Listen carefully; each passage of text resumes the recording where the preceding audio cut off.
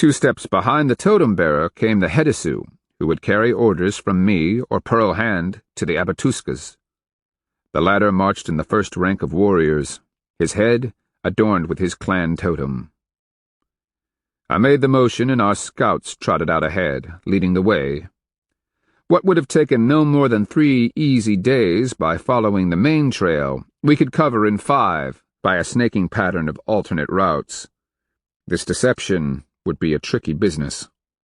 The terrain had to be hard on the caballos without appearing to be excessively so, or De Soto, who'd been misled by every Indio he'd met in our world, would recognize the sham immediately. The Kristianos, of course, would mark their trails so they could find their way back to Chicaza in case we abandoned them, or they killed us. Even as we were leaving Chicaza, runners were on the way to Sakchomisha to order the evacuation of the town. Lashki's Alba Amaha needed to make it look like a rushed, last-instant affair with spilled baskets, hastily broken pots, and the fires still warm. We would let the Kristianos loot the town and burn it. Mission accomplished, we'd start back to Chicaza town, following the arduous route back through the forest. If the Kristianos made a mistake, lowered their guard, or grew careless, my 2 squadrons, composed of roughly 200 warriors, would seize the opportunity to attack. What De Soto didn't know, and the fact on which Pearl Hand and I pinned our hopes of success, was that 4 additional squadrons of Chicaza warriors were marching a parallel course to ours. Their scouts were watching every step we took, relaying messages back to the Abatuskas. At my signal, they deploy, ready to strike De Soto's rear like a great hammer. "We are committed," Pearl Hand called from her litter. I could see the worry in her eyes, in the tense set of her shoulders. I glanced back just before we entered the trees. De Soto and Ortiz rode at the head of the caballeros, lances held high. The weak sun glinted off their tarnished armor. Behind came the soldados, tramping along, helmets bobbing, shields and packs over their backs, spear-axes like a prickly forest. The converted slaves behind them bore food, and whatever supplies had been determined necessary. Behind us, Chicaza town lay beneath the blue veil of wood smoke. Collections of soldados and caballeros stood at the town's edge, watching the departure of their friends. I could barely make out their distant waves of farewell. Even as I watched, they began to trickle back into the town. My fervent hope was that the next time I saw the place, it would be a blackened ruin, strewn with their bodies. I chewed my lip as the trees obscured the view. From here on out, everything depended on good sense, skill, and no small measure of luck. "Do you think we'll have a chance?" Pearl Hand called to me. I shook my head, remembering the look in De Soto's eyes. "He knows it's a trap." "Then why is he playing along?" "Because the Adelantado expects us to make the mistake. He's betting we'll give him the opportunity to kill us or take us prisoner. If we have any advantage here, it's because he thinks he's the target." She gave me that slit-eyed, knowing look. "Then let us pray the men he left back there in Chicaza town think the same thing. They always get lazy when the Adelantado isn't around. It's a slim hope to gamble so much on." Her expression pinched. "We're also betting on your high Minko brother and Red Cougar." "How's that?" "We're taking on faith that they have the sense to know when, or even if, an attack on Chicaza town is feasible." I barely nodded as the forest closed around us. Chapter 36. I thought the march to Sakchomisha was a masterpiece. Our scouts, understanding the importance of their work, led us through tough country, and did it with a brilliance that I fondly admired. As rough as the going was, they always managed to skirt impassable swamp, the worst of the blowdown, and the thickest of the brush. The route they recreated even appeared to me to be the best path through swampy bottoms, up and down timbered ridges, across blowdowns and over creeks. Not only that, at sunrise and sunset, when our direction was most apparent, they kept us heading south-southwest. I could determine nothing that would have tipped De Soto off about our deception. Each night we camped apart, my squadron separated from the Kristianos by several bow shots. The going was hard enough that warriors and Kristianos pretty much ate, collapsed, and slept.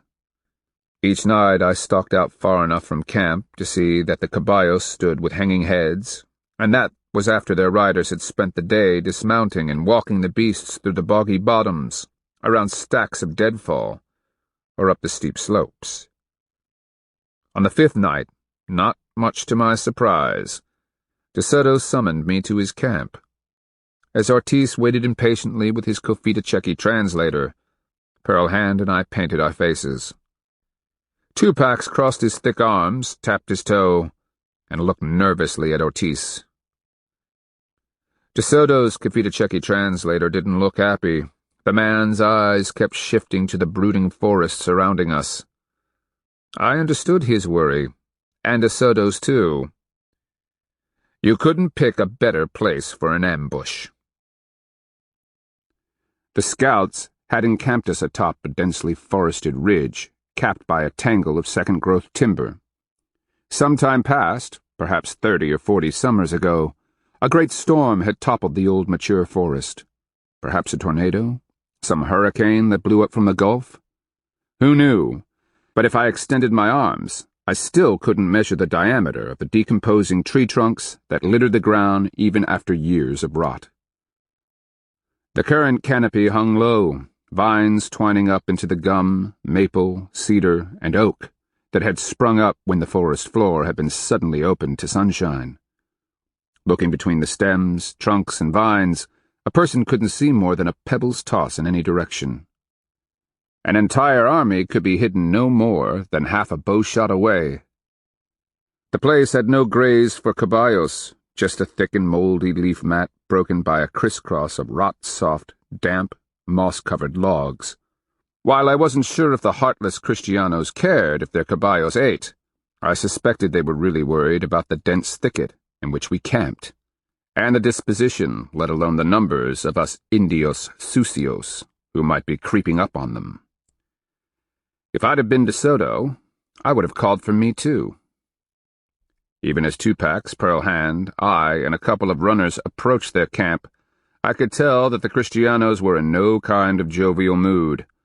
The men looked muddy, worn, and fatigued.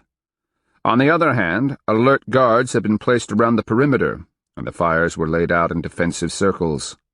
Despite their fatigue, the Kristianos were busy hacking at trees and brush as they fortified their position. Ortiz led us through the camps. Kristianos paused in their labor to give us hard looks. They fingered their axes suggestively as we passed. I told Pearl Hand, "I'm not seeing any vulnerabilities here, are you?" She responded, "The Adelantado is keeping his guard up. They're holding the caballos in the center of camp, knowing they can't use them in this kind of cover." De Soto's sole surviving tent stood just in front of where the caballos milled, behind a circular enclosure of rope. Made of their wonderful canvas, it appeared to be sewn together from unburned pieces salvaged from Mabila. Ortiz stopped before the awning and announced that he'd brought the Chicaza, Cacique y la Bruja. Within moments, De Soto and Nuño stepped out. The monster wore his armor, his open-faced helmet clamped on his head. Canvas pants covered his legs, and everything was smudged, streaked, and filthy from days of travel through forest and swamp. Mud even caked the tall black boots that rose to the man's knee. For a long moment, De Soto pinned me with a look that reeked of absolute loathing. Smoldering anger reflected in the hard set of his mouth and deepened in the lines around his protruding nose. Whatever warped excuse of a soul burned inside him was coiled and ready to strike. Careful, Black Shell. Though I didn't need a translation of his barked demand of, "When will we arrive at Sachuma?" I waited until it was translated. Instead of answering, I bent down and clawed back the thick leaf mat. Tupacs, catching my meaning, helped until we'd exposed bare earth. With a punky stick, I drew a line. Here is what you call Chicaza River. I made a hole on the west bank. This is Sakchomasha. To the west of the Sakchomasha, I drew a half circle and poked a dot in its middle. We are here, atop this ridge, hidden in the forest. Rising, I slapped the dirt and leaves from my hands and gave De Soto a hard look. Or would you have preferred to camp down in the open where the Alba Amaha would undoubtedly discover us, run to their leaders, and alert them of our imminent arrival? De Soto glared at the map, then me, and then the map again. He stepped past me. My nose crinkled at the stench of his unwashed body, now worse than ever. He cocked his head, looking at the maze of trees in which we'd camped. Extending an arm, he gestured around at the growing gloom. His voice a threatening hiss. He said, "An army of Chicaza could be creeping up on us as we speak. You might have led us into a trap. If that is the case—" "I might have," I replied easily as I looked out at the maze of vegetation. "If I were an Alba Amaha seeking to kill Kristianos, I would choose just such a place. Fortunately, we are surrounded by Chicaza scouts, who will ensure that no one sneaks up on us in the night." Even as this was being translated, I added, "You do not understand our ways, Adelantado. We are on a battle walk, allies on the way to attack Sakchomasha." I didn't lie when I told him, "We take battle walks very seriously, nor do we underestimate our enemies, no matter who they might be." He muttered under his breath as this, too, was translated, the deadly flatness cooling behind his pupils. His words came slowly, precisely. Ortiz said, "The Adelantado wonders if, given the truth of your words, you would be his guest this night, since, if your words are true, there is no danger of an attack on your own forces either." Under his predatory look, I turned to Pearl Hand, asking, "What do you think?" She glanced at De Soto, who stiffened slightly, distaste expressed by his thinning lips. Perhaps as much as I hated his deadly stare, he equally disliked being studied by a witch. Her eyebrow arched. "We must be very careful."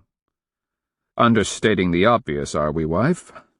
Aloud I said, "Death Speaker and I will accept the Adelantado's hospitality, as long as he understands that tomorrow morning, before dawn, we are moving down, off this ridge, to attack Sakchomasha town, before they can discover us. Like the Adelantado, I have no desire to fight Alba Amaha in this place." Again, as this was being translated, I added, "And I hope the Adelantado understands that if Death Speaker and I do not return to my squadrons in the morning, they will misinterpret your hospitality." I gestured again at the gloomy forest depths surrounding us. Not the best of places for misunderstandings.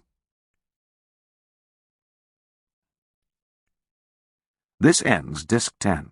A Searing Wind, Disc 11. I watched De Soto grind his teeth, the muscles in his jaws hollowing his thin, already hatchet-like cheeks. The promise, lying like a fire behind his narrowed eyes, was one of terrible retribution. But was he angry with me for standing up to him, or at himself for allowing a filthy Indio cacique so much leeway? My guts squirmed at the implications. "We understand each other," Ortiz told his translator, who told Tupacs. I waited, acting my part, and touched my chin. From the corner of my mouth I murmured, "Wife, if you hear the first hint of treason in their talks, let me know." "Oh yes, but if they catch me by surprise, you'll know something's wrong when I drive my knife into the closest man's chest." Let's hope it doesn't come to that. I'll stay close to the monster, just in case. I studied De Soto's armored body. This time I had one of the Euro axes they traded to us. On the all-too-probable chance that this turned sour, I'd get a single chance to drive my axe into his face. "I'll kill Ortiz," Tupac told me. At the same time, he gave the man his best smile. Turning to one of the runners, I said, "Inform the Abatuscas that we're spending the night here. Keep everyone on alert, scouts in the trees, and the moment we're taken or killed, they are to attack. If we are not allowed to leave by morning, the squadrons are to fade into the timber, reform, and call for reinforcements. Just remember, brains before honor." "Yes, Ishtomiko." The man touched his forehead and trotted away. He might have been winding his way through denned rattlesnakes the way he skirted the Kristiano camps. I thought it an apt comparison, as we were seated for a supper consisting of boiled corn and some kind of dried meat that I suspected was puerco. Mint tea became dessert. Through it all, De Soto and I eyed each other, passing glances back and forth that no amount of dissembling discussion could discount. The hatred between us was like a thing alive, pulsing and violent. Mine because of the misery and anguish he'd unleashed from the moment he set foot on our land. And his because— "Why does he hate me so?" I asked out of the corner of my mouth. "Because he smells like rancid oil soaked in cloth while I bathe every day? Or is it something else?" Pearlhand gave a sharp, evil-sounding laugh, the kind filled with bitter understanding. "He hates you because you're meaningless in his world, Blackshell. To him you're nothing more than a pesky mosquito, a simple bug. But for the moment, he must elevate you, play to the illusion that you're important. It doesn't matter that dealing with you is part of the game, a matter of convenience to keep the Chicaza peaceful. What angers him is that he has to do it at all." That smacks of soul sickness. How would you feel if you had to treat a leech as an equal, or give sham respect to an intestinal worm? Invite such a thing to share your meal when all you want to do is step on it. Even leeches and worms have their place. In our world, yes. Pearlhand shot me a warning look. What you don't understand, probably will never understand, is that it's about him. The monster doesn't see this world.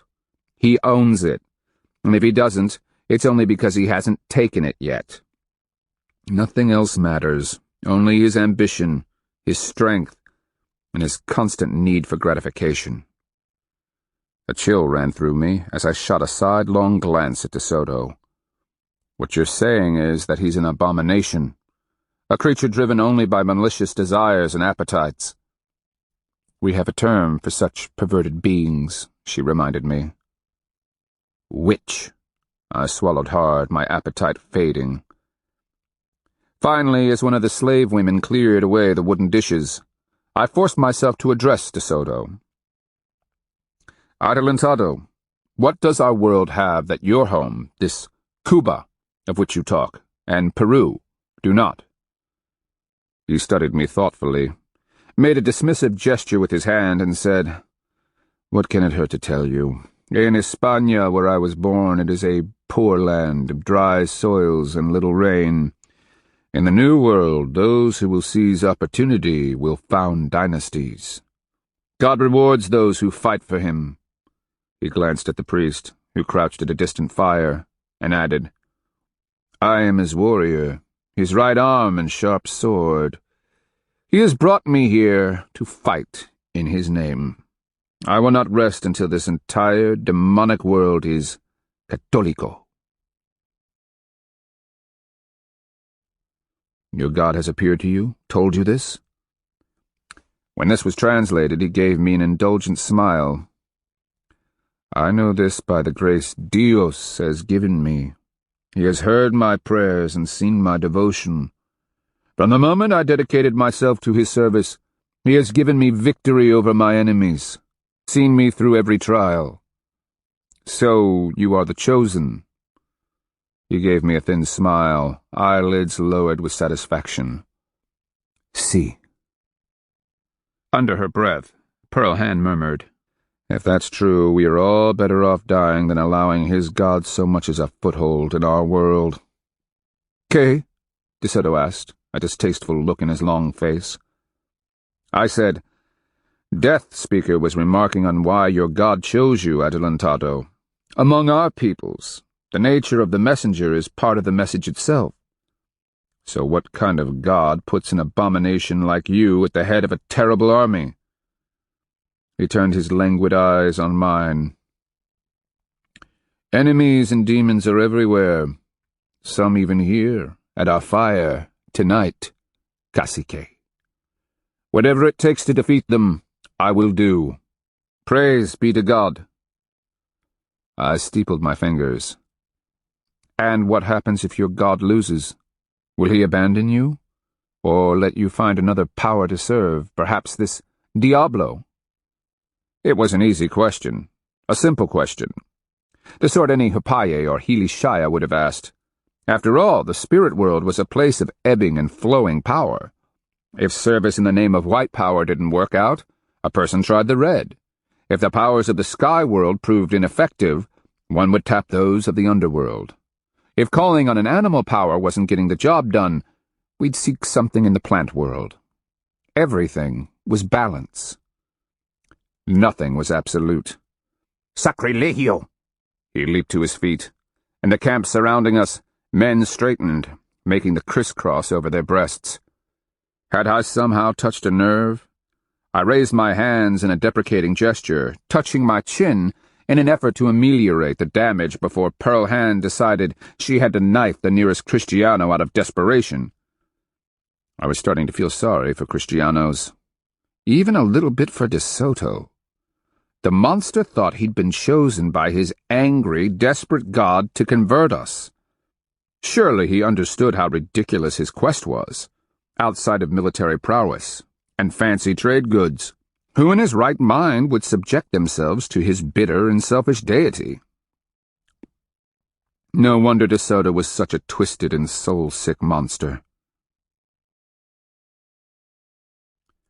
Perhaps something was improperly translated, I said easily, aware that a rabid gleam had grown behind De Soto's normally flat brown eyes. His hand was gripping his sword, the blade half drawn from the scabbard.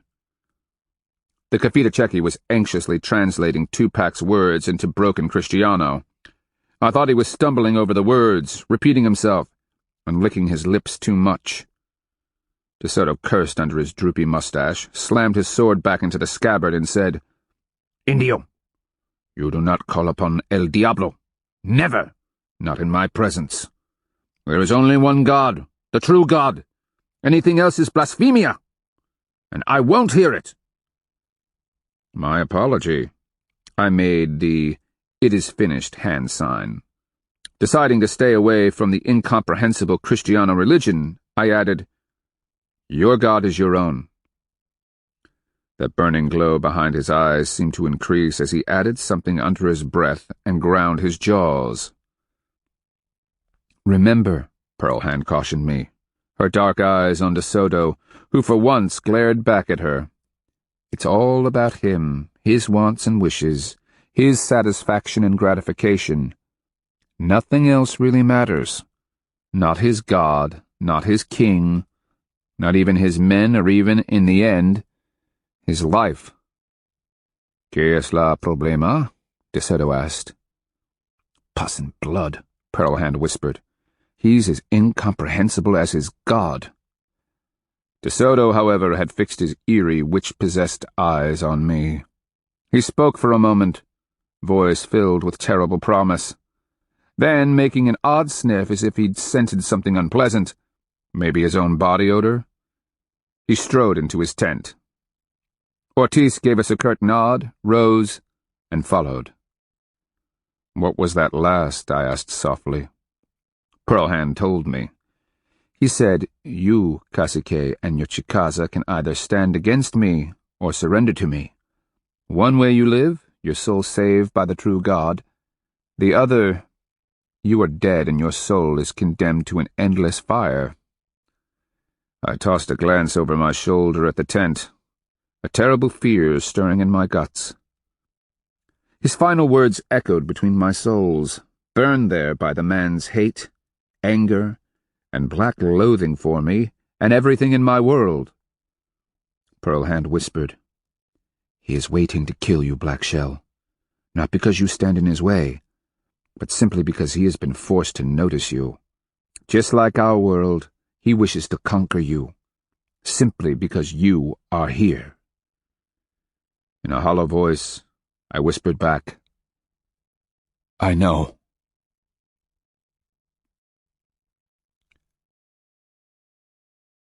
Chapter 37. We followed a game trail out of the trees and into a series of fallow corn and bean fields. With the winter-grey forest behind us, the river to our right, Sakchomisha town lay directly ahead. A thin haze of blue smoke rose from the steeply pitched roofs and seemed to glow in the slanted morning light. Fingers of mist danced on the river's flat surface, silvered in the dawn. But for bird calls, the morning was silent. "Herisus," I called as my Chicaza emerged from the forest trail. "Order the Abatuskas to form their squadrons." "Form squadrons," they called, repeating the command. I watched in pride as my Chicaza created 2 hollow boxes, 4 ranks deep on a side, the archers in the middle as they nocked their arrows. "One left and one right," I ordered, and the Herisus bellowed their commands. Without hesitation, the squadrons separated, leaving a space for the Kristianos to emerge into the frost-whitened field. And in that moment, it hit me. I was ordering Chicaza squadrons around just like a real high Minko. For this uncle had trained me. The sensation was awe-inspiring. The caballeros filed out, accompanied by a thumping of hooves, the cracking of timber, and the clank of metal. The animals huffed and whickered amid the clatter as they lined up in response to rolling Español orders bellowed by Nuño de Tovar. De Soto emerged in the rear as the caballeros filed into lines in front of my squadrons. Through the gap now came the soldados, tramping in time to a drum, their shields clanking, wood knocking. In the distance, I could see no change in Sakchomisha, but a faint cry carried across the distance. A flock of birds erupted from behind the town's palisade. De Soto wheeled his caballo around, shouting something. Ortiz addressed the Kofita Chechi, who asked 2 packs, "What next?" "Advance," I replied, gesturing with my arm in a way that couldn't possibly be misinterpreted by anyone. A trumpet blared and the caballeros started off at a trot. Next, a skirmish line of soldados clumped forward across the stubble fields and standing dead corn. I followed, the squadrons bringing up the rear. The trumpet blared again and the caballeros went pounding off, the ground shaking under their feet. The sound reminded me of a slow, fading thunder. It took a moment to study the reaction of my squadrons. Oh yes, they were impressed with the speed and fury, even as it receded. As we proceeded across the fields, the caballeros split in 2, racing around the town walls, discovering what I knew they would. Sakchomisha was empty. By the time we arrived, caballeros had dismounted and attacked the wooden gates with their gyro axes. The cord bindings for door panels were no match for the keen-bitted tools. It took less time for the Kristianos to dismember the gates than it would have taken to muscle them open. A point not lost on the watching Chicaza. I stopped the squadrons in the open before the gate and called orders to surround the town. At least I'd make it look like we were cutting off anyone's escape, which we would have, had anyone been silly enough to disobey Mikko Lashki's order to evacuate. I returned to my Hetisus and ordered, "Have the squadrons search the surrounding woods. Ensure that anyone they find turns and runs like a rabbit for the swamps and thick forest. I don't want any of the curious to be captured. Tell them that we can't save them from slavery should that happen." "Yes, Ishtominko." The Abatuskas broke the squadrons into companies that left at a trot for the trees. In the town I could hear wood breaking, the occasional pot being smashed. The ruination was accompanied by shouts of frustration, alternating with those of delight, as the Kristianos went searching for loot. We waited perhaps a hand of time before Ortiz and the Kofita Chechi translator came striding out. The bearded Kristiano gave me a grand beckoning wave, and I started forward with 2 packs and Pearl Hand behind me. "The town is empty," Ortiz growled to the translators. "The Adelantado is concerned." I studied Ortiz for a moment, then glanced around at the town, then the river where it roiled and sucked below the terrace to the east. Morning sunlight had turned its surface into burnished copper. Fingers of mist still lifted from the water. It would seem that the Alba Amaha scouts discovered our advance. That we did not catch them by surprise is a disappointment. The town is the Adelantado's, to do with as he wishes. Ortiz gave me a sort of flat stare that said, "You're a liar." Aloud he said, "Come. You can provide your gift to the Adelantado in person." We followed Ortiz through the gate, past ransacked houses with gaping doors. Images of tailed man had been torn from walls. Broken pottery, spilled corn, and overturned boxes, emptied of their contents, littered the ground. In the plaza, De Soto wheeled his grey caballo, trampling the chunky court and leaving sticks on the stickball field as he shouted orders and pointed this way and that with his sword. Nuno de Tovar kept pace, often sidestepping on his caballo, the beast's long tail sweeping as it pranced and clopped. Again I admired the grace with which the Kristianos rode. Their actions were one with the animals. Given my few anxious and awkward travels atop one of the beasts, it all hinted of magic. Ortiz stopped us at the edge of the plaza where riders and soldados appeared from between the buildings and shouted reports to De Soto. Finally, the Adelantado noticed us. His expression went grim as he directed his caballo our way. Pulling up just ahead of us, his sword pointed like a sliver of ice at my chest. He addressed me in a rattling of Espanol. I could hear the anger in his voice. What the Cafetacheki told me was, "The Adelantado has found no one in the town, not even a sick old man or a blind woman. He thinks that you have misled him, brought him here, and warned these people to flee." I tilted my head, looking up into his hot gaze as the caballo clopped even closer to me. "In the first place, the Alba Amaha knew that if they did not send their tribute, Chicaza might march against them. In the second, though we came as rapidly as we could, your Kristianos are slow and make a great deal of noise in the forest. And third, perhaps Sakchomasha had a spy, someone who sent a fast runner to warn them that I was marching with Kristianos." I gave him a grim smile. "And, knowing your reputation as fighters, perhaps they chose to run instead of face you." His caballo was crowding me, sidestepping, chewing at the gyro mouthpiece that De Soto kept sawing back and forth. Me? I didn't like being that close to such a big animal. If De Soto kicked it, the beast would flatten me. The smell of caballo filled my nose, and I had to dodge my head to avoid its long muzzle. But I refused to give ground. The caballo didn't seem to like it any more than I did.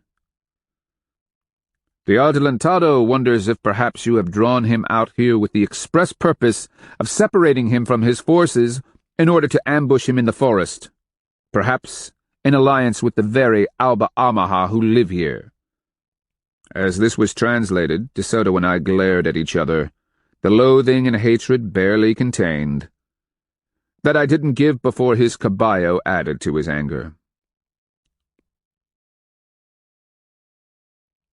I gritted my teeth, saying, "Tell the Adelantado that if he had any hesitation about splitting his forces, he could have brought them all with him. As to working with the Alba Amaha," I gestured vigorously, which made the caballo shy back, "I give him Sakchomasha town to do with as he pleases. Burn it for all that I care." And with that I pivoted on my heel and stalked away. The heat of De Soto's stare burned into the back of my neck. I listened, ears prickling for the sudden hammering of hoofs, the grunt of caballo breath as the beast lunged from my back. But only De Soto's cursing could be heard. Close, Black Shell. The problem was, one of these times, one of us was going to push too far. It was now as inevitable as mosquitoes down on the coast. "You almost got us killed just now," Pearlhand said softly. "What you didn't hear was De Soto telling Ortiz how he ought to gut you on the spot. He said he had put up with your insolence long enough." "Then why didn't he?" Ortiz counseled against it, reminding De Soto that he's separated from the rest of his army by rough country. "Ortiz thinks that killing us would mean a running fight with the squadrons all the way back to Chicaza town." She gave me a sidelong glance. De Soto's response was that he's going to wait for our ambush on the way home. That's when he's going to kill you. I shook my head as we passed the last structure before reaching the gate. I'll never attack Kristianos when they are expecting it. Even as I said that, I glanced in the doorway of the woman's house we were passing. Antonio emerged, a pile of fine flax-thread minstrel blankets in his arms. I could have told them they were tainted with the red chaos of female monthly bleeding. I could have explained that any contact with such taboo and polluted fabrics would sicken his soul, weaken his heart, and cause him to be shunned as unclean by male companions. Assuming, that is, that the pollution didn't kill him outright within the next moon. Instead, he and I just locked eyes, and I saw him frown. His ruined face tensed, as though he were struggling with recognition. Then I saw him glance at Pearl Hand, puzzlement in his pursed lips. Battling to keep my expression calm and tearing my gaze away, I tried to act as if he were just another Kristiano. Had he recognized me? And if he recognized that Pearl Hand and I weren't among the dead at Mabila, would his suspicions matter to De Soto, a man who already loathed and detested the game we were playing? The fact is, I told myself, we're all plunging headlong into a tornado of violence and death.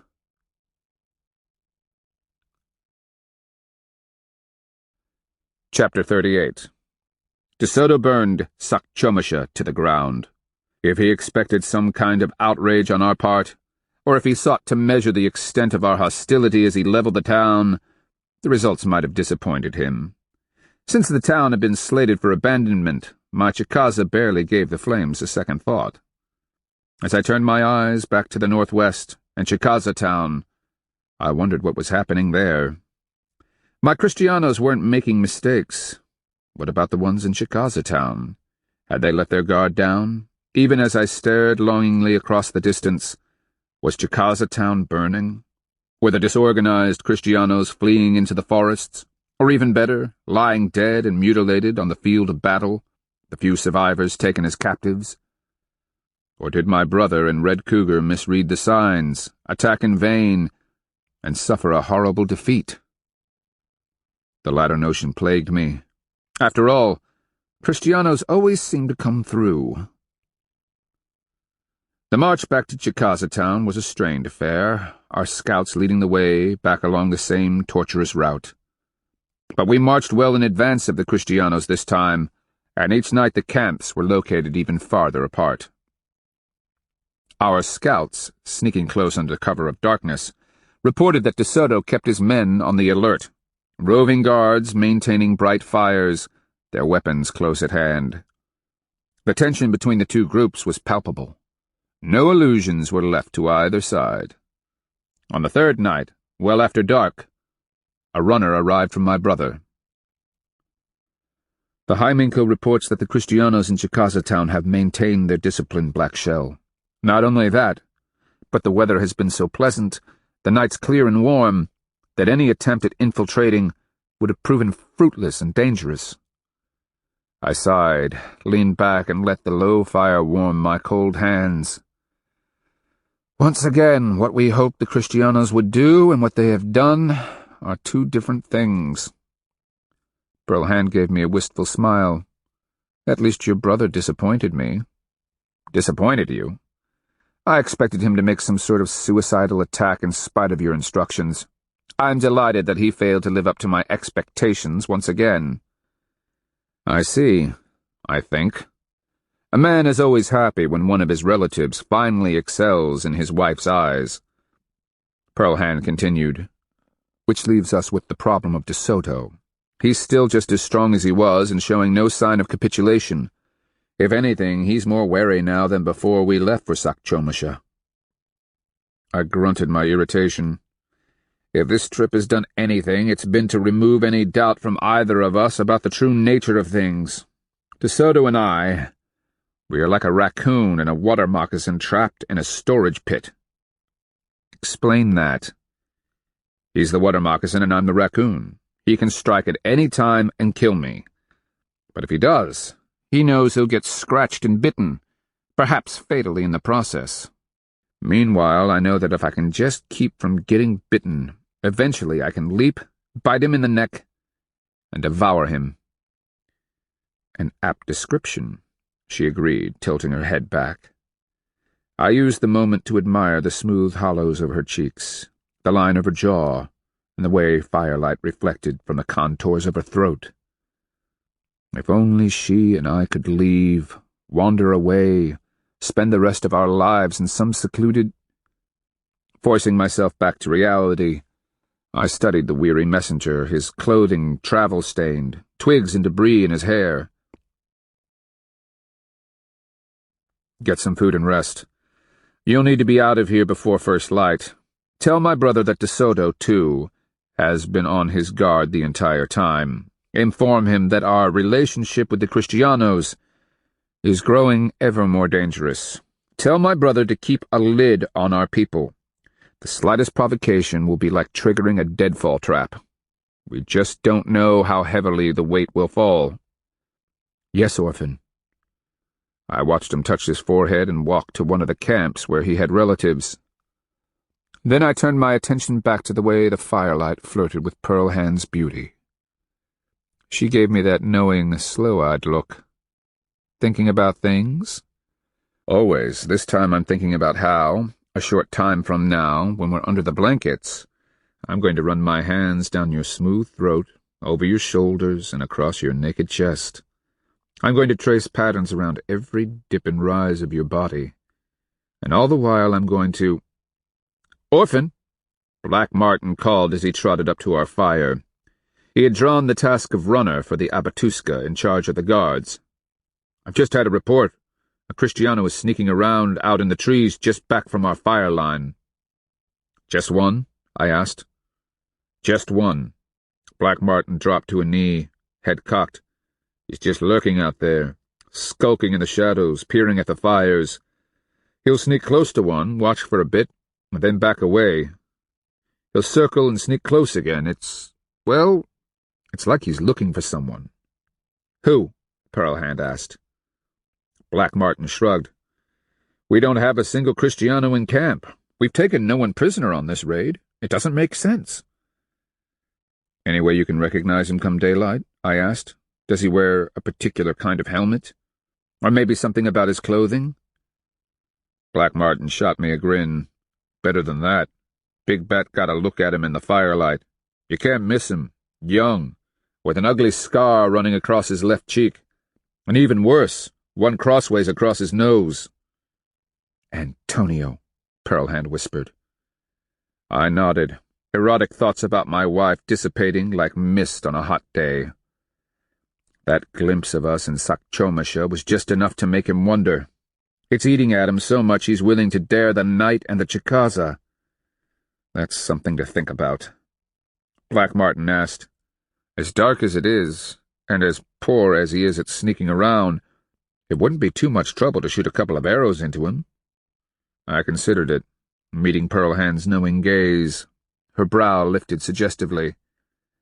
Then Pearl Hand asked, Black Martin, are the Kristianos sleeping in their armor again? Just like last night, Minko Pearl Hand. They're ready to fight at a moment's notice. So, I mused, if we don't get Antonio with the first shot, he'll squeal like a dying puerco. That will bring the Kristianos to full alert. Come morning, when they figure out he's missing, there will be questions we can't answer. Pearl Hand sighed. And we'll go to war right here in the middle of the forest. He's always been an irritation and a nuisance, not to mention cruel and vindictive. So what do we do? Black Martin asked. I gave him a thoughtful look. For now, just get rid of him, scare him, hunt him all the way back to his camp. Let him catch faint glimpses of warriors closing in on him.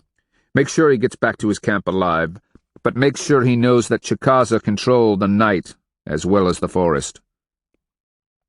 Black Martin gave us both an amused smile. "Should be fun." Pearl Hand added, "You be rotted careful and don't take your little game too far." "Yes, Minko." He touched his forehead and was gone. I said with a sigh, "Antonio's gonna figure it out." She absently fingered the laces on her cloak. "Most likely. But we may be killing each other long before he can manage to get a good look at us without our face paint." I can't forget how he cut off Appalachie legs and arms, leaving those poor captives maimed for life. "He's a monster," she whispered, "an abomination serving at the behest of an even greater one." I remember the expression on De Soto's face as he rampaged around on his caballo in Sacchomisha.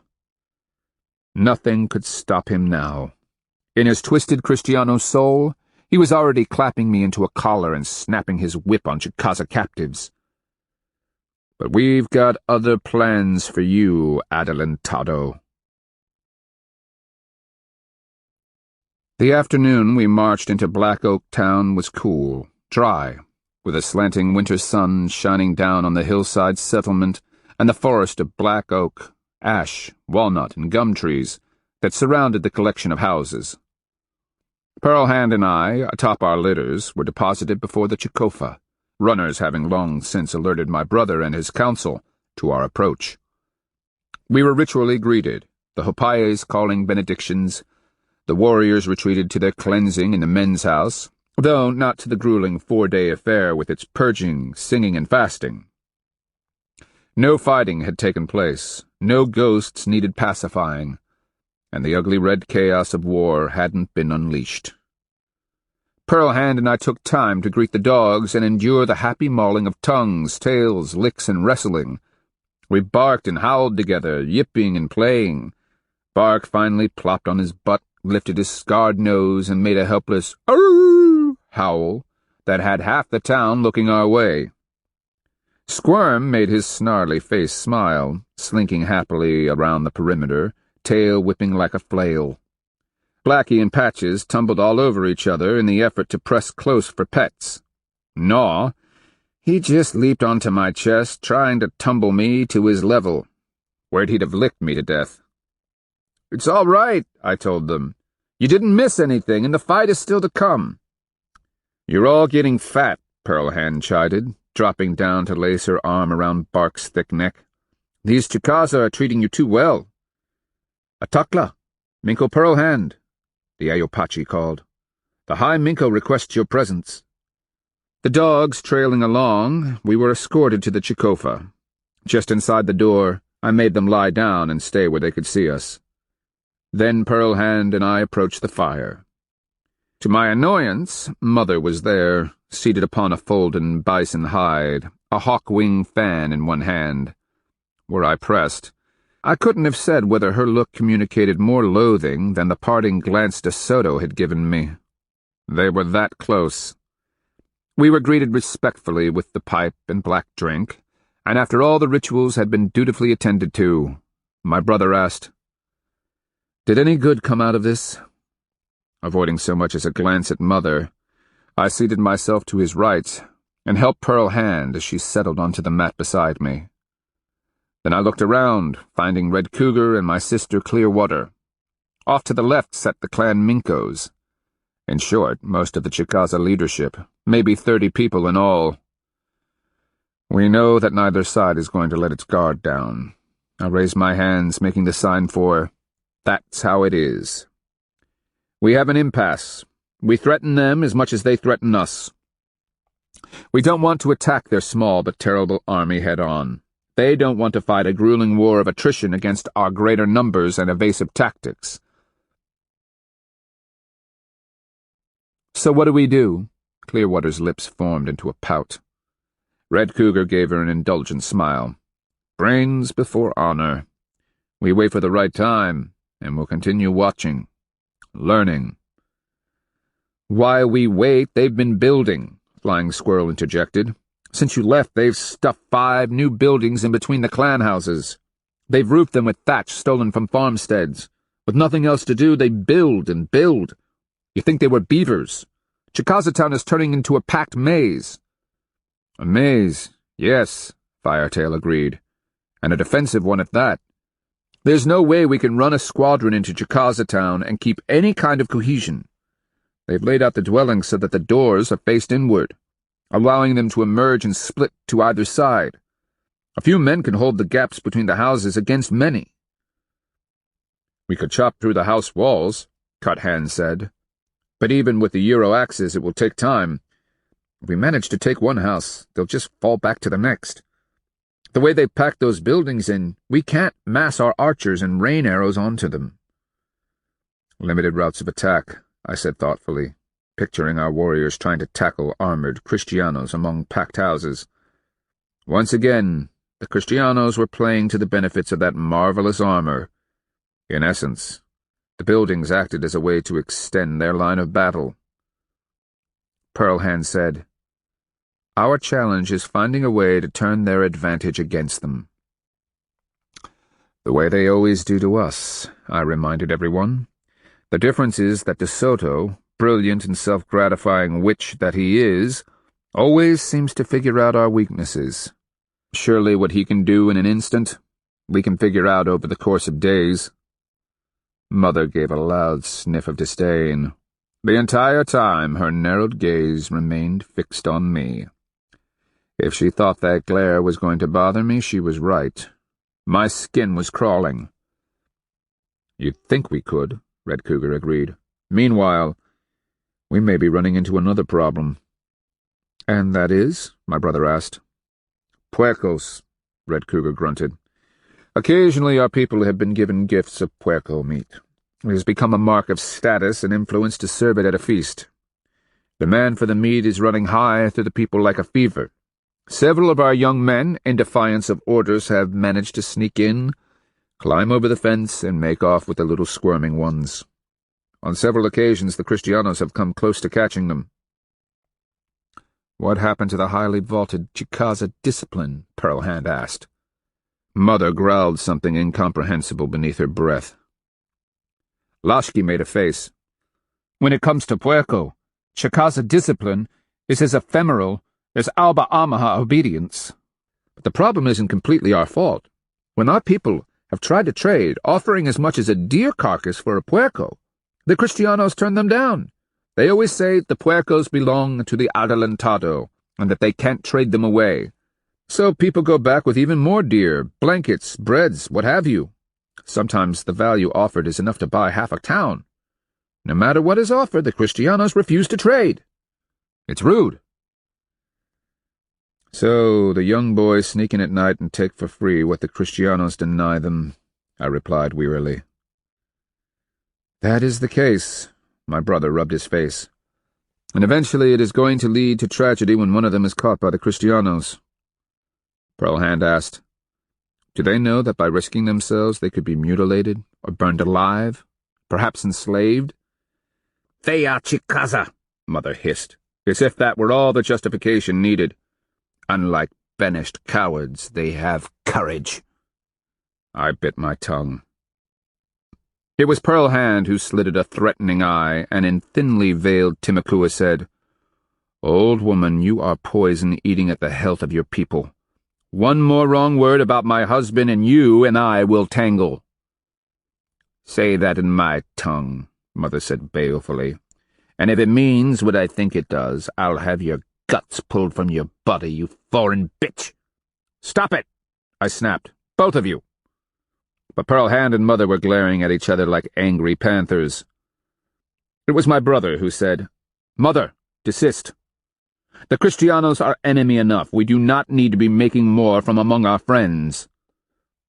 I took a deep breath. Pearl Hand clamped her jaws in fury, the look she gave Mother promising mayhem and violence. "I'm happy to oblige," Mother said, eyes enlarged and dangerous. But whether she acknowledged my brother's request or Pearl Hand's challenge, I couldn't tell. Chapter 39. 2 days later, I was ripping meat from a goose carcass and tossing it to the dogs, making sure that each got his just due. The young man called Greenstick, attended by a growing crowd, came wobbling and staggering into Black Oak Town. I tossed the bones where the dogs couldn't get them and licked grease from my fingers. As he came closer, I could barely recognize the young man who had escorted us to the men's house back in Chicaza town. He staggered along naked, partially supported by several of his relatives. The expression on the young man's face told of both horror and excruciating pain. What particularly caught my attention as the crowd parted were the blood-brown stubs where his wrists would have been. Rushing out with the rest, I gaped as he was led toward the chief clan house across from the Chicofa. I saw Mother on the veranda and blinked to be sure I wasn't dreaming. Yes, she was speaking with ears, talking earnestly, her hands forming signs I was too distant to make out. How did ears, of all people, come to Mother's attention? The approaching crowd caught her by surprise. She looked up, saw them coming, and quickly waved ears away. The Timucua slave left, hobbling slowly on his maimed ankles, as Mother walked out to meet Greenstick in the crowd. "What is it?" Pearl Hand asked, emerging from Wild Rose's back door, the dogs clustering around her as they alternately watched the confusion at the clan house and shot longing glances at the goose skeleton where I'd pitched it atop the ramada. I took a deep breath, shivered, and swallowed my distaste. Greenstick. Remember him? One of your kinsmen, she gave me a sidelong glance. He was just escorted into town, missing his hands. We've seen this before. Outside Anjaika, the very same. The Kristianos chopped them off and used hot metal to sear the stubs as a means of stopping the bleeding. I rubbed the back of my neck, feeling sick. And Greenstick no doubt has been sent with a message. But we haven't been causing the Kristianos any trouble. She frowned and crossed her arms. Outside Anjaika, each mutilation was accompanied by the demand that we stop fighting. Black Martin broke through the crowd and came charging toward us at a pounding run. His face was grim as he caught my eye, gesturing and calling. "Orphan, come quick. The High Minko wishes your counsel." "Come on, wife," I said miserably. "Let's go hear what terrible thing is bearing down upon us now." I looked at the dogs, wagging a finger at them. "And don't you go tearing down the ramada to get at those bones. We've enough trouble as it is." The clan house was packed, literally shoulder to shoulder with chief clan kin. Black Martin had to bellow, "Make way! By order of the High Minko, make way for the orphan and Minko Pearl Hand!" A shuffling commenced that ended in Choctaw Hair standing and waving as he shouted, "All of you, out! Go! Yes, this is clan business, but I will decide who deals with it, and how it is dealt with. Now the rest of you wait outside. I only want immediate family in here. Black Shell, Pearl Hand, you stay." We tried to ease to the side as stunned and irritable people pushed past, clogging the door. When the room was cleared, my brother, Mother, and Clearwater remained with Aunt Redbranch, Greenstick's mother, and my first cousin. Redbranch knelt over her son, running frantic fingers over his hair. Greenstick lay on the floor before the fire, his back on the matting. Someone had draped a blanket over his naked and cold body. He held his arms up, the severed stumps pointed at the roof. Both hands had been taken above the wrists. When the hot gyro had been applied, the cooked flesh had pulled back until the 2 ivory-colored forearm bones protruded a knuckle's length from the browned and seared meat. Greenstick was trembling, his jaw working, eyes feverish with pain and horror. "Water, please, something to drink," he whispered hoarsely, as if his throat were raw. Clearwater immediately found a long-necked brownware jar, which she placed to his lips. Redbranch lifted the youth's head as he drank greedily. My brother studied the wounds, his expression pinched. Then he glanced up at me. "You've seen this before?" I nodded, aware that Mother was alternately shooting disdainful looks at the boy, and then me. Before I could reply, she said, "Tell the strangers to leave, Choctaw Hare. They are not kin, not even Chicaza. I am the Ishka Minko and will not have them interfering in our business." My brother's lips quirked before he turned and said, "Stop it, Mother. Black Shell is here by my order. Since his return, you have done nothing but spit poison while the rest of us are struggling to stay alive. Even if he was a coward back then, even if you and Uncle were right, this man belongs to power. He has come in our time of need. I and the Council will listen to him." He clenched a fist before Mother's nose. "And you will cease spewing your poison, or I will have warriors carry you bodily to some remote location in the forest down south where you will be restrained." She gave him a fierce glare, then shot a cunning look my way. "Of course, High Minko." But I saw no retreat in her obsidian hard eyes. My brother turned to me. "What does this mean?" He indicated Green Stick. I bent down beside Red Branch, Pearl Hand across from me. "What is the message the Adelantado sends?" Green Stick swallowed hard, face working. The pain burning up his arms had to be overwhelming. "He said that there will be no more stealing. Any who try to take a puerco or any other Kristiano things will be treated like this."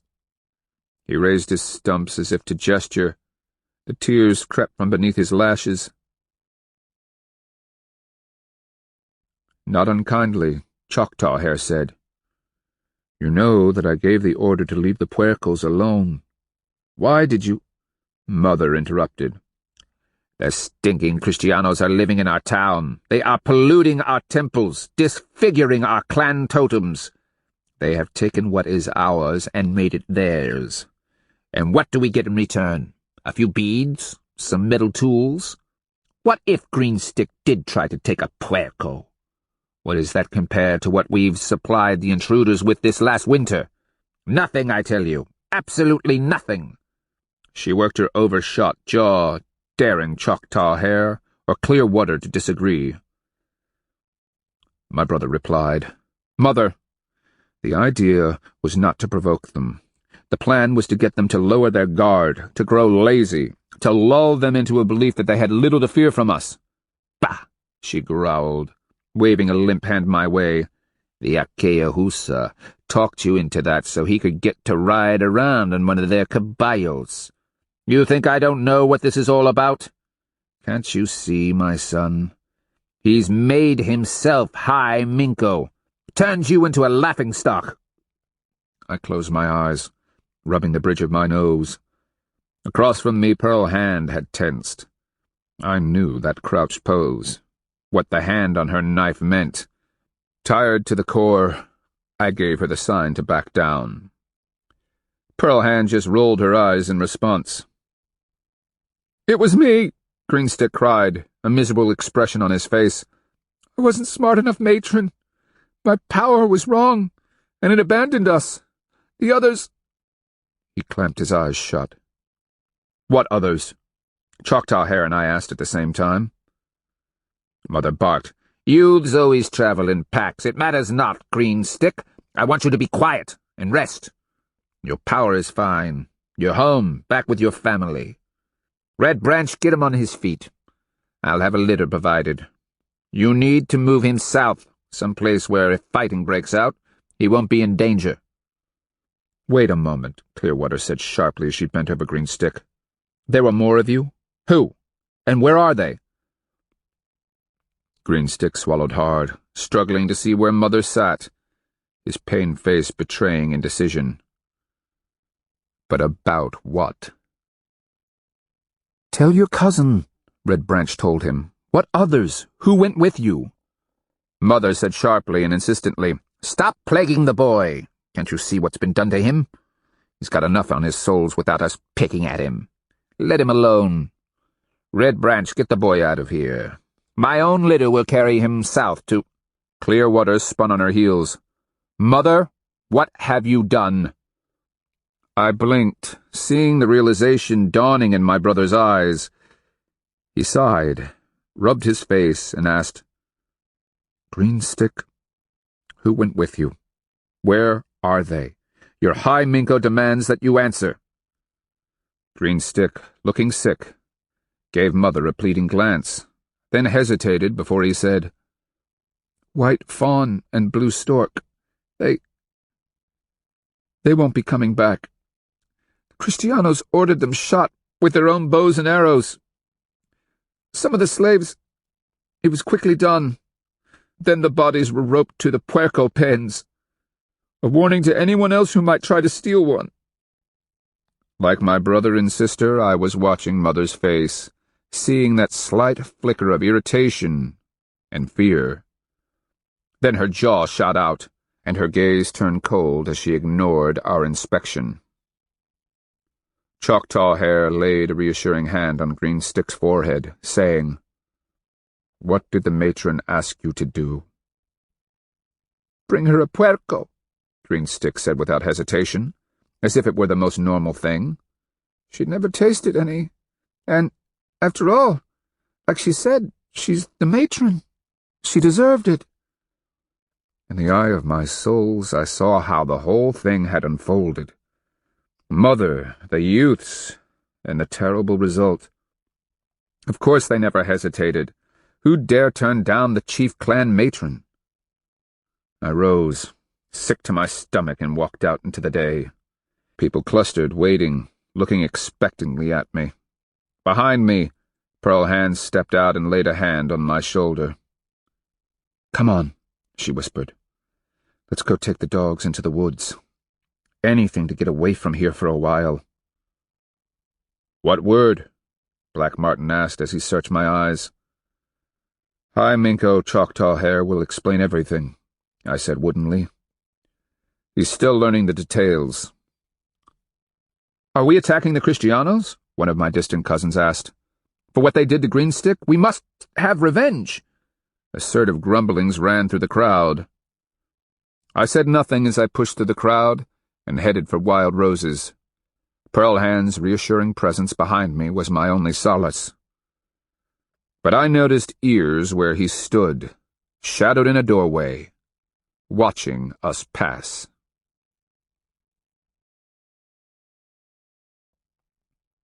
Chapter 40. We'd stopped for the night in a copse of long-needled pitch pines. Our bedding lay on the thick mat of needles, the scent of the trees, in competition with our hickory wood fire. The night was chilly, a thick layer of clouds rolling across the sky world, masking the light of Father Moon and the frosty stars above. Around the fire the dogs were flopped, most curled into balls, their noses buried in their tails. Gnaw's white-tipped tail marked his location where he lay behind me.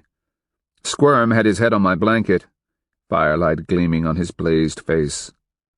Patches and Blackie huddled together off to the side, as if taking comfort in closeness. None of the dogs seemed to share my pessimism about the future. How many days did we have left now? And when it finally came, what would this next battle cost us? If we lost, if Pearl Hand and I were killed, who would care for the surviving dogs? Your thoughts? Pearl Hand asked. She sat across the fire from me, her hair in a tight braid that hung down her back. A bear-hide cape was snugged around her broad shoulders, her breath frosted in the cold night air. Bark's scarred head lay in her lap like a blocky lump. She continued to pet his thick neck fur. I studied her triangular face in the firelight, delighting in the way the yellow flickers caressed her smooth skin and cast shadows across her high cheekbones and soft, dark eyes. My thoughts are nothing nice, wife. I'm saddened and sorrowful. And how had Ears ended up in the palace? Mother couldn't speak so much as a word of Timakua. Pearl Hand's slim fingers traced the swell of Bark's cheek, Each time she did, the fringe on her shirt made his ear twitch with a tickle. Saddened? I tossed a stick into the fire, watching the sparks dance and rise from the coals. We always defeat ourselves, I said dully. Here at Chicaza, we've got one slim chance of destroying the monster. But only if we do everything perfectly. There can be no mistakes, not a single miscalculation. The entire Chicaza leadership knows this. Even sworn enemies like Blood Elk and Buffalo Back Man-Killer understand and accept the responsibilities enough to delay their personal quarrels. In defiance of every custom and belief, the proud Chicaza have allowed me to impersonate a High Minko. My brother, the noble descendant of a line of High Minkos going back to Split Sky City, has swallowed his pride and position for the good of the people. All for the desperate chance to destroy De Soto. Even the Alba Omaha allies, people perpetually skeptical about us, have sacrificed and gone to the extreme to see this thing through. Her smile was fleeting. You should be proud. Not even Tuscaloosa could have pulled this off without a breakdown in obedience. Your Chicaza haven't loosed a single arrow since the peace was declared. I grunted, gazed on the dogs where they sprawled in the firelight, happy to be camped out again. I'd be incredibly proud, but right when the tension is tightening like a pulled rope, Mother, knowing the stakes, sends 3 boys off to steal her a puerco. Pearl Hand's expression remained fixed. I clenched a fist, inspecting the tendons and knuckles in the firelight. She did it because she could. An exercise of authority. Why? Because I was leading a Chicaza war party? Because her High Minko of a son couldn't discover a weakness that would allow him to sanely attack the Kristianos? She did it because things weren't being run the way she thought they should be. Maybe it was a petty response to the fact that even her daughters had deserted her from my side. Are you sure you're the cause? Pearl Hand's eyebrow rose to an eloquent curve. That's a bit arrogant on your part, don't you think? She's Uncle's sister, I muttered. Were Uncle still alive, no matter what sensible advice had come to him? He'd have marched the squadrons out to drive the Kristianos from Chicaza territory. Period. One great battle to settle the entire matter. And your Chicaza would have been destroyed. Broken, scattered, and crushed, I asserted. But Mother doesn't see it that way. She can't. The world that still exists in her souls doesn't account for Kristianos, and it never will.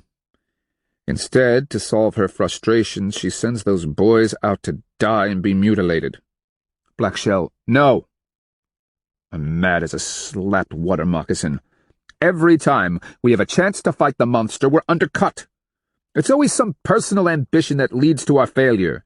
In Confitacheki, it was White Rose. In Kusa, it was the Mikos and their political machinations. At Mabila, it was the warriors who neglected to close the gates so they could get into the fight sooner. Here it's going to be an old woman poisoned mindless by hatred for her son. Pearl Hand studied Bark's scarred face, her fingers smoothing the fur on his neck. The big dog sighed, his sides working in a huff. She'll bear the responsibility for the rest of her life. That might be punishment enough. Her? Never. She's already convinced herself that it was a simple request. Were you to ask her, she'd give you that defiant glare and tell you it was the boys' fault for being stupid. How else could they allow themselves to get caught on such an easy errand? But Green Stick? I raised my hands in despair. He's forever maimed. Why? So Mother could taste puerco? So she could prove her status? Pus and blood! If she just waited until the conditions were right and we killed the Kristianos, she could have had a herd of the putrid things. Blackie and Patches lifted their heads to give me worried stares. Squirm and Gnaw were so used to my outburst that the only reaction I got was that jaw-smacking swallow dogs make when they're slightly disturbed. I gave her a glum look. Makes you wonder why power doesn't just turn the spirit beasts loose to wipe us all out. The world would be a better place. She gave me a deadpan look. Power has no choice but to bet on us, because if we lose, the Kristianos win. I took a deep breath of the cool, pine-scented air. Yes, I know. We watched the fire for a while. I was on the point of suggesting that we undress and crawl under the bedding.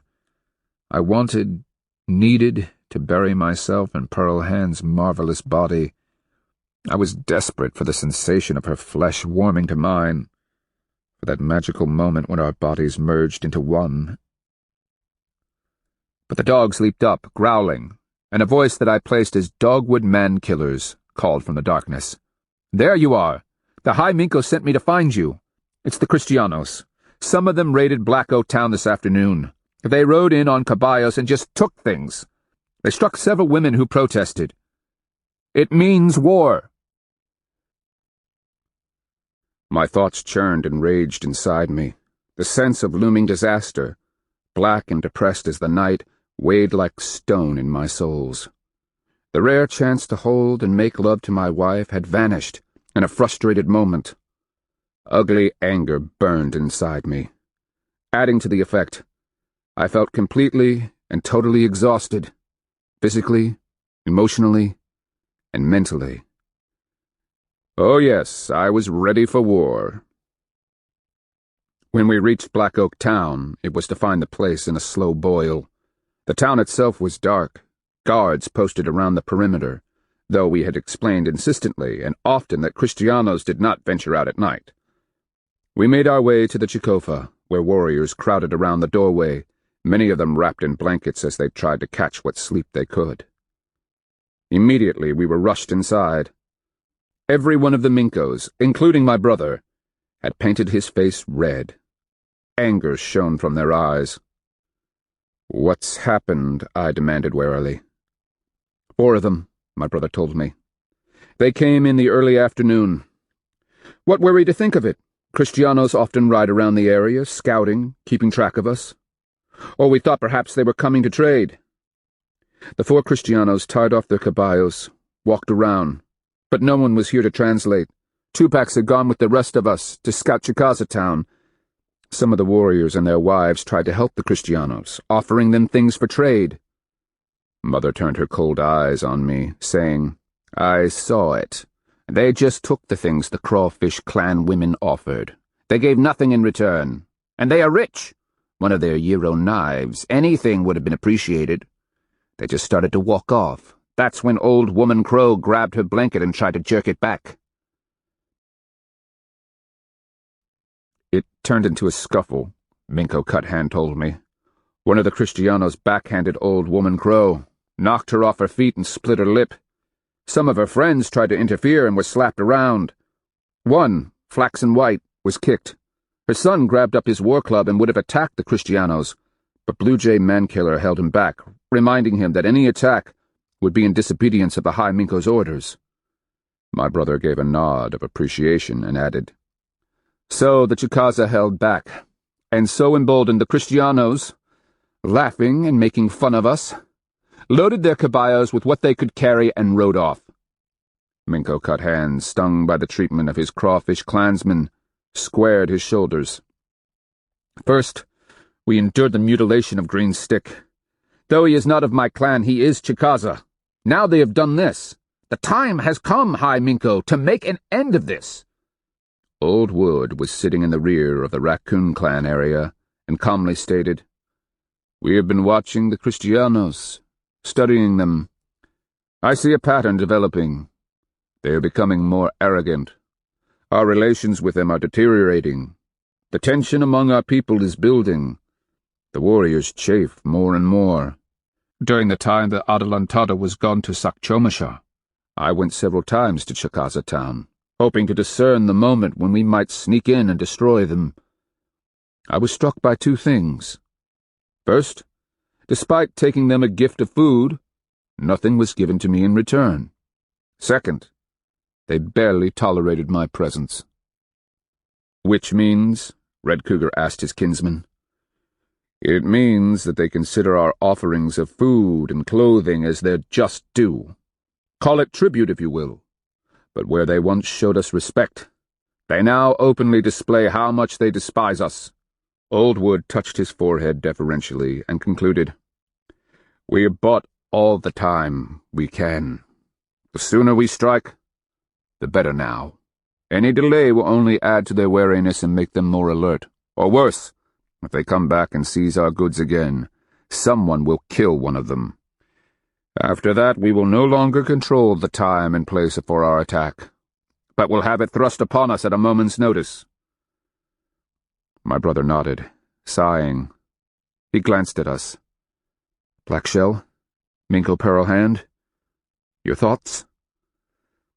"Beloved Elder, Old Wood is right," I said. "If we hesitate, one of our people or one of theirs will strike the spark that burns out of control. Our peace is becoming more of an illusion by the day." Pearlhand flipped her long hair over her shoulder, nodding agreement, and asked, "How long would it take to assemble the squadrons? And once assembled, can you keep them hidden?"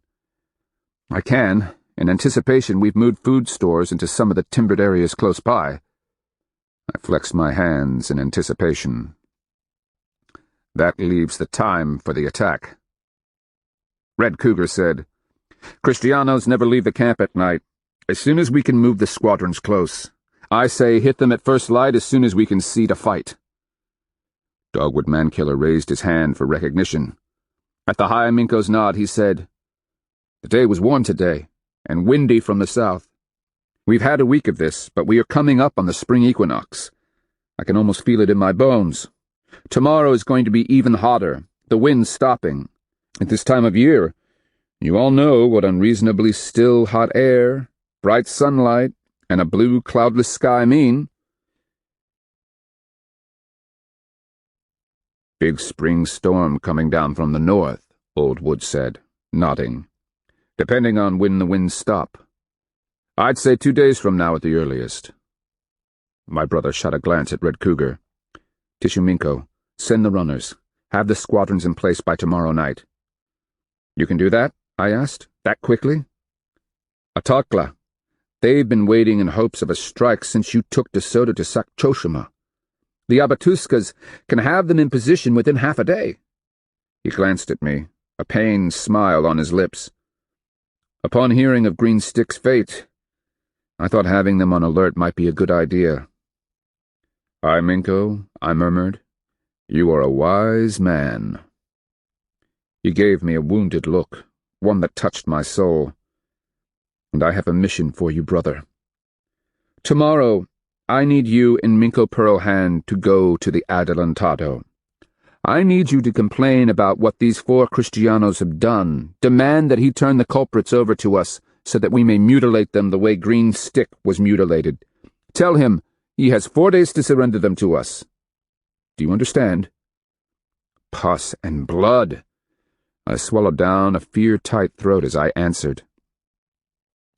"You're hoping to allay any fear of an attack on De Soto's part for at least the next 4 days. And tell him that until the raiders are punished, some of our people might be tempted to retaliate against his caballeros should they be caught riding around." My brother was smarter than I thought. Fear wiggling like a worm in my gut, I told him, "You want us to give him an incentive to keep his snooping riders close to home where they can't stumble onto an assembled squadron." Choctaw Hare's pained eyes remained on mine. "I'm adding to the effect by sending you in tomorrow with a couple of squadrons to back you up." "Not necessary," I said, trying not to sound condemned. "Unless he's throwing up defensive works around the town, he's not ready to initiate hostilities." "Yet," Pearlhand muttered under her breath. From the corner of my eye, I could see she was rod-stiff, as frightened as I. Mother was glaring at me, her eyes burning like hot coals. My brother didn't budge. "The squadrons are not negotiable. I want you to get his full attention, Black Shell, and on your return, I want him to see you order those squadrons to disperse. Not march in formation, but break up and scatter back toward Black Oak Town, as if disbanding after a threat." "I understand." My appreciation for my brother's cunning increased. The unsettling sense of darkness and futility slowly ate up the last of my courage and hope. I couldn't help but ask, what happens if he simply gives me that flat-eyed, arrogant stare and says, "My men do as they wish, dirty Indio," and he takes me captive? Mother cackled. "Then maybe you'll finally have found a way to serve your people, you bit of walking filth." I managed to place a restraining hand on Pearl Hand's arm as she started forward. My brother's pained expression pinched even more. The others lowered their eyes, a token of embarrassment. "Come," I told Pearl Hand.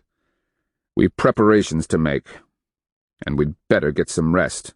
"Oh, yes," Mother chortled. "Sleep well, coward. Tomorrow night, breath-giver willing, you'll be sleeping in a collar, accompanied by the clinking of one of their chains."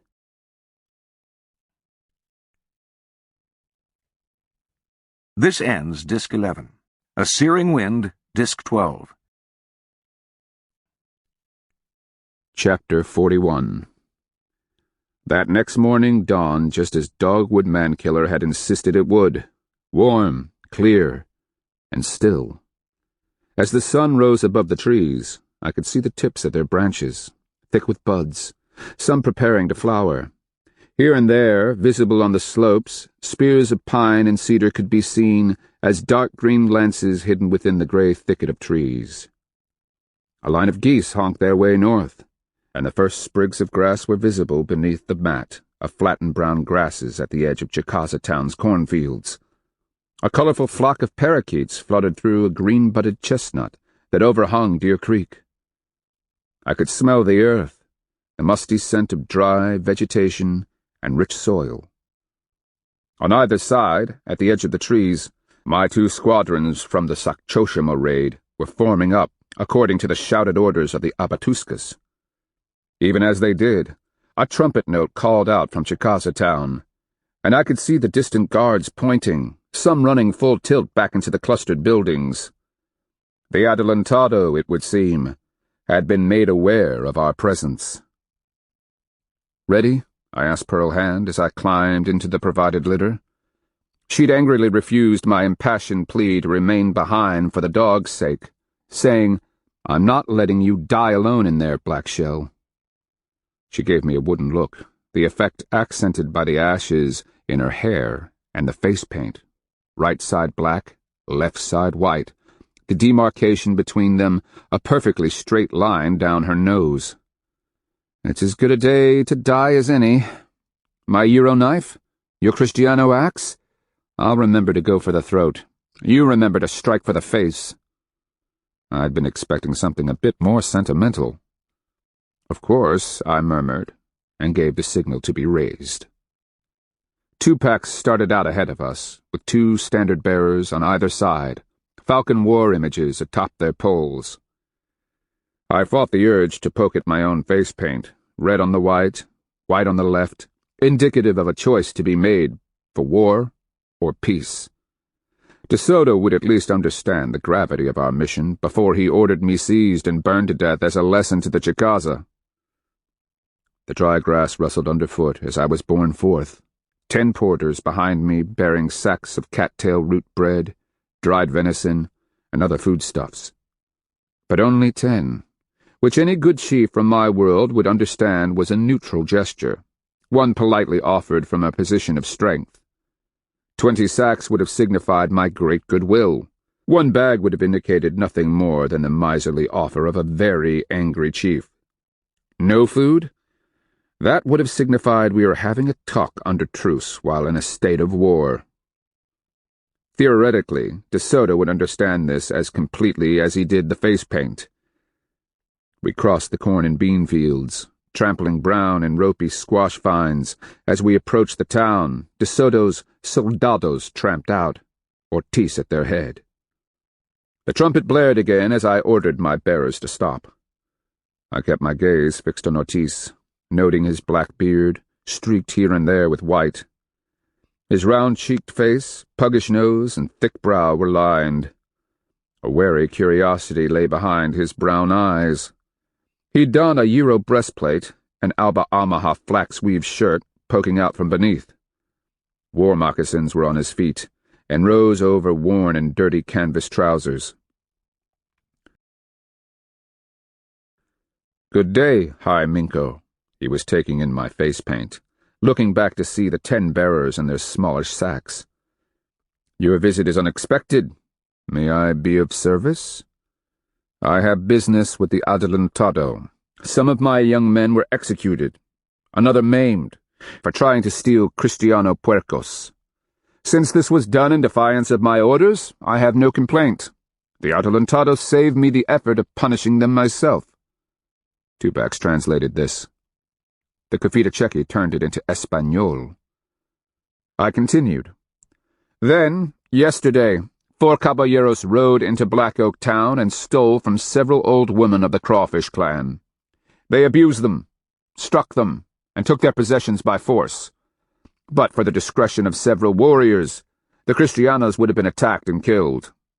I am here to determine if the Adelantado approved of this raid and theft, or if, as happened to me, his order was disobeyed. If the latter, I have come to demand the thieves be turned over to me." Ortiz heard this, his eyes turning thoughtful as he studied me.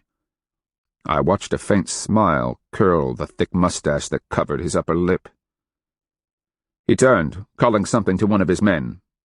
The fellow cried, "Si, Capitan," and spun on his heel. He was gone like a loosed arrow, running back among the new dwellings crowded between the clan houses. I stared at the cluster of buildings, most so close the roofs were touching. Any direct assault would entail breaking the formations into small parties that would have to filter through the narrow passages between the buildings. The gaps could be held by a small number of soldados. All they had to do was step back, and a line of caballeros could sally forth from any location. Chicaza warriors would have no warning before the caballeros charged into their midst. With the open plaza behind the buildings, De Soto's reserves could be directed to any threatened area. Once again, he was relying on his armor and mobility. I glanced again at the thick thatched roofs, where they basked gray and dry in the hot sunshine. It brought a shiver to me as I remembered Mabila. I swallowed hard and turned my attention back to Ortiz, who was talking with one of the soldados. Pearl Hand was listening intently to what they were saying. A trumpet blared from behind the wall of houses, and the Adelantado appeared in the gap between the buildings. Behind him came Moscoso, Nuno de Tovar, and yes, lurking in the rear, Antonio scurried along behind. There was no mistaking that ruined face, or the suspicion even the scars couldn't mask, as he shielded his eyes from the sun and studied me. De Soto walked out imperiously, asking, "¿Qué pasa aquí, Ortiz?" I could tell that he was mad, his face cold, pinched, and livid. Anger had him nearly vibrating, his back rigid, his hands clenched into fists. The striking purple coat was thrown back, exposing his polished gyro carapace. The man's ornate sword clattered at his side. He gave me a look hot enough to singe hair. Antonio was squinting, stepping out to the side to get a better view. I forced myself to ignore him, but my heart began to pound. The little maggot was going to scream, "Es el concho negro," any moment. I couldn't follow the conversation as Ortiz rattled on in Espanol. A sidelong glance at Pearl Hand, however, told me that she was having no such problem. Something being said had her eyes gleaming hawkishly as she watched the Kristiano leaders. De Soto turned, meeting my eyes and asking, "Es la verdad? ¿Quieres clemencia por los ladrones?" Ortiz spoke at some length to the Cafita, who nodded, then addressed Tupac, saying, "The Adelantado has already apprehended the thieves. They made the mistake of bragging upon their return.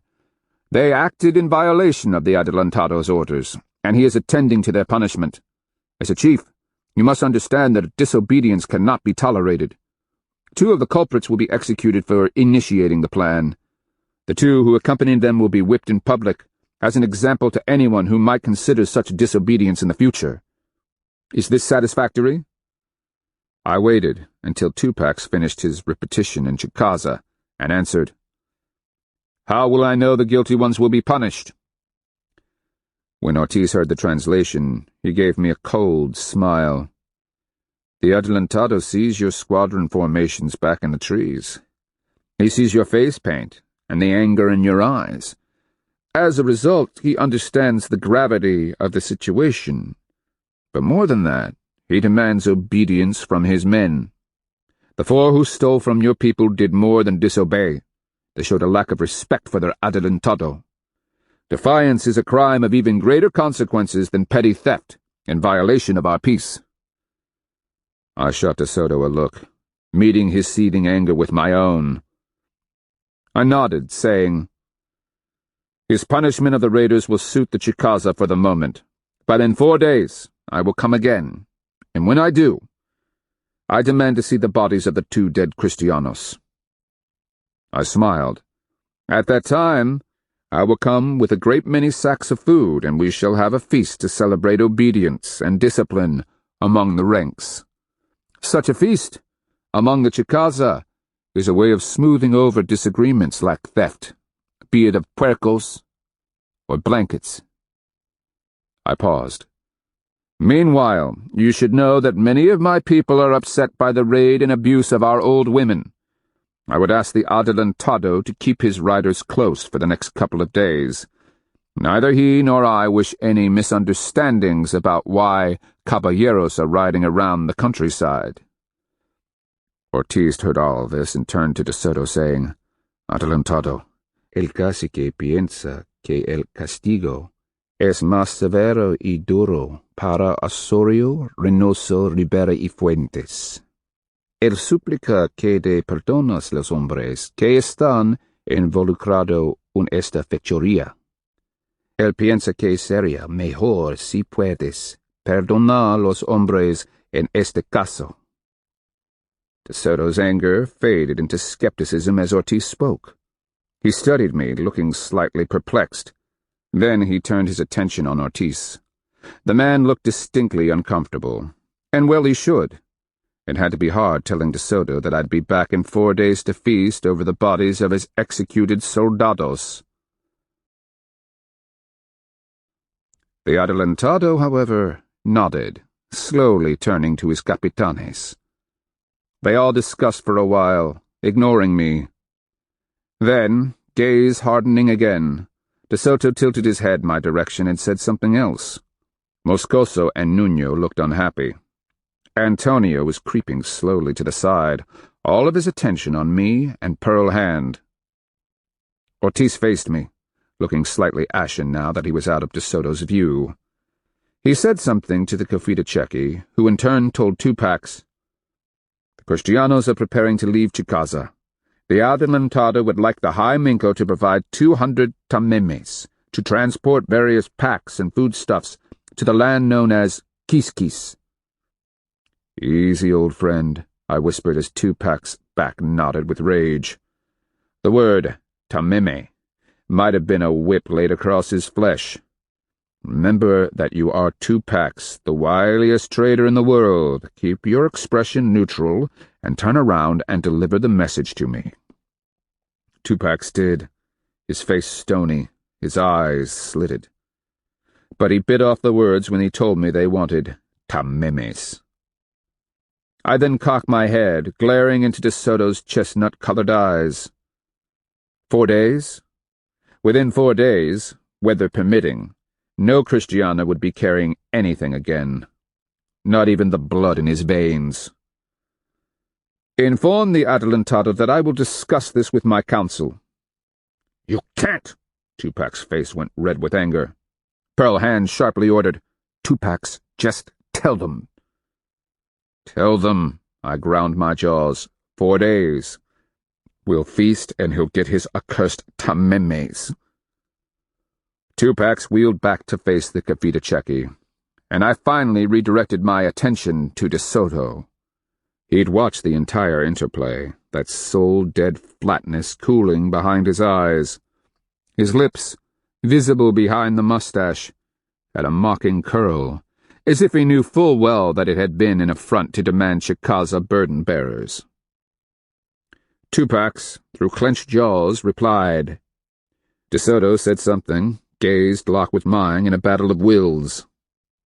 Ortiz, in turn, told the Cafita who said, "If the Chicaza are too proud, surely you can find 200 Alba Almaha to carry our baggage. Perhaps the ones from Sakchuma?" The burn was in my belly, lighting a fire through my chest. By the pious balls, I wasn't really a Chicaza noble, not after all the years I'd been in exile. But you couldn't have told that to my souls that day. I've been your slave, you pustulous monster, and now you're asking me to order innocent human beings into your chains? De Soto, Moscoso, Nuno, and Ortiz were now locked in some sort of serious discussion. Each was offering an opinion, gesturing with his hands. From the tone, I could tell they were unsure about something. I shot a sidelong glance at Antonio. When my eyes met his, something clicked. It was the final confirmation of his suspicion. "Husband," Pearl Hand said softly, tension in her voice. "The monster and his seconds are discussing ways of taking us captive to ensure the porters are provided." Blood froze in my veins. If they try it, there's not much we can do up here in these litters. So, did I order myself lowered? And then what? Try to kill De Soto with my heavy copper mace and Euro axe? Turn and run? Wave the squadrons forward in an attack that would leave hundreds dead? Allow Antonio, who was now creeping closer step by step, to attack us? The way he held his head like a hunting robin emphasized the odd delight in his eyes. Horned serpent, give me a sign. Then Antonio giggled with glee. Adelantado, por favor. ¿Conoces usted quién es el indio? De Soto and the others paused in their discussion. Perdóname, Antonio? Antonio pointed at me, my fear rising like a flood. Adelantado, mira. Es el concho negro.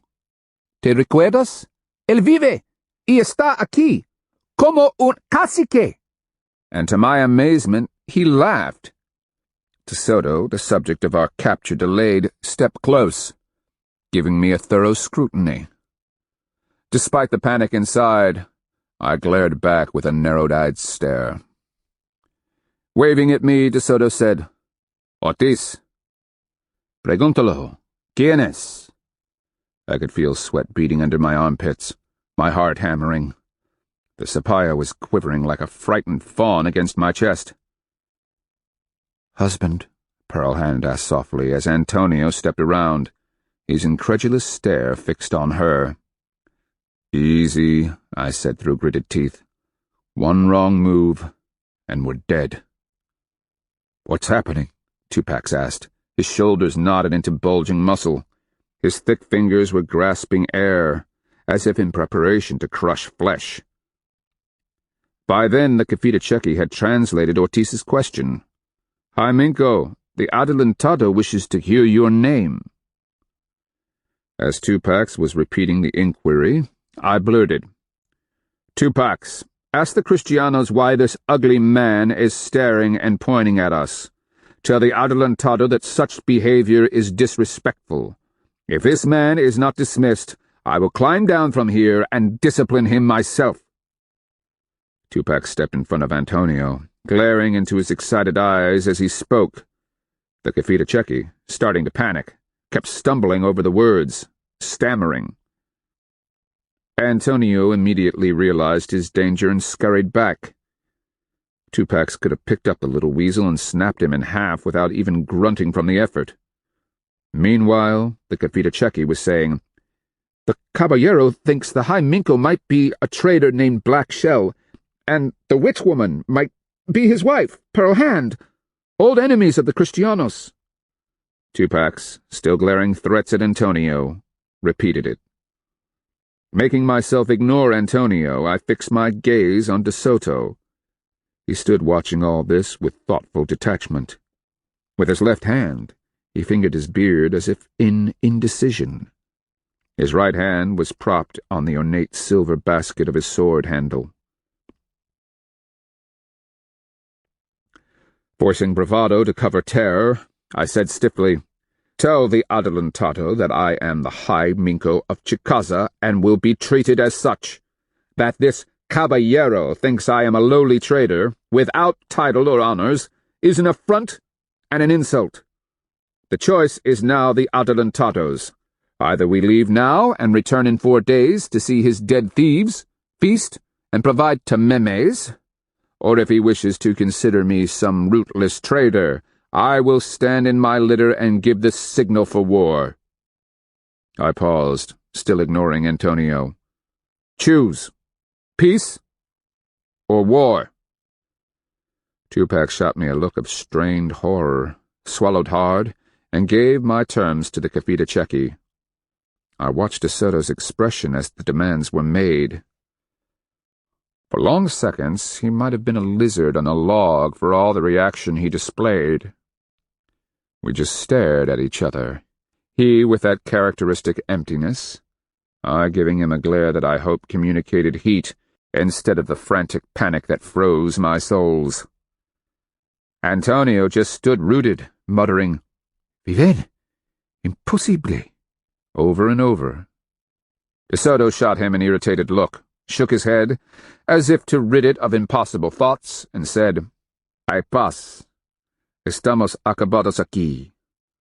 With a final arrogant sniffing sound through his beak of a nose, he turned and started back through the gap between the buildings. Moscoso and Nuno glanced incredulously back and forth between Antonio and De Soto. Then they turned their stunned looks on me and Pearl Hand, as if trying to believe what they heard. Antonio gaped in disbelief, then pointed at us, saying, "En el último, me tendré sus sangres. Lo prometo." "Antonio!" De Soto bellowed. "Afuera! Ahora! No me haces más problemas!" Antonio jerked as if slapped, took 2 steps in retreat, then gave us a grin that twisted his brutally scarred face. "Lo prometo!" he cried, shaking a fist as he went. Then he disappeared through the gap. Ortiz, the capitanes, and the soldados watched us with wary eyes. Ortiz growled something to the Kafita Cheki, who told us, "The Adelantado apologizes for the caballero. If you will bring tamemes in 4 days, we will feast, and there will be many fine gifts for the Ishtu Minko Chicaza. The bodies of the dead thieves will then become yours to dispose of as you wish. Yet another gift from the Adelantado." I just stared at the roofs arching over the gap, watching the heat waves rising off them to shimmer against the flower-blue sky. Exhaustion replaced terror as my heart rate slowed. The day had indeed grown hot. I was sweating from both the heat and the panic that was slowly ebbing away. I hated Kristianos. Gaze fixed on the heat waves, I felt the sapaya warm on my breastbone. "Take me back," I said unsteadily. Pearl Hand shot me a glance rife with relief as the litters were turned around. As we marched away, she said, "It's hard to believe, but Antonio just saved our lives. Until the little maggot accused us of being Black Shell and Pearl Hand, they were arguing how best to take us captive in order to ensure the delivery of the tamemes. De Soto was on the verge of ordering it. We were that close." "We have to destroy them," I said through a dry throat. "Quickly. We have no choice now."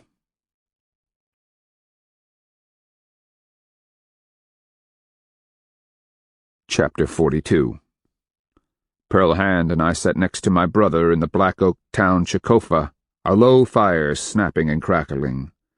The blaze barely lit the interior, but anything larger would have been oppressive in the already warm confines of the great lodge. As it was, the Minkos seated around us watched and listened intently, firelight flickering on their somber faces. I remained distracted, my thoughts flying around like bats. Most overwhelming was that we'd survived. We'd been a gnat's hair away from ending up as De Soto's prisoners.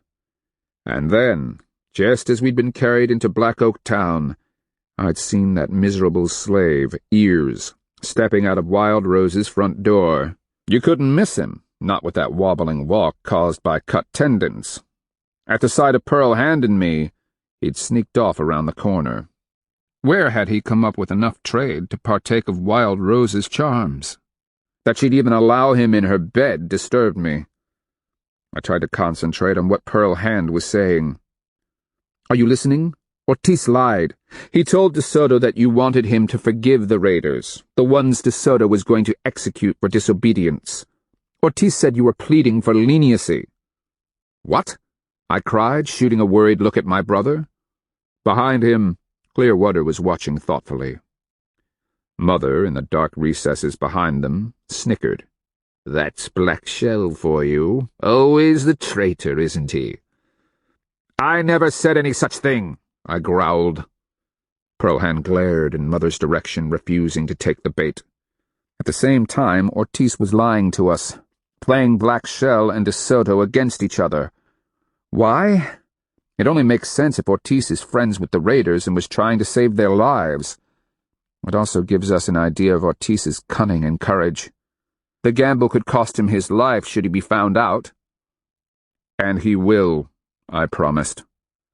Pearl Hand waved me down. Ortiz expected that we'd be taken hostage. Once that was done, De Soto would never discover the fraud. I'm just surprised that De Soto was really going to kill 2 of his men and punish 2 others. I fingered the copper mace in my lap. After all, it was only some old India women they stole from. Pearl Hand gave me that knowing look. Ortiz didn't lie when he said that disobedience to the adelantado was the real offense. But Ortiz never told De Soto a single word you said about feasting or demanding to see their bodies 4 days from now. He knew that the request for tamemes would make your demands irrelevant. "It doesn't matter." I shot my brother a look. "There's no time left. De Soto is packing, preparing to leave. We have 3 options. 1, we attack now, in force. 2, we withdraw and harass his line of march. Or 3, we send Chicaza people to become his tameme slaves." "If a monster wants tamemes, let his dead souls search for them in the underworld," 2 Packs growled. "I'll break his head before I see any of our people chained in his collar." My brother watched 2 Packs display with faint amusement. Generally, strangers didn't voice their opinions in a Chicaza council session, unless asked. Raising a hand to still any further outburst from 2 Packs, he said, "We will attack, of course. Better to hit them hard by surprise in the hopes of dealing them a staggering blow." "How's the weather?" I asked. Red Cougar, sitting just to the left of the high Minko, lifted his head, gaze on the fading evening light visible through the smoke hole. "I think we've got another day before the storm. We'll know it's coming when the wind turns from the north." "Wind is perfect for masking any sound of approaching warriors," Firetail noted from his place across the fire. "But long-range archery suffers as the arrows are blown off course." My brother gave him a reassuring smile. "What do you care? You won't even be there." I glanced at Firetail. "You're going to miss the fight?" He gave me a pensive look. "If all goes well, I hope so. The High Minko and I have come up with an alternative plan. My warriors are building a wall across the Tallahatchie Ford at the Kiskis Trail. A fortification, if you will. Should a party of Kristianos manage to fight their way out of Chicaza town, we'll be sitting right astraddle of their escape route.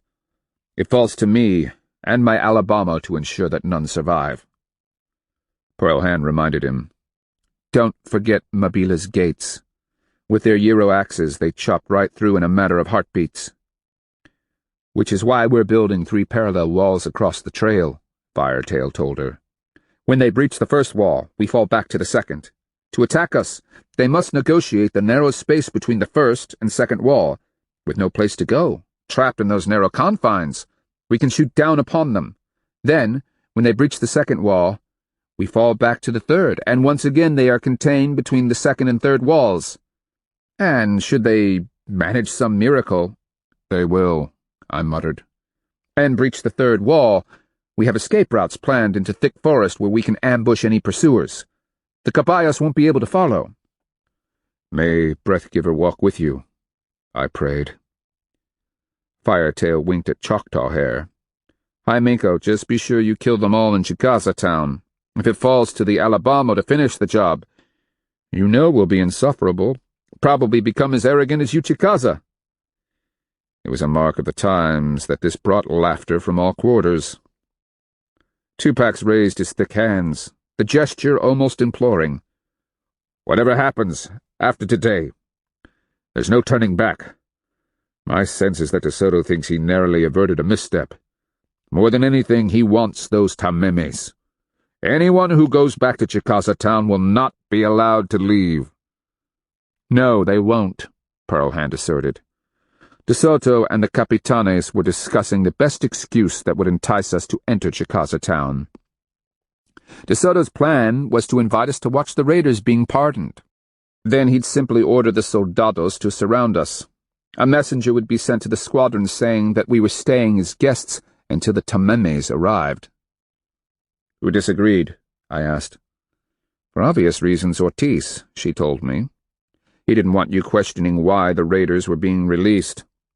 Instead, Ortiz thought a feast of puerco would provide every bit as powerful a lure. After all, or so Ortiz claims, what Indio can turn down puerco?" "This one," I growled, thumping my breast. Pearl Hand continued. "Because our arrival was unexpected, De Soto didn't have time to set a trap for us.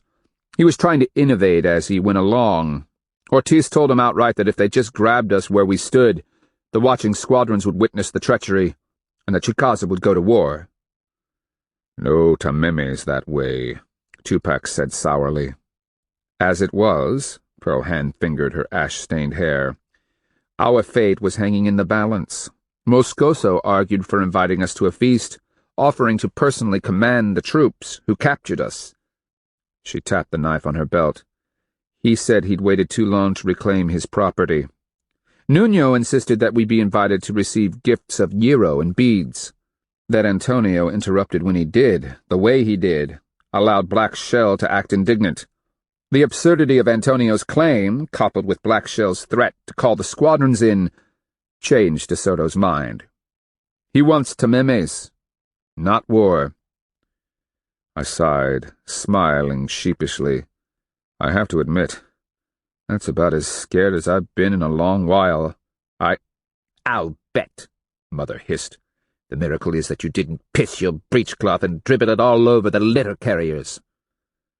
Pearl Hand leaned forward, Moscoso's knife magically in her hand. "Old woman, one of these days your tongue will only be the beginning of your troubles." I managed to get a restraining hand on her shoulder, feeling the muscles, hard as river cobbles, under my grip. "Enough!" Choctaw Hair roared, wheeling around to glare at Mother where she chuckled coldly in the shadows. "Iskiminko, still your tongue. I won't have this." He turned to Pearl Hand. "And no more from you, either. Matters between Black Shell and the matron are chief clan concerns." Mother's spiteful voice rose in a wail. "He's not chief clan! He's Akeo Husa!" "Mother!" Clearwater rasped passionately. "You've taken this too far. Leave, now. That, or so help me, I'll drag you out of here by the hair. If I do, Painted Clay and Fine Red Woman will find a way to remind you of it for the rest of your life." My sister, I decided, would make a wonderful matron. Mother growled to herself, crossing her arms. "Go," Choctaw Hair pointed. "Now." For a moment, Mother hesitated. Then, stiffly, she rose to her feet, straightened her doe-hide dress, and said, "Something tells me that by tomorrow morning, the coward and his friends will have a fuller understanding of Chicaza honor." Without a look to either side, She walked primly from the Chicofa. I narrowed my eyes, wondering what new insult she might be planning. "I am sorry," my brother said wearily. "Some things—" "Just are," I finished for him. "Forgive me, High Minko, and you too, Clearwater." Pearl Hand touched her forehead, the blade hissing back in the scabbard. "My husband's honor is my own." I fought a smile. Pearl Hand knew her Chicaza. Nothing appealed to a Chicaza like defending another person's honor. Red Cougar cleared his throat. "Family politics out of the way, I think we have an attack to plan." I clapped my hands. "I think we do. And while I was sitting out there baking in the hot sun, I noticed something about the changes they've made to Chicaza town." My brother, desperate for a change of topic, arched an inquisitive eyebrow. "And what would that be?" One by one, I met the eyes of the surrounding Minkos. Think about how the town is laid out in a large, hollow square. Most of the largest clan houses and the Chicofa are on the north. The caballos are generally herded in the meadowlands south of town and bounded by the two creeks. In addition, they fence most of the southern side of town to create a puerco pen. It's a good fence for keeping puercos in and people out. Not an easy barrier for anyone to cross. So we want to come in from the north, with the wind behind us. "Attack at first light?" Oldwood asked where he sat behind Red Cougar. I shook my head. "In the middle of the night if we can, as the storm blows in and the sky is the blackest." "How will we see who is friend and who is enemy?" Blood Elk asked, baffled. "It will be chaos in the dark." I gestured for attention. "A small group of warriors can infiltrate and set fires to light the way for the rest of us. The Kristianos have never been attacked in the middle of the night. If we can achieve complete surprise, they won't even have time to put on their armor, and even if they do, most of the caballos will be far away, grazing south of town." "If we can obtain surprise," Pearl Hand said thoughtfully, her brow furrowed with thought. I glanced around at the others. "The key is to get the squadrons in close before they can be discovered. For that, we need darkness to hide the movement and the storm to cover the sound of so many warriors marching." "And after we get into position?" Red Cougar asked. "The only thing missing is light to see by. As dry as Chicaza town is, I know how we can obtain it. Just this once, I hope that the storm-calling serpents of the underworld would be in alignment with the great spirit woodpecker who drove the winds down from the north." Pearl Hand and I, exhausted, picked our way across the night-black plaza. It might have been a summer evening, as warm as it was. Overhead, the frosting of stars brightened into the path of the dead, the fork in the sky road marked by Eagle Man's gleaming star. At this time of night, the seeing hand had already dropped below the horizon, but I imagined the thousands of dead making their way to the western edge of the world, waiting at the cliff for the constellation to perfectly align. The just and worthy would make the leap, and then they would continue on their way to the path of the dead. The unworthy, well, their footing would slip at the last minute, or if they leaped far enough, the hand would slap them down into the abyss between the sky and earth. No one knew how far a person fell or what they finally landed on. If anything, not even the greatest priests, soul flyers, like back from the dead, had ever risked their souls to find out. Whatever was down there must not have been good. "It's a solid plan," Pearl Hand said thoughtfully, her soul still fixed on the attack. "Better than the one we had at Mabila. It's not exactly reassuring, if you remember how that worked out." "Worried about my sneaking you out of the ruins of Chicaza town with a dead man's face tied over yours?" "Something like that." I paused, stepped in front of her, and took both of her hands.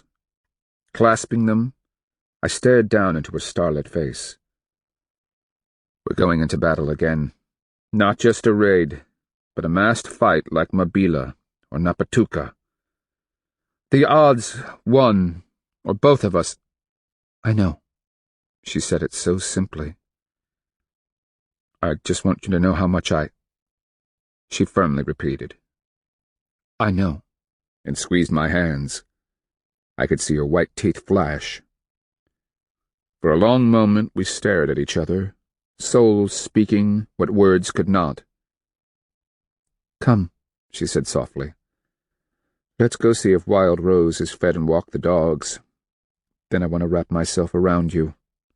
I want to cling to your naked body and feel every part of you that's not inside me pressed against my skin. I want to play you like a flute and heal the wounds and fears with your music. I need you to make my souls drift into ecstasy and to tingle and pulse in waves of joy. Oh, yes, I promise. Good, she whispered, a grateful tone in her voice. Because I think before this is over, we're going to wish we had more joy to shield us from the horror and pain. I nodded, fearing that even the slightest statement of affirmation might influence the future. At Wild Rose's, the back door was open to the night, and I tripped over something soft and heavy lying in the threshold. Catching myself, I leaned down, feeling a dog's cold body. Then whining came from inside. What is it? Pearlhand asked. Something's wrong. We need light. My heart had risen to my throat. A terrible fear, like a bitter wind, blew through my soles. I made my way through the small back room, kicking our stew pot. It rolled with an empty ceramic ringing sound and thunked into one of the bedposts. Pulling the door hanging back, I felt my way through Wild Rose's dark sleeping room, before barging into her main room, heedless if she had a client. This, too, was dark, and I crinkled my nose at the acidic smell of vomit. I fumbled around, finding kindling where she kept it near the door. Then, at a puddled clay hearth, I used the twigs to fish around for coals. The red embers glowed like evil eyes of chaos. Blowing on the coals, I touched the dry sticks and wraps of kindling grass. As they flickered to life, I stared around, seeing Wild Rose propped on her bed, a blanket around her shoulders. "Help me," she whispered hoarsely. "Sick, so sick." Holding my burning twigs up like a torch, I stepped over, asking, "What's wrong?" "Guts burning, muscles twisting like knotted ropes." Tears were leaking down her cheeks. I watched in horror as she broke into violent shivering. Then she jerked forward, stomach pumping as she tried to throw up. A hideous greenish goo mixed with clotted blood dribbled past her lips. "Poison," she whispered. "Got to be—" I backed up, staring around, and grabbed for more of the kindling to keep my tiny torch burning. "I'll get help," I promised. "Black Shell?" Pearlhand's demanding voice came from the back, thick with panic. "Where in pus and blood are you?" In that moment, Wild Rose's body convulsed, bucking and kicking. At the same time, her empty stomach kept pumping, and her eyes bulged as if to pop from their sockets. Sweat was beading, trickling from her shivering skin. Horrified, I lit my kindling torch and stumbled back the way I'd come. In our tiny back room, I lifted the feeble and flickering light. Pearlhand crouched on the floor, her arms around Bark's neck. The dog was obviously sick, trembling, drool leaking past his jaws, his eyes unfocused. Under one of the pole beds, Blackie lay on his side, breathing hard, his tongue lolling. He, too, was convulsing, gasping for breath. Gnaw erupted in gagging spasms, dry heaving, his whole body quaking uncontrollably. In the doorway, it was Squirm I'd tripped over. Loathsome white foam, clotted with drops of blood, covered his muzzle, his wide eyes, sightless in the flickering of my torch. Desperately, I thrust the torch into Pearl Hand's grip, crying, "Make a fire! I have to get the hopaye! Now!" Then I leaped out of the door, sprinting for all I was worth for Raccoon Clan House and Old Wood.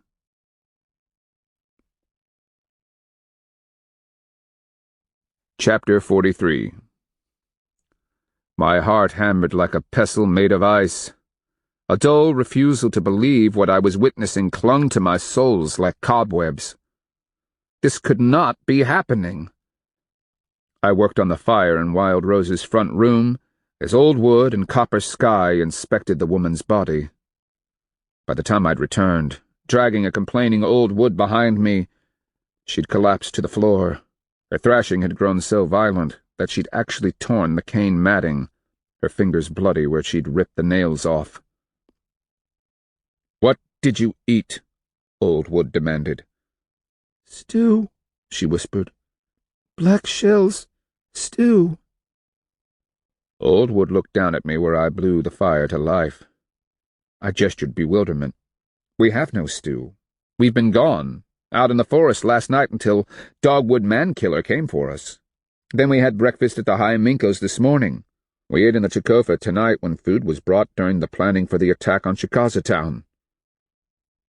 "Gift from—" Wild Rose barely managed to say, then her body twitched, convulsed, and she died. Copper Sky was inspecting the pools of vomit that stained the matting, finding chunks of undigested meat, bits of root that looked like chewed cattail, sunflower seeds, and other unappetizing pieces. Then, with his thumb and forefinger, he picked up a bit of fibrous material, raised it to his nose, and sniffed. "Is that what I think?" Old Wood asked. "Smells like water hemlock." Old Wood leaned close and sniffed. Then he backed carefully away, saying, "Wash your hands, Copper Sky. Go now, down to the creek, wash them, and wash them, and wash them again. Use sand to scrub the tips of your fingers. Take no chances." The hopaye gave Old Wood a grim nod. It glanced uneasily at Wild Rose's sprawled body, where it lay atop the torn matting, and hurried out the door. I blinked, fighting nausea myself. Who'd do this? Old Wood pursed his lips. "Let's go look in your room. You say the dogs are sick." "And Squirm's dead," I murmured woodenly. The horror was still too numbing. The pain would come later, along with the grief and the rage. I led the way into our little back room and found Pearl Hand on the floor amid the sick dogs. She crawled to them, one after another, petting them, reassuring them, all but Squirm. He still lay half out of the door, his head pulled back at an awkward angle. The hideous white foam gleamed in the firelight, his sightless and dry eyes staring. I could see where he'd outstretched his legs and clawed at the door matting and scratched clay daub from the house walls. Old Wood glanced down at Pearl Hand, and he reached down with a finger to dry one of the tears that streaked her cheeks. His smile communicated more than just reassurance, but sympathy as well. Thank the spirits that Knuckles hadn't been here. Then he picked up the stew bowl I'd kicked. In the firelight, I realized it wasn't ours, but a perfectly made, globe-shaped vessel with a short, straight neck that ended in an outturned rim. "That's not ours," I murmured. "The design is Chief Clan's," Old Wood told me. Then he carefully lifted the bowl, sniffing at the rim. Instantly he jerked back, eyes narrowing as he studied the bowl. "It's been licked clean," he added. "By the dogs, no doubt, after Wild Rose ate her fill." I suddenly felt faint. She often came and ate from our larder or shared our meals. We considered it nothing more than just compensation for the help she'd given us. Pearl Hand heard the past tense. "Wild Rose is poisoned too?" She swallowed hard. "Dead?" "Water hemlock," I told her. "The stuff is so dangerous I wouldn't even carry it for trade." At that moment, 2 packs appeared from out of the night, calling, "Still up? If you're as exhausted as I—" He stopped short, on the verge of stepping over Squirm's corpse, his eyes fixed on Pearl Hand's tear-streaked face where she cradled Patch's head in her lap. Then he glanced down at Squirm. As the truth sank in, he lowered his foot, head cocking in disbelief. Water hemlock. I felt numb. Wild Rose said it was a gift for me. She's... Tupac sank down in the doorway, his hand dropping to pet Squirm's cold, hard flank. Water hemlock. Someone wanted to make sure, didn't they? He closed his eyes, rubbing his thick, angular face with one hand as he petted Squirm's corpse with the other. Yes, I said absently, my soul's racing. It seems that they did, and my guess is that, but for the planning session in the Chicaza tonight, they would have succeeded. Then I stood, remembering.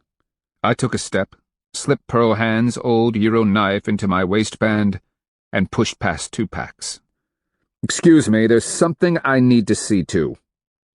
The sapphire was burning where it hung against my chest.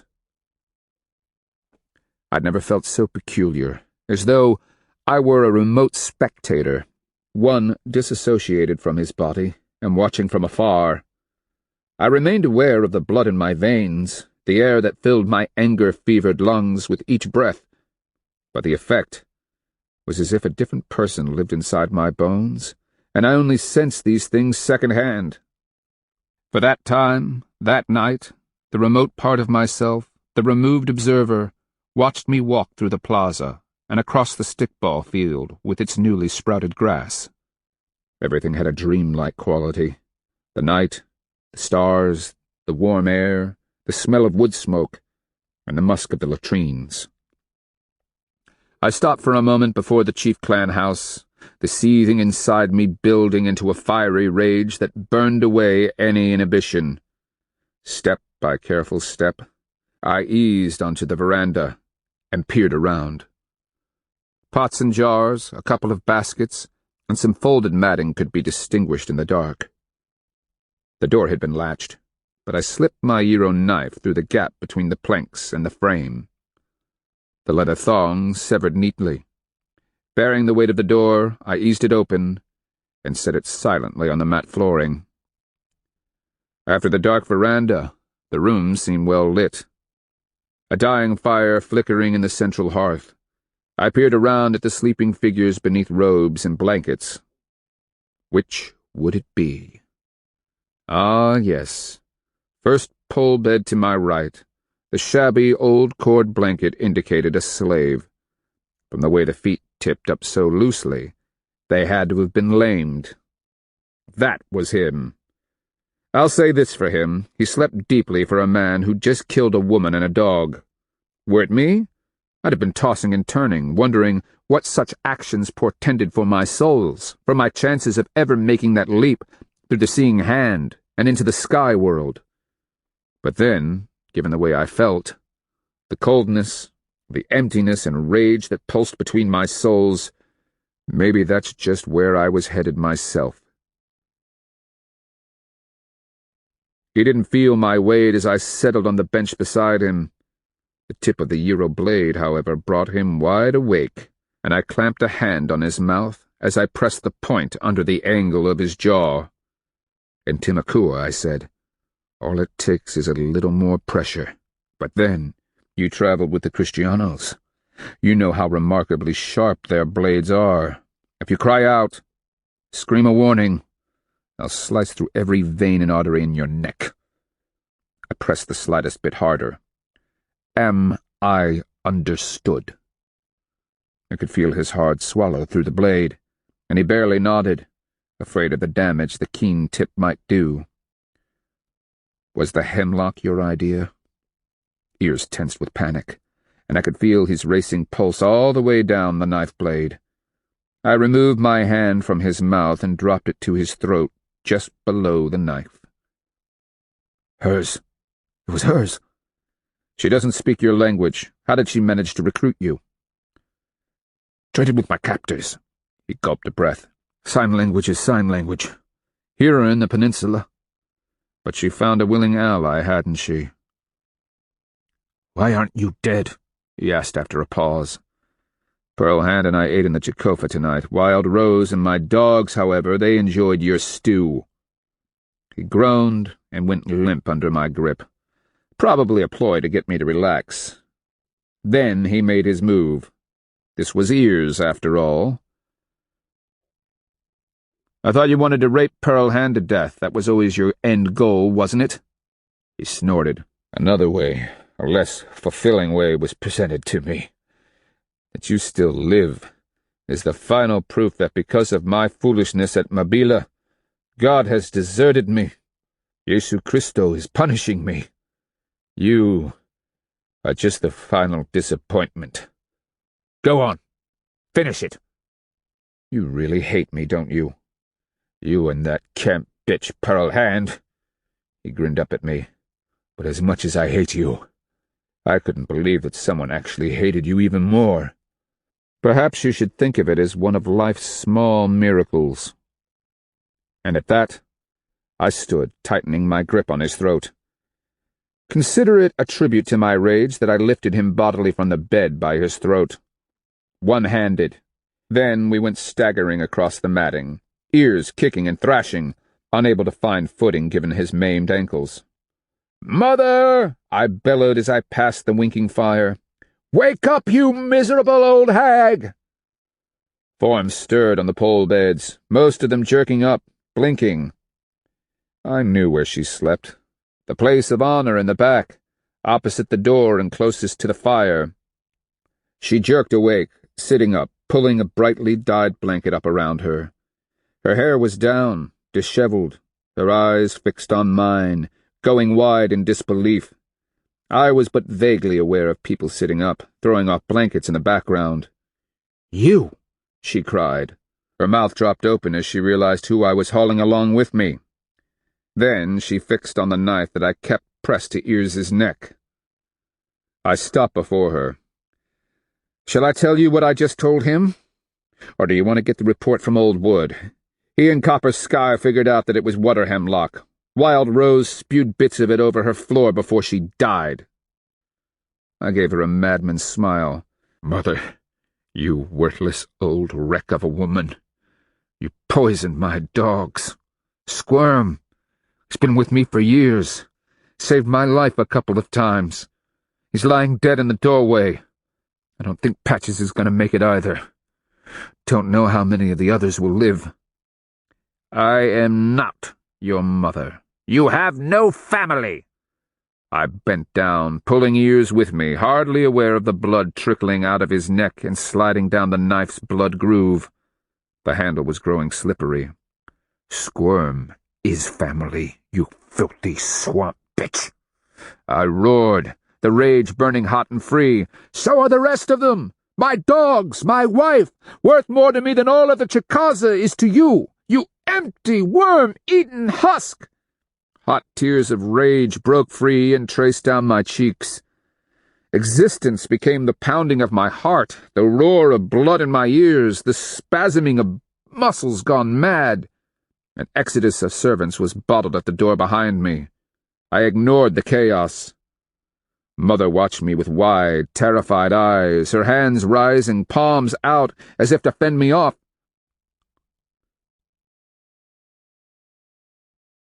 "Black Shell, you don't want to do this." But her voice sounded weak. "What were your words tonight? Something tells me that by tomorrow morning the coward and his friends will have a fuller understanding of Chicaza honor. Was that it? Wasn't that why you were so pus-licking smug when you walked out of the Chicaza?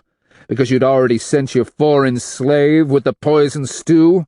What you didn't plan on was that Pearl Hand and I would eat in the Chicaza. You didn't figure on Wild Rose eating our food or the dogs finishing it, did you?"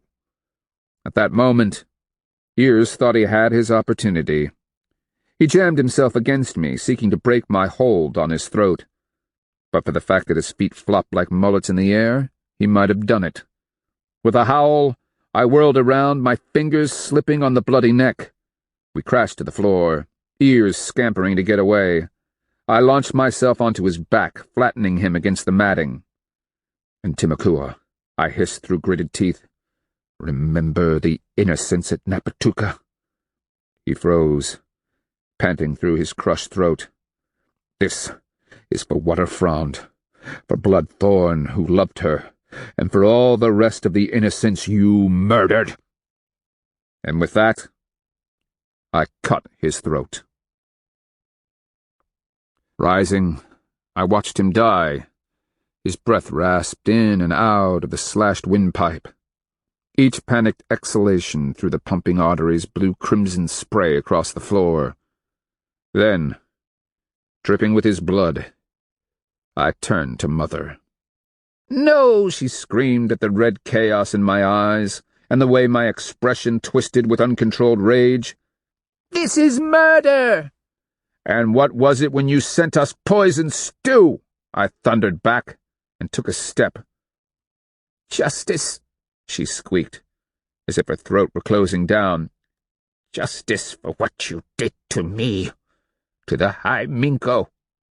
Looming over her, I really began to shake, the anger rising like a swollen flood. I ground my jaws, teeth straining. I seemed to be looking into Squirm's dead eyes, seeing his death struggles, the thick foam curdling on his jaws, reliving his final agony in my imagination. Mother saw it coming and cringed.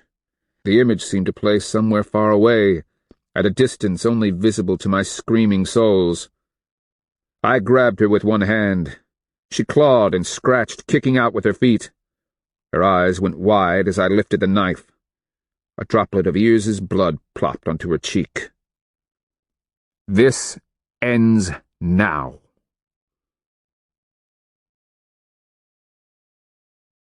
Chapter 44. Staring into Mother's eyes, I could tell she understood. Nothing was going to save her now. I pulled the knife back, ready to drive it into her accursed guts. But my trembling hand wasn't moving. It seemed frozen, as if trapped. "Black shell!" The words existed separate from this world, independent. "Black shell, no!" The words popped out of nothingness. I was being dragged backward, the spell breaking. Mother's image was falling away from me, retreating, our eyes still locked in a terrible struggle. I blinked, realized I was panting and out of breath, as if I'd run a long distance. I felt the knife peeled from my cramping hand. "Black shell, what is wrong with you?" I recognized the words as coming from a human voice, and my brother's face intruded between Mother and me. "Black shell!" Clearwater was crying frantically as she pulled futilely at my shoulders. I could feel her pregnant belly pressing awkwardly against me. "Stop it! You're crazy! Insane!" "She killed them," I whispered, the grief suddenly unbottled. "Squirm! Wild Rose! Maybe others! It ends here!" And with a violent shake, I threw them off. I made 2 steps toward the old woman before Choctaw Hair and Clearwater seized my wrists, dragging me back. "Think!" Choctaw Hair cried, his face thrust into mine. "This is murder, Black Shell. She's your mother." "She doesn't think so." "But the rest of us do," Clearwater cried insistently. "The whole of Chicaza will. I will." I fixed on my sister's face, seeing the pleading behind her large brown eyes as she said, "She took you away from us once, Black Shell. In Breath Giver's name, don't let her take you from us again." My brother tightened his grip on my wrists. "If you kill her, she wins. You'll die in shame, Tikpa. Killing your mother is a crime so unthinkable we don't even have a punishment for it. And to do it now, just before we attack the Kristianos? It would horrify the warriors. An ill omen. They'd believe themselves polluted, and the whole of Chicaza unclean." I blinked, looking back and forth between him and Clearwater. My shaking grew worse, and twisting away, I bent double and threw up. Then again, and again, Through it all, Clearwater kept a soothing hand on the back of my neck, Choctaw hair supporting my arm.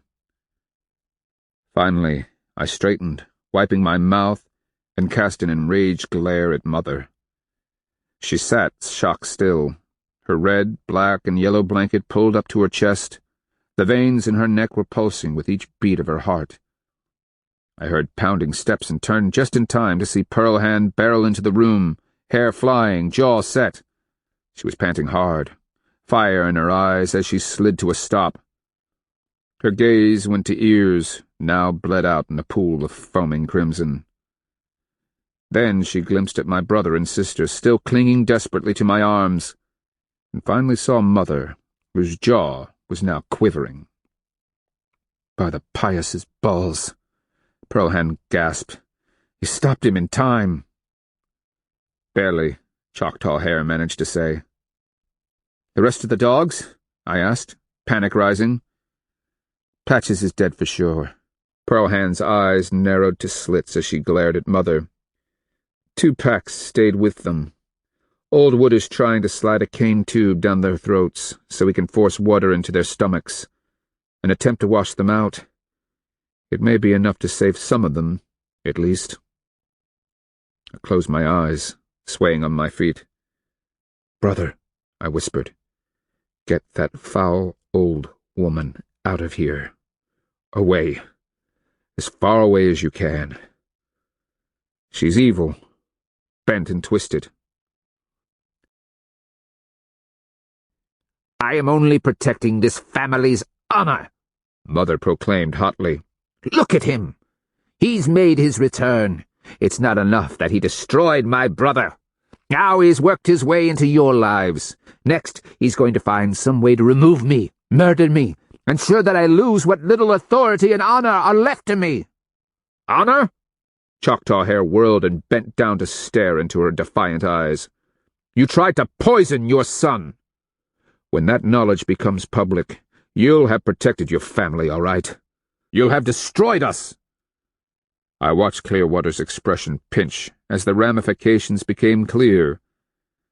She placed a hand to her protruding belly, as if to protect the child who would be born under the stigma. "Blessed spirits," she whispered. "When this gets out, the council might even demand a new High Minko. Someone from one of the other chief clan lineages." "It can't get out." Pearl Hand propped hard hands on her hips, and her lips pinched. She kicked Ears's limp body where it lay on the bloody floor, spattered with my vomit. "We've got a war to fight, and we can't win if the Chicaza think power's abandoned them." "But the dishonor of attempted murder, and within a family. Our family." Choctaw Hair's words died. His tattooed face pained. "What dishonor?" Pearl Hand asked, reasonably, raising her hands. "This enemy slave," she kicked Ears again, "from a people so distant you don't even speak their language, murdered a paid woman and killed a couple of dogs." She pointed at Mother. "And what if the noble Ishki Minko were to leave on a pilgrimage to pray and fast at some shrine deep in the forest? You know, as a means of spiritual cleansing. Call it self-exile. Atonement because she just purchased the treacherous slave without knowing the depths of his hatred.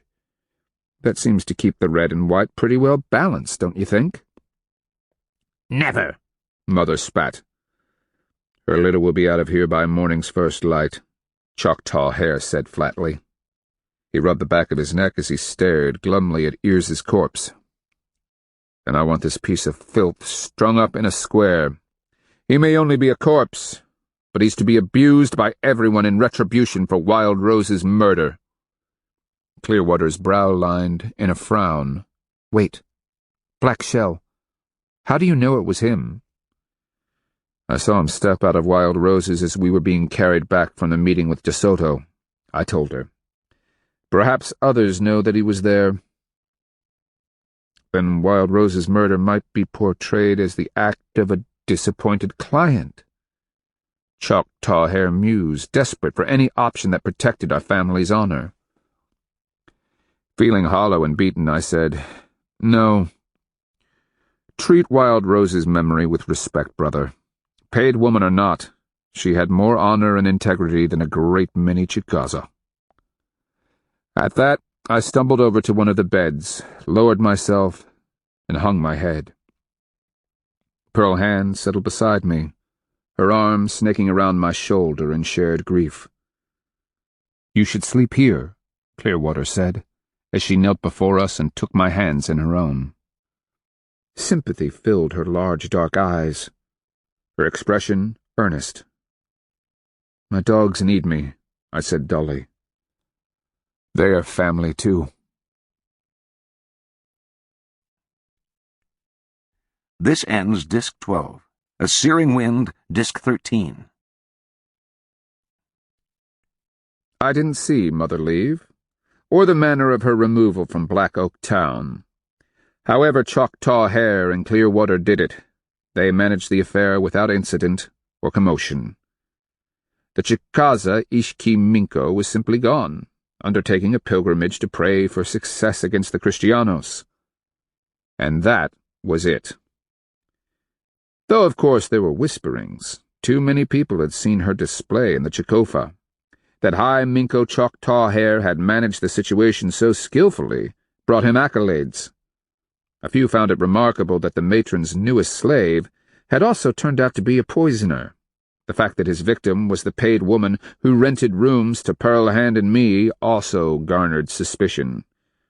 Fortunately, Ears's body was hanging in a square where anyone passing by could heap indignity upon it.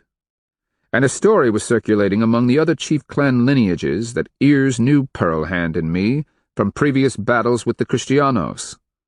It was said that he'd misled the Ishki-Minko as a way to get close to me and Pearl Hand, which, for most people, was satisfactory, especially since to press the matter would have reflected poorly upon them.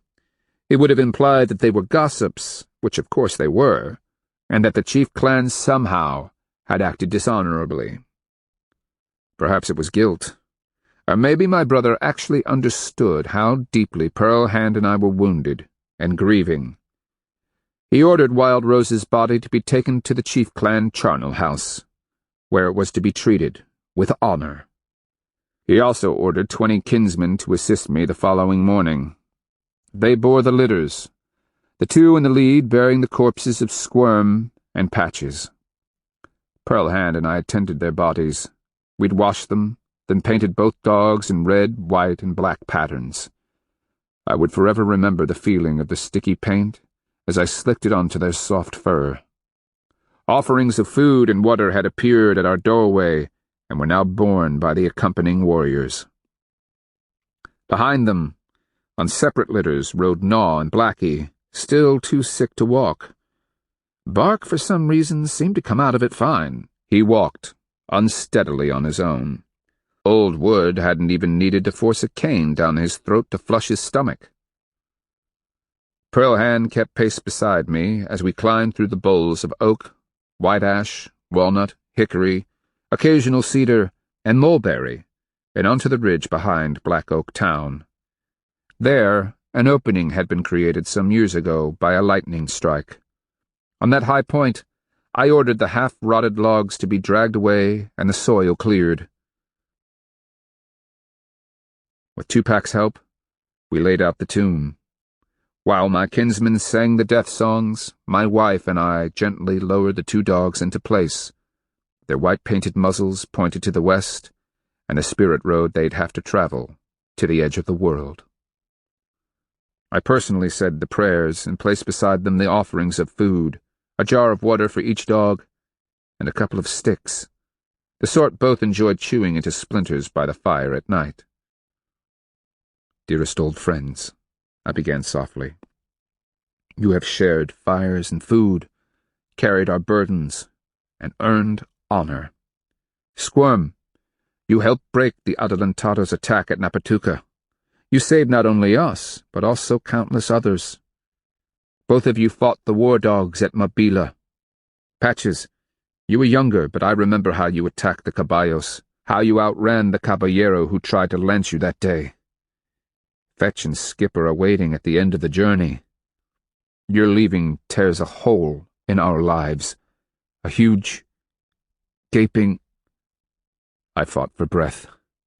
I glanced at my 3 remaining dogs, all of whom sat, tongues lolling in the hot air, watching with worried brown eyes.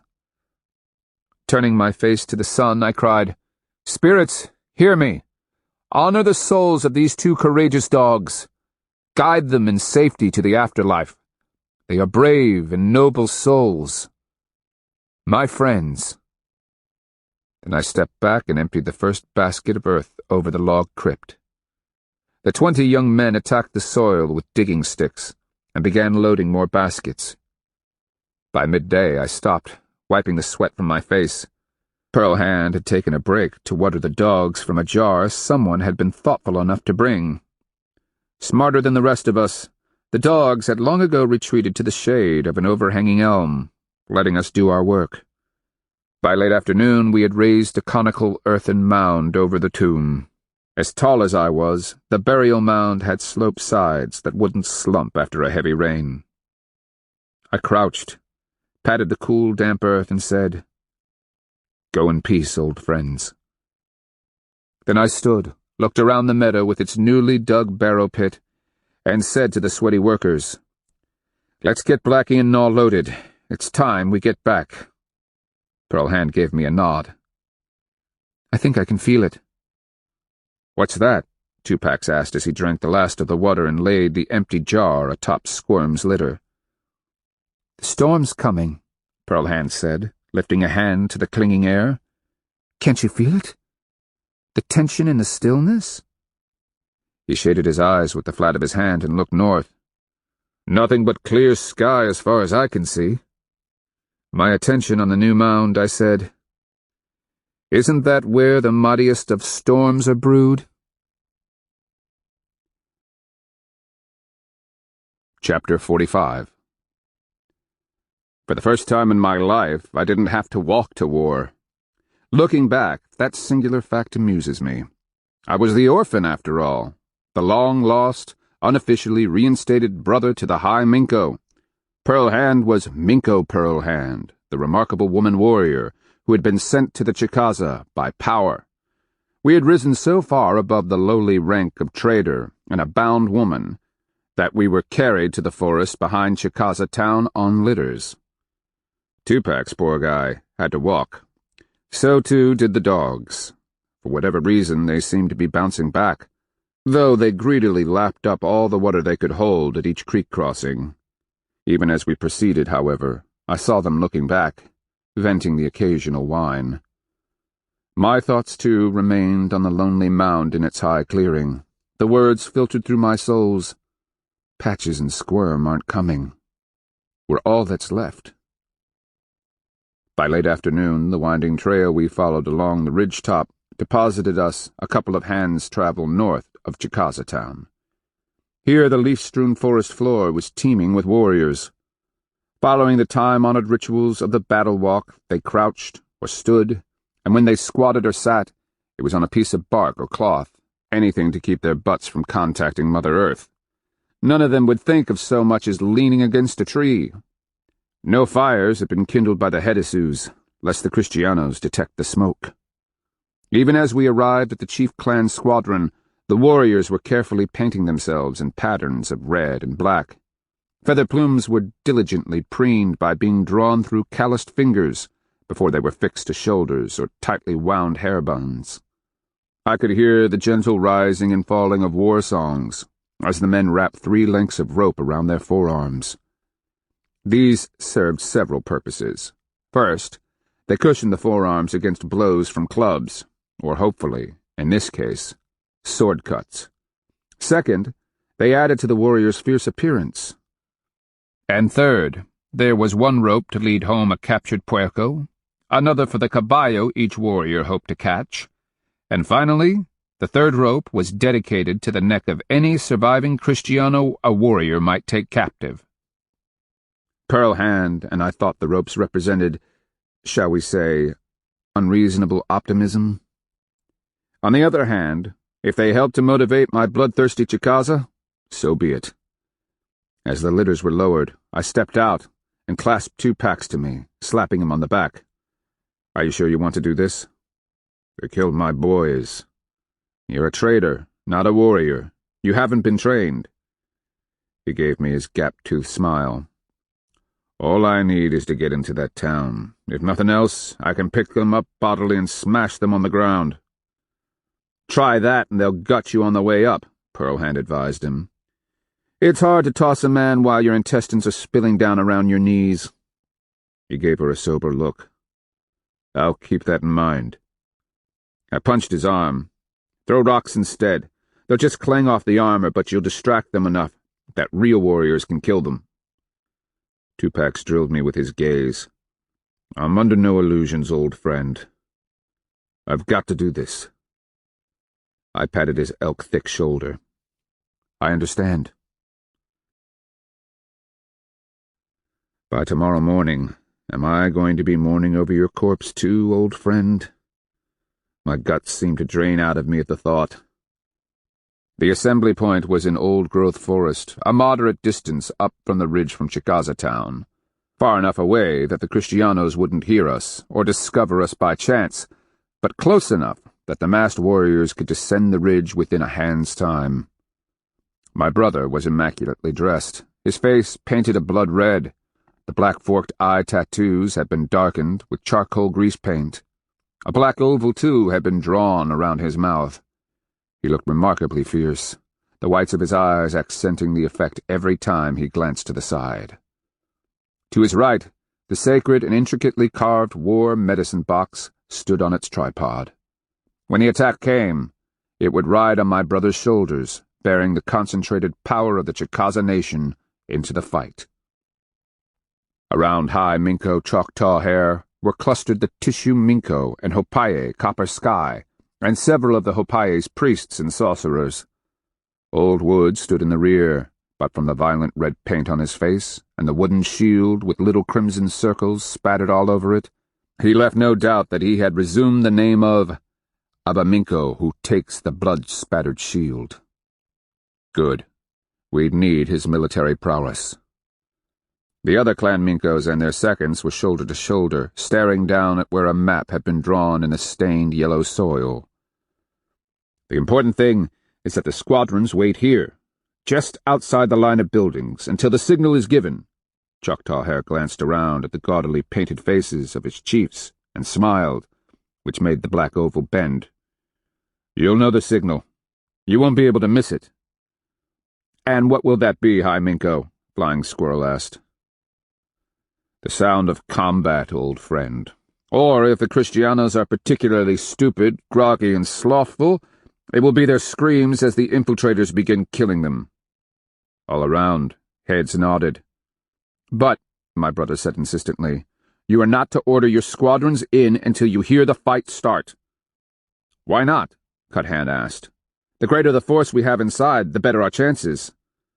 "And how are you going to see to aim your arrows?" Red Cougar asked reasonably. "The infiltrators will start the fires, but until you have light to see, you'll be just as likely to shoot a kinsman as a Kristiano." The High Minko looked at Pearlhand and me. "How long does it take them to strap on that armor?" "Half asleep, inside a dark house, and half panicked, perhaps 100 heartbeats?" Pearlhand shrugged. "If the infiltrators aren't immediately discovered, we should be all over them before they're ready. It all depends on the element of surprise." I warned them. "If for some reason they've anticipated the attack, they'll be sleeping in their armor. If the infiltrators find them armed and ready, pressing the attack will lead to disaster." Wide Net asked, "What about the caballos? Can they ride them in the dark?" "With the caballos pastured in the meadow south of town, the Kristianos won't even have a chance to call for them," Pearlhand declared. I saw uneasy glances among some of the Minkos. "What?" "They've moved the caballos into the town." My brother read Pearlhand's tightening expression. "Is that a problem?" I took a deep breath, worry building. "They did this at Napatuca. The caballos were in the town already saddled and hidden behind the palisade. The soldados were hiding in their tents fully armored, ready for war." I glanced around, meeting their eyes. You have all heard how that worked out. I made an unpleasant face. And there are no lakes for us to hide in outside of Chicaza town.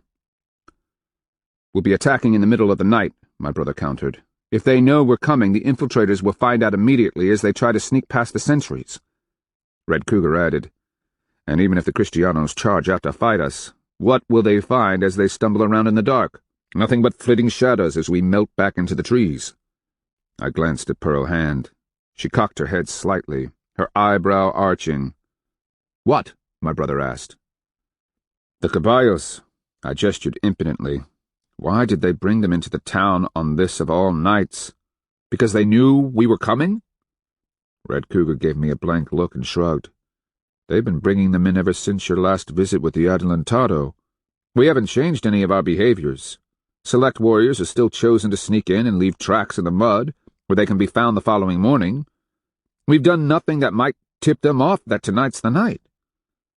I glanced up at the muggy sky, beyond the budding branches overhead. Where was our storm? Old Wood, blood-spotted shield, said, The caballos are a risk we must take. We will get this one chance to surprise them. If they are indeed ready for us, it will be apparent long before the squadrons are in danger. He looked around. You all understand what would happen if you threw your squadrons against prepared Kristianos? If they advance in strength from the town, you will order an immediate withdrawal. He smiled craftily. There will be plenty of time to punish them as they march off towards Alabamo town, and Mingo Alabamo's surprise there. Chuckles sputtered and died. We attack tonight, my brother ordered. If this opportunity isn't right, power will grant us others. Heads nodded. He gave them all a sober look. But if they come at you with masked caballeros, scatter into the darkness. Save your warriors to fight them another day. He paused. What is our strategy? Brains before honor, came the chimed reply. I glanced up. A crystal blue late-afternoon sky was visible above the budding branches overhead. Where is Armor Storm? It was Blood-Spotted Shield who said, Coming, noble orphan. Can't you feel it? The thickness in the air? The stillness?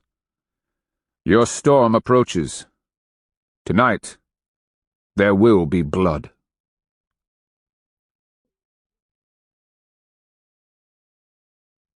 You don't need to do this. The red and black face paint lent emphasis to my brother's serious stare. Of course I do. We stood beneath the high branches of a mulberry, little more than an acorn's toss from where the squadron waited. Choctaw Hair watched as I belted Antonio's sword to my waist and slid it out of the scabbard to check the keen edge. Pearl Hand had already collected her crossbow and her quiver of arrows.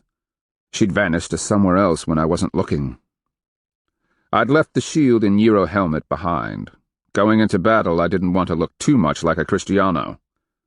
I shot Choctaw Hair a sidelong glance, feeling the sapphire warm on my breast, and continued inspecting the war arrows that I dropped, one by one, into the quiver I'd borrowed. I told him, Horned Serpent chose me long ago. If there is a chance of destroying the monster, I must be there. So be there, he cried. But enter Chicaza town at my side. Take the fight to them with me. Protected in the center of a Chicaza squadron? I turned, clapping a hand on his shoulder. You need Pearl Hand and me to go in with the infiltration. If there's a trap waiting, we'll discover it. Pearl Hand will hear them talking about it. We'll see the signs. And if you're captured, enslaved, then you will sneak in some night when we're on the trail and shoot Pearl Hand and me full of arrows. I will not die a lingering death in a collar. I paused to emphasize my point. You've promised.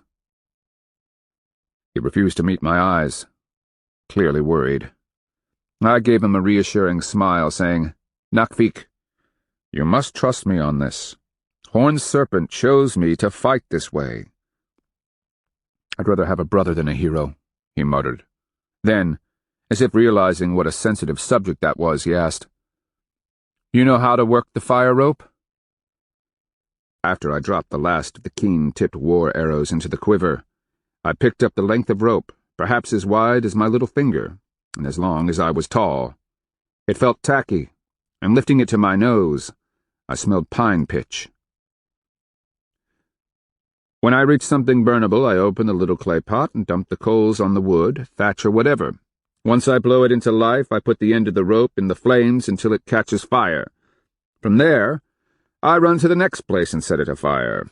If the flames start to go out, I whip the rope around my head a couple of times until it bursts into flame again. I gave him a disgusted look. Of course I know how a fire rope works. The first time I used one of these, it was to start fires and dry brush on a deer drive. Was maybe 6. Now you're much older, but no smarter. Why do you say that? Because you refused to go into Chicaza town with a squadron around you. Only now you're worried about my safety? I leveled a finger at him. You were the one who sent me to visit De Soto that last time, expecting us to be caught. He lowered his head, shifting uneasily. This time is different, Black Shell. I can feel it. And after what Mother did, what Clearwater said about family... Family? I glanced down where Bark, Gnaw, and Blackie were happily chewing what remained of a deer carcass. They were crunching enthusiastically on the bones, unaware of what was coming. How many more of my beloved dogs would I lose this night? Off to the side I could see 2 packs where he crouched with a couple of Chicaza warriors and inspected a large war club. How many more friends? No, Black Shell, to go there is to fall into darkness.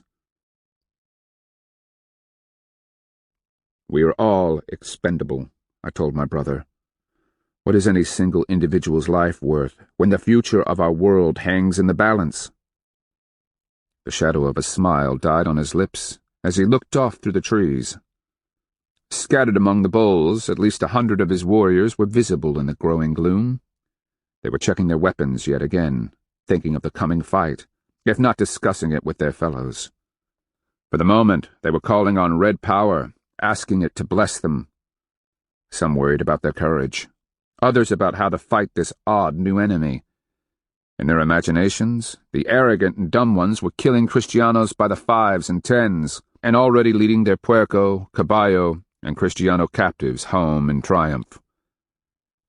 I wished them luck. Then I looked up at the too warm twilight sky, a trickle of sweat running down from my armpit. Where's our weather? Coming. Choctaw Hare leaned his head back, following my gaze through the maze of branches to the faint tracery of high, feathery clouds rushing south. Can't you feel it? The heavy anticipation? It's as if the north wind is spreading her giant wings and cupping the sky. We're at the last instant, just before she claps her wings together, and the world recoils under the gale she unleashes. Let us hope, I answered, and reached for the little brownware pot. It hung from a hemp rope, the bottom lined with sand. Stepping over to the single fire kindled for the purpose, I used twigs to reach down and snare a glowing hickory coal. This I dropped into the small pot. Then I added chunks of dry walnut wood. They'd act as fuel for the glowing coal, smoldering until needed. I'm ready. May the Red Power fill you, Choctaw Hare said reverently. To have known you as a man, Tikba, has brought me honor and privilege. You too, High Minko. I watched him turn and start back through the chief clan's squadron, toward where the war medicine waited on its tripod. As he passed each warrior, he had a word for him, a gesture, some recognition. He did all right, Pearlhand said, making me jump as she appeared at my shoulder. Where have you been? She arched her eyebrows suggestively. Maybe I had to pee. Maybe I didn't want to upset all the concentrated male power here, let alone the war medicine, by exposing my polluted woman's butt to the ever-so-sacred Chicaza gaze. Never mind leaving a puddle of woman piss for them to step in and imperil their most pure male souls on the verge of battle. I see. You Chicaza are really going to have to broaden your perspectives about women in war if you're ever going to make anything of yourselves. She checked the latch on her crossbow, then propped the weapon on a canted hip. She gave me a saucy look, trying to mask the tension in her supple body. I'll be sure to mention that if we live through the night. She winked at me and tossed her braid back over her shoulder. I see you've got your face painted solid black. That for a reason? I thought of Wild Rose, Squirm, and Patches. Death has been on my mind today. It will be dark tonight. Maybe I want to merge with the shadows. Got your fire pot? Arrows? Of course. She took a deep breath, glanced up at the darkening sky. Let's go. Dogs, come. I slapped my leg. My pack, all three that remained, stood. Bark and Gnaw carried their chewed leg bones with them. Blackie kept looking back, as if knowing that Patches should be following. The longing in his soft brown gaze pulled at my heart. Yes, I miss them too, my friend. Dry leaves crunching underfoot, we worked our way down the slope, past the vanguard of the Deer Clan squadron. As the most highly decorated, they would have the front, even before the Chief and Hawk Clan formations. Somewhere, hidden in the forest to the west of Chicaza town, were the Raccoon and Crawfish squadrons. On the ridge over to the east, the Panther, Wildcat, and Fish clans were forming up. How many warriors? I wondered. 3,000 or 4,000, Pearlhand told me as she lowered herself over a knotted root that coursed along the slope. I stepped down after her, feeling the thick leaf mat underfoot give slightly. The dogs bounded down with no problem, leaves crackling under their paws. Good odds in our favor. We said that in Mabila. This time we can get away when it goes bad. We should have fought the Battle of Mabila at night. She gave me a chastising look from beneath a lowered brow. You're sounding grim. Something I should know about? A feeling of premonition. Gloom. I'm tired, wife. Depressed. What kind of world are we trying to save? We're fighting for whom? Remember how the Kafita Cheki were betrayed by one of their own? Or the Kusa, whose politics defeated them even before the first Kristiano set foot in their capital? Men like yours? You know, he's not the only scheming, selfish, angry— It's your mother, isn't it? She shifted the crossbow as she slipped through a collection of grape and greenbrier vines. She's just another in a long line. If we win this thing, we're winning it for the likes of them, so they can continue to spin their poison and pollute the world with their Paracusi rattlesnake, Tastanaki, Tuscaloosa, Flaco darting snake, Kafake, bloodthorn, your brother, Choctaw hare, 2 packs. She furrowed her brow. Want me to continue? Or shall I remind you that our world is composed of a balance, red and white power, order and chaos, constantly vying for influence? And as bad as Ears or your mother might be, would you prefer to surrender our world to the likes of De Soto? Sacrifice the memories of Bloodthorn and Tuscaloosa to an abomination? Come on, Blackshell. You know the monster for what he is. You've looked into his eyes, seen his malignant Kristiano soul. You'd actually allow yourself to live in his world? I gave her a menacing look. She ignored me, saying, Horn Serpent has believed in you from the beginning. He told you the truth. The battle wouldn't be easy. Nothing was promised but a hard fight. Yet you would betray him and allow the Kristiano gods to win? And what challenge do they offer a person? Just believe in Dios Jehu Cristo, accept them as your gods, and your single soul goes to Paraíso, where it spends forever mingling with a bunch of rancid-smelling Kristianos? She shifted her crossbow, asking, Doing what? Just sitting there? They never tell you what they do in Paraíso. I growled under my breath. Antonio said they sing and are joyous. How long can you sing and be joyous? A year? Maybe 10? After a lifetime of it, and with eternity looming, how long could your soul stand that? I waved her down. It's not that, it's— well— I surrendered and told her the truth. My problem is that people I love keep dying. To be born is to die. It's unpleasant, but that's how Breathgiver made the world. Good times and bad. The struggle to achieve balance, it's something to do. Don't you understand? The Kristiano gods offer, what? Eternity in a place filled with only Kristianos? Black Shell, you don't even speak their language. She shook her head in disgust. Given a choice, I'll even take the payasa over that. I chuckled, feeling the sapaya warming on my chest. We clambered over a giant rotting log, its surface covered with green moss. My sword clanked, and I winced, grabbing the hilt to still it. From here I could see the trail leading down the slope. There, just beyond the gloom of the dusk-heavy forest, a graying indicated the edge of the trees. Quiet from here on out, I whispered. Dogs, come, heel. I reached out, laying a hand on Pearl Hand's smooth shoulder. Tomorrow, I promise, no matter what happens, you and I are sneaking away. I want to hold you, run my fingers through your hair. I want to lie with you and look into your eyes. You know that, don't you? I could barely see her answering smile in the growing darkness. Forever, my love. Be careful tonight. You too. I grabbed her close, hugging her strong and athletic body against mine. For long moments we pressed together, as well as we could with bows, quivers, and awkward crossbows in our hands. When we broke apart, it was like tearing something open in my soles. Tell me this isn't the last time I'm going to hold her.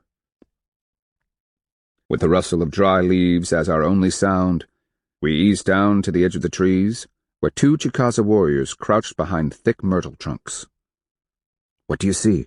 I whispered, waving the dogs down behind me. Nothing unusual, Orphan. The same number of guards as last night. And the caballos? Pearl Hand asked under her breath. Inside the town. What have you heard? Orders shouted? A lot of metal clinking? The scout shrugged. Metal? On occasion. Sometimes there is laughter, other times singing. Wait, there, see? That's the caballo who rides past every so often. He crisscrosses back and forth. But there is only one on this side of the town. It will be easy to ghost past him. What about the caballo? Pearl Hand asked. What if it smells or hears you? The scout's teeth flashed in the darkness. Minko, Pearl Hand, we've been sneaking in and out for weeks now. In the beginning, the caballos always alerted the riders to our presence. Now, they just consider us part of the night. I bit back laughter. The caballos had grown used to us. For once we'd managed to outsmart the Adelantado's great advantage. Behind us, the first of the squadrons would be filtering its way down the slope, warriors feeling their way over roots and around trees. I looked up at the sky, the first stars twinkling in the deepening blue-black. Not just twinkling, but almost blinking. I'd seen that before, and stilling my soles, I felt it. The heavy tension in the air. Storm's coming, I whispered. Pearl Hand nodded. Let's unleash the thunder. Chapter 46. The storm broke at about midnight, and it did so with a vengeance. Out of the north, a low moan began imperceptibly and grew. The stillness stirred, a breeze tickling the backs of our necks. In the darkness beyond, I heard the lone Kristiano guard speak to his caballo, as if to reassure it. I knew what the beast was smelling, thousands of Indio bodies assembling just back from the tree line. What began as a breeze puffed, eddied, and strengthened. I could hear the escalating roar as it tore through the distant trees. The clattering of branches flailing against each other was drowned by a rushing hiss and moan as the first major gust blew past. Let's go, the scout whispered. The caballero should be at the far end of his sweep. Dogs, heel, I commanded. Then Pearl Hand and I rose, following the trail out into the darkness. Careful, the guard warned. There's a ditch. Yes, right here. Feel with your feet. The last thing I wanted to do was fall with my sword and bow clattering, even if the wind did cover any sound. Another gust batted me forward, trying to rip the quiver from my back, blowing strands of loose hair about my face. I envied the dogs. With their better night vision and sharper noses, they probably thought this was easy. Moments later, one of the houses loomed before us, a lighter shade of darkness. We crept under the overhanging roof, the wind whistling in the thatch over our heads. I pulled an arrow from the quiver and nocked it in the bowstring, ready to draw. "Let's hope it's not a trap," the scout murmured. "If anyone calls out," Pearlhand said, "let me answer. If it's a single guard, maybe we can get close enough to kill him. If it's more, I might be able to confuse them long enough for us to escape." "This way," I whispered, making my way along the clay-daubed wall and into the black gap between it and its neighbor, a new construction put up by the Kristianos. They'd left the walls unplastered, the freshly cut logs exposed to the elements. My throat went dry as I led the way into the narrow black passage, feeling with my feet. The place smelled of urine, but then Kristianos were lazy that way. Instead of walking back to the latrine, they peed anywhere. Reaching down, I ran my finger over a dog's fur, gnawed by the size of him, and shoved him forward, figuring he'd go wide around any obstruction. In a crouch, my hand on his tail, we proceeded. And sure enough, a stack of baskets was in the way. At that moment, a fierce gust of wind picked them up and sent them tumbling off into the darkness. Moments later, I stopped at the corner of the house. Another loomed before us. The night was so black I could see nothing but the dimmest of shapes. From the wooden house on my left came a curse, and I froze. Pearlhand cocked her head, listening, then leaned her lips next to my ear. "He's just cursing the storm." "Where to?" I asked. "Where else?" she answered, and I felt more than saw her point in the direction of the Chicaza. She wanted De Soto, right in the middle of Chicaza town, about as far from an escape as we could get. I froze when something moved off to the right. Metal clinked, and a familiar snuffling sounded. "Caballo!" My heart in my throat, I watched the accursed thing sidestep the metal clinking. What? They chained the caballo? To what? And why? I tapped the scout on the shoulder and pointed him off to the west, away from the animal. "Power keep you safe, young warrior." I could just make out the beast watching us, its ears forward, head up and alert. I heard the faint whickering. Bark growled in return, and I thumped him on top of the head. If anyone ruined this, it would be him, barking his full head off at just the wrong time. "Come on," Pearlhand ghosted behind me, the dogs sniffing around, as we threaded our way through the maze of buildings. The new wooden ones the Kristianos had thrown up were easy to see. The slight glow of the night fires within illuminated gaps in the walls. My thought was that unlike the clay-walled Chicaza houses, the Kristiano ones would burn clear to the ground like torches. Finally passing the Raccoon clan house, we headed out into the plaza. Caballos, numbering in the tens, were bunched up along the goalpost at the far end of the stickball field. Not that I could really see, but none seemed to be saddled. "Pus and blood," I whispered in stunned revelation. "We've caught them by complete surprise." "So it would seem," Pearlhand agreed, looking around, her cocked crossbow braced on her hip. "By Pius's balls.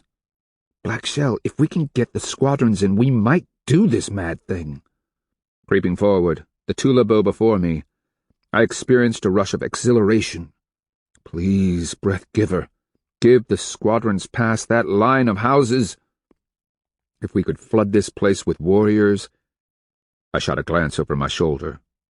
Through a gap I could see a yellow flicker atop one of the dwellings behind the Raccoon clan house. Our scout about his work? Driven by the wind, the flicker elongated into a line of flame that ran up the thatch. 4 or 5 structures to the east, another flicker of light began to dance its way up a thatch roof. The scouts were definitely about their work. "It started," Pearlhand said as a gust of wind pelted us with dust and little stinging bits of debris. I thought of all the places Kristianos urinated and crapped. Then I wondered what was being blown against our bodies and into our hair. "Kristianos are vile. Let's go kill some." I kept remembering the heat waves shimmering above the hot thatch that last day I'd been here. As dry as that thatch is, the whole town will be lit up like daylight within a hand's time. Pearl Hand started forward. We don't want to be caught in the open when that happens. Hurry! I started for the Chicaza at a trot, hearing the first whicker of alarm from a caballo tethered back among the houses behind us. An answering call came from the masked caballos in the stickball ground. In the growing light, I could see that they were contained by some sort of rope corral. In every direction, flickers of light whirled crazily as Chicaza scouts whipped their fire ropes over their heads to keep the pitch burning. I could see them reaching up with twists of burning grass, torching roof thatch. The first roofs lit were burning brightly now, dots of fire all along the back row of the northernmost buildings. Each gust of wind whipped sparks into the air. Impossibly, the Kristianos still hadn't caught on. Of course, the fire burned up the roofs, and the wind was deadening the sound. It wouldn't take long before the flames began to burn through. Meanwhile, I could imagine the squadrons. At the first sight of flames, they'd started marching out of the trees. Chicaza town was surrounded on the north, east, and west, the south mostly walled by the accursed puerco pen and its squealing mass of despicable creatures. We had them. At that moment, a caballero came pounding through a gap on the eastern end of town, racing his animal for the Chicaza.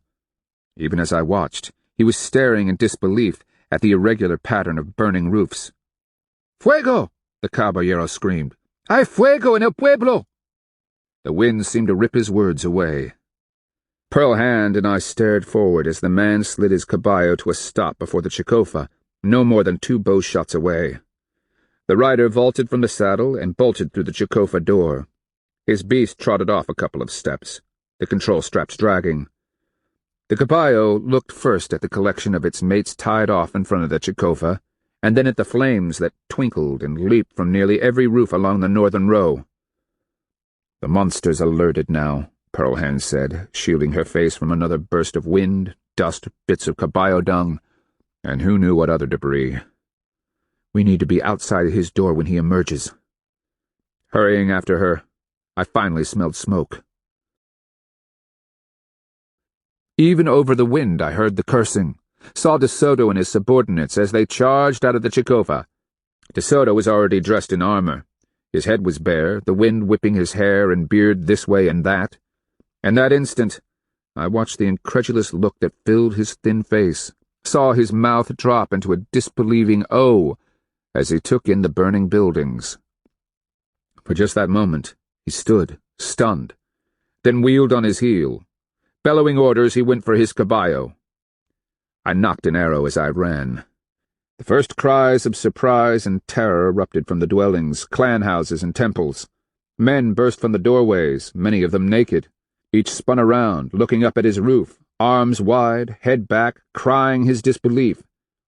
The northern half of Chicaza town glowed in the light of an irregular row of bonfires as the roofs caught, were fanned by the wind, and exploded into flames. A man burst from the doorway of a burning house ahead to our left. He stared at us, illuminated as we were in the gaudy firelight.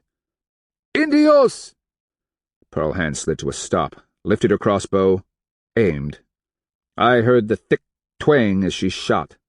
The arrow caught the man with a snap square in the breastbone. He staggered, eyes popping wide. After taking a couple of steps to the side, his knees gave, and he collapsed face first into the dirt. Blood bubbled from the gaping wound in his back where the arrow had gone clear through. He kept kicking and clawing at the earth, his fingers tearing apart a pile of caballo dung. Shouts and cries came from all sides. Kristianos kept emerging from their burning houses, milling about, waving their arms. Everywhere I looked, I saw what I'd never thought I'd see, what I'd come to believe impossible. Kristianos in confusion, chaos, and in some cases, hysteria. I spun on my heel, drew, and drove a war arrow through a half-dressed man who charged toward us. He twirled at the impact, long black hair flying, and landed on his side. Half of my shaft protruded from his back. Gurgling and coughing, he thrashed, trying to reach around for the bloody arrow. I winced, He'd been an Indio, one of us, perhaps a convert, perhaps just a man struggling to survive.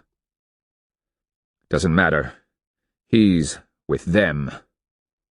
While the storm howled down upon us, the bellowing of combatants mingled with those who shrieked in panic and terror. I caught a glimpse of a Chicaza warrior leaping among a scrambling group of Kristianos. The attacker's war club was whistling and singing as the Kristianos ducked and scattered before him. One of them stumbled, fell, and the warrior's blow caught the man square on top of the head. De Soto! Get De Soto! The impossibility of what I was witnessing had distracted me. I turned, knocking another arrow, and started for the Chicaza. In the gaudy light of the growing fires, I saw De Soto, still too far away for a good shot, vault onto his caballo. Wheeling the beast around, he reached down, taking a proffered lance from his servant. Then he kicked the beast in the sides and charged off into the smoke and flames. "Blood and pus!" I roared. "He's getting away!" I had made no more than 3 steps in pursuit when the Adelantado's war dogs, somehow left behind, fixed on me. Perhaps they remembered, or maybe they just went for the first Indio they saw. Like streaks, bellies low, ears back, they shot toward me, each stride elongating their slim bodies. I pulled up, drew my arrow, and released, only to see the shaft miss by a hair's breadth. I was frantically reaching for another arrow when the closest leaped.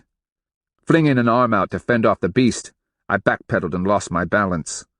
As I hit the ground, I scrambled, trying to collect myself. The thudding sound of impact, the huff of violently expelled breath, and a piercing yip added to my fear. The war dog was rolling, its 4 feet windmilling. Gnaw, apparently staggered by the impact, righted himself and leaped. Blackie beat him to the fight, sinking his teeth into the war dog's shoulder. De Soto's other dog was sliding, clawing at the ground in an effort to turn, when Bark launched himself at the hapless beast. Panicked as I was, I had no trouble scrambling to my feet. By that time, Gnaw and Blackie were in hot pursuit of the first fleeing dog. Bark, however, wasn't about to let his victim go.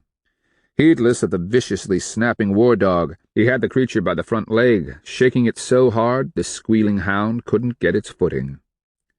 Once Bark had his quarry crippled, it was only a matter of time. "Black shell!"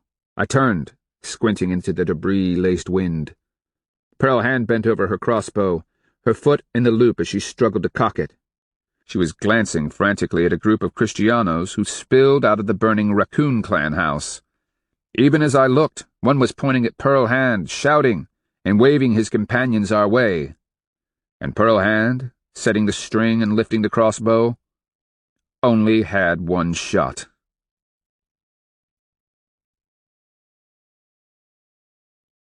Chapter 47. The lead Kristiano saw me an instant before I released. He ducked sideways, the arrow cutting a groove across the top of his shoulder. As he recovered his balance, I was drawing from my quiver. Pearl Hand's crossbow made its singing twang. The Kristiano behind my adversary jerked at the impact, screamed, and stopped short. 2 of his companions rushed forward to support him. My target took one last look at us as I knocked my arrow, wheeled on his heel, and ran for all he was worth. Before I was sure of my shot, he vanished after his friends, into a gaudy orange plume of smoke that came billowing like a thing alive from between the houses. The arrow knocked and ready, I covered Pearl Hand as she struggled to reset her crossbow. Another tremendous gust rocked us, and I took stock of the situation. My eyes were burning, a cough tickling at the base of my throat. Blinking, I peered into the whipping smoke, turning my head aside as a gust of wind blew bits of ash, smoke, and grit at me. By the pious balls, when was this wind going to lessen? And so much smoke? Where had it come from? Above us the sky was filled with it, and more amazing, it pulsed with an eerie yellow-orange glow that lit the whole of Chicaza town. The entire northern side of Chicaza town had become a wall of flame, the buildings fronting the plaza outlined in the odd red-orange light. Before the Chicaza, the huge, long-tailed Kristiano cross loomed like a black wraith, its silhouette an ominous presence against the weird illumination that glowed in the sky. I could see the caballos, panicked, tossing their heads, pulling at the chains or ropes that bound them to guardian posts, ramadas, or logs. Through it all, men ran, naked or half-dressed, arms waving, hair streaming. When was this wind going to let up? Sparks were twirling past like twisting formations of mad fireflies. Amid the shouts and cries, I could hear the screams of caballos, the crackling roar of the great fires. Blood and pus. Don't think of Mabila. I shook myself to shed the images that came bubbling up from hideous memory. Black Shell, Pearlhand asked, blinking at the smoke. What are we doing? I gaped as one of the wooden Kristiano buildings in the back began to burn like a great pyre as its thatch roof collapsed. It settled in. The wind isn't going to let up. This is just the beginning. And the coming storm is going to be a monster. We're getting out of here, I cried as a blast of wind sailed a section of burning mat past my head. I could have reached out and grabbed it. Another wall of wind-driven smoke rolled over us, and I reached out, taking Pearlhand's arm. The heat was tremendous, stifling, and we couldn't breathe. Panic surged. Gods, not again! Not Mabila! Run! But which way? Holding Pearlhand's arm, I scuttled forward, head down, hoping I could find a way to clearer air. I could hear caballos over the fire's roar. The high-pitched screams they make when they burn to death is singularly horrifying. An instant later, one exploded out of the smoke, its mane and tail on fire. The beast's eyes were wide with terror, its mouth open to expose white teeth, the nostrils distended. Hooves hammering the hard earth, the flaming apparition hurled past, sending us sprawling. Then it vanished into the maelstrom. For the moment, we huddled on the ground, sucking air as an eddy brought relief from the smoke, soot, and sparks. Didn't think it would work this well, Pearlhand managed to say through gritted teeth. I struggled to my feet as a Kristiano, naked, bearded and panicked, stumbled into view. Tears were running down his sooty face, and he coughed, snot flying out of his nose. At the sight of us, he started forward. Then recognition flashed, and he turned, screaming, and sprinted off into the smoke. This way! We had to head into the smoke, try to find a place where the wind was blowing fresh air between the building gaps, and hope the gale didn't blow a burning roof off a building and right on top of us. Come on, horned serpent, give us a break from this accursed wind! I bellowed as a burning ember spiraled down from the sky and landed in the hollow above my collarbone. Flicking it away, I choked on smoke. Coughing, my eyes streamed tears. Again I was living the nightmare of Mabila.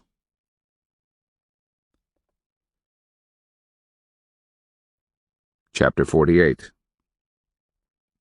The images remained singed into my souls. Burning caballos, suffocating smoke, bits of fire cavorting through the haze and twirling in the air like things alive. Until you experience it, you would not believe the sound, the roaring torrent of flame, popping timbers, and sucking draught. Through it all wound the howl of the wind, occasionally whistling as it eddied around surviving walls. But the worst, audible through the wailing storm, was the eerie squealing of terrified puercos, a thread of warbling sound that shivered my bones.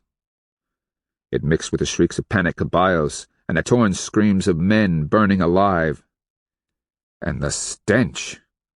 The acrid billows of blowing smoke might have been suffocating, but when a person could finally take a breath, it carried the scent of burning hair, the tang of seared flesh and fat, cooking human and animal meat. Never letting my grip on Pearlhand's arm slip, I dragged her this way and that, trying to find relief from the hot smoke that seared our throats, burned our lungs, and stung our eyes. We fumbled our way through the inferno, racked by bouts of lung-shredding coughing. I saw a naked Kristiano emerge from the smoke, his hair melted to a shiny mass atop his head, eyes blind and streaming, hands extended before him as he felt his way forward. Toward what? The man's skin was cherry red, rising in blisters. The breath wheezing in and out of his lungs made an odd squeaking and gurgling sound, like I'd never heard. Tottering from foot to foot, face expressionless and empty, mouth agape, he passed us. What had been a full beard was now but white ash on his cheeks and chin. The skin cooked where tatters of charred clothing fluttered from his body. He vanished into another billowing orange wall of smoky oblivion. Leaning against each other, Pearl Hand and I lurched into the clear air, sinking to our knees, coughing. What had once been a storehouse stood before us, the roof crackling and leaping with fire. Blinking my eyes clear, I recognized one of the Kristiano women, the pregnant one. She wore a flimsy white fabric dress that did nothing to mask her condition. At the moment she was arguing with a bearded man who stood with his back to us. A sword hung on his hip, and had he turned, Pearl Hand and I were so incapacitated he could have killed us both as we crouched and coughed our throats raw. Sucking for air, I watched the Kristiano woman pull loose from her husband. He turned to pluck at a chain that restrained his panicked caballo. The beast had been fastened to a deer clan guardian post. Each time the man almost got the chain loose, the caballo would thrash and jerk it tight again. Vivid orange and yellow light seemed to pulse as smoke plumes scuttled above our heads. The woman shot a look at the doorway, wheeled, and ducked back into the burning house. I was getting my breath back when the panicked caballo kicked, just missing the frantic Kristiano's head. He fell back onto his rear, arms propping him up, as he shouted curses at the terrified animal. Looking to his pregnant wife, he found her gone. "Francisca!" he bellowed. "¿Dónde estás?" "Las perlas," her voice barely carried from the door. "Necesito mis perlas." That's when the storm belted another powerful gust down upon us. Squinting against the dust, I watched the roof tremble and shake. Burned out around the poles, large chunks of thatch collapsed into the room below. The woman's eerie and agonizing shriek was drowned by the renewed roar of the inferno. "Francisca!" The man threw himself at the doorway, only to be met by an eruption of fire, sparks, and gushing smoke. He tried to shield his face with his arms, ducking back. "Francisca! Dios mío! Francisca!" Pearl Hand was clawing at me, and I let her drag me to my feet.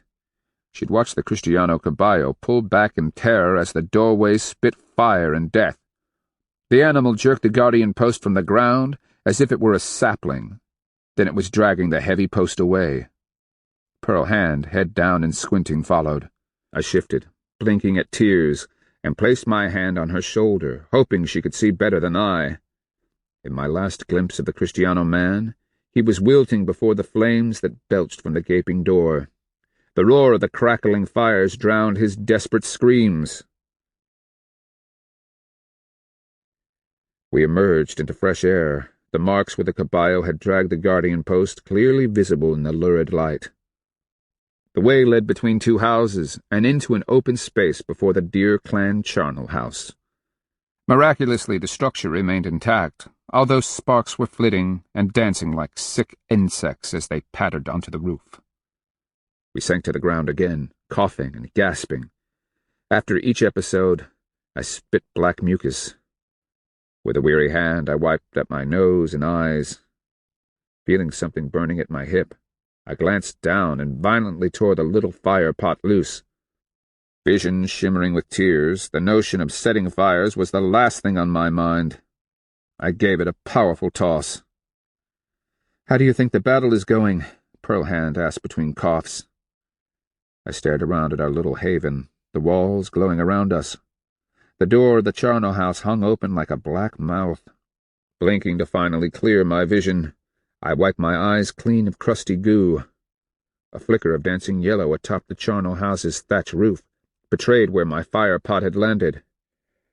"We're still alive," I managed to say hoarsely, and wearily staggered to my feet. "Kristianos are running in every direction." "De Soto?" "Charged off to the east. Haven't seen him." I blew black snot from my nose. "Hope he's dead. If there's justice in the world, he's—" Pearl Hand stopped at the same time I felt the trembling beneath my feet, heard the growing thunder. Hooves! Hundreds of them! I shot a look over my shoulder. At the same time, the first caballo exploded through the gap between the houses. Behind it came a horde of the panicked beasts. The herd that had been picketed in the plaza had broken free of their rope corral. I pushed Pearl Hand violently out of the way, falling back and scrambling like a wounded weasel to get clear of the churning hooves. The image that stuck in my soul is a blur of legs, the staccato sound of the hooves like a violent hail. Their labored breathing, their huffing, and the cracking of their hoofs kept getting closer. Scrambling on all fours to get around the curve of a house wall, I escaped the surge of beasts without being trampled, only to have a section of burning cane mat fall on me from above. I beat the stuff behind me, screaming with fear. Free of it, I turned in panic. Fire filled the gap between the walls, where but an instant before I had been. Trapped. I had to get to Pearl Hand. I ground my teeth at the thought of her hoof-crushed body, broken and bleeding as she lay dying in the shimmering orange firelight. All I had to do was make my way around the house and back to the dear Clan Charnel house. She'd be there, waiting. And I'd find her healthy, scared, and relieved to have survived. She'd look at me with that wry arch of the brow and smile crookedly. Braving a river of unbearable heat pouring out of the doorway, I dove past. Heat radiating from the opening prickled my skin and burnt like a roasting grill. Gasping in the hot air, I hurried past and cried relief as I encountered the churned earth left by the escaping caballos. Following the wall, I stared around, blinking. The roof of the charnel house was burning brightly now, crackling angrily as the fire spread. Pearl Hand was nowhere to be seen. I cupped my hands to call and turned when I caught movement to the left. Thank the gods and... I blinked, staring as sparks and ash filtered down through the firelight. The figure stepped out into the open, grinning. Concho Negro. I recognized him through the swirling smoke. Antonio. He came forward slowly, his sword extended and dripping with red. Please, tell me that's not Pearl Hand's blood. Esta vez, yo le mataré, he cried. This time, I will kill you. And he started forward.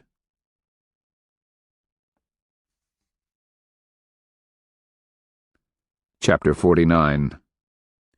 Antonio's ruined face looked even worse, the scars having trapped soot. Tracks of tears had traced zigzag patterns across the pink furrows. He wore only short pants that stopped above the knees. His skinny white chest looked odd in the orange glowing light. His feet were as bare as the day Pearl Hand and I stripped him down in the peninsula. But the sword he held seemed perfectly serviceable. I pulled my bow from my shoulder, stunned to discover that my quiver had vanished somewhere. But when? How? Letting it drop, I grinned and reached for the sword. Antonio stepped forward, his smile a nasty thing that exposed white teeth and crinkled his scars. At the sight of my blade, his eyes widened. Esta es mi espada. En Mabila, I told him in my bad Espanol. Yo robalo. A section of burning cloth came twisting down from the heavens, and I ducked sideways. Antonio lifted a shoulder, as if to shield himself from the heat, as he stepped too close to the burning house. The walls radiated like an oven. His bare chest was smudged with soot, and bits of gray ash coated his shoulders and snarled his hair. He circled warily, remembering how close I'd come to killing him last time, no doubt. This time we finish it, I murmured, moving slowly, feeling the searing heat from the house wall, aware of the growing roar from the charnel house roof. Before long it was going to make this place unbearable. I was really wishing I'd thrown that pot somewhere else. Antonio rushed, and I used a warrior's parry to knock his blade aside. He was better than the last time we'd fought outside of Mabila. Yes, I'd wounded his right arm, forced him to fight with his left. He'd been so awkward but for his armor, I'd have killed him at Mabila. Since then, I realized, he'd been earnestly practicing while I'd been playing high minko. The cool realization washed through me again. He can kill you, Black Shell. As if he read my thoughts, his mocking smile widened. Feo, I asked. That's what they call you now? At the word, he lunged at me, and I chopped at him with 4 rapid strokes, trying to accomplish with strength what I lacked in skill. Then I leaped back, wincing as the terrible heat from the burning house seared my back. He started for me again, then jumped back with a cry as he stepped barefoot on a hot ember. I saw my opportunity and charged, the euro ringing as he and I traded blows, cutting and thrusting. His blade slipped inside my guard, and a terrible sting traced along my right ribs. I dared not look down, but from the glee in his face, the anticipation in his eyes, he knew he had me. Got to do this fast, Black Shell, before he recovers. I feinted, skipped, and managed to cut his shoulder. Deftly he danced back, rapping my blade to the side as he did so. A terrible gust drowned us with thick smoke, sparks and embers flickering past my burning and blinded eyes. I angrily slashed at the haze, squinting, trying to see. When it cleared, he was blinking, tears leaking down his face. Slitting his eyes, he located me and closed. His sword point flicked this way and that as he taunted. ¿Estás listo por perdición, indio sucio? Los demonios están esperando para usted.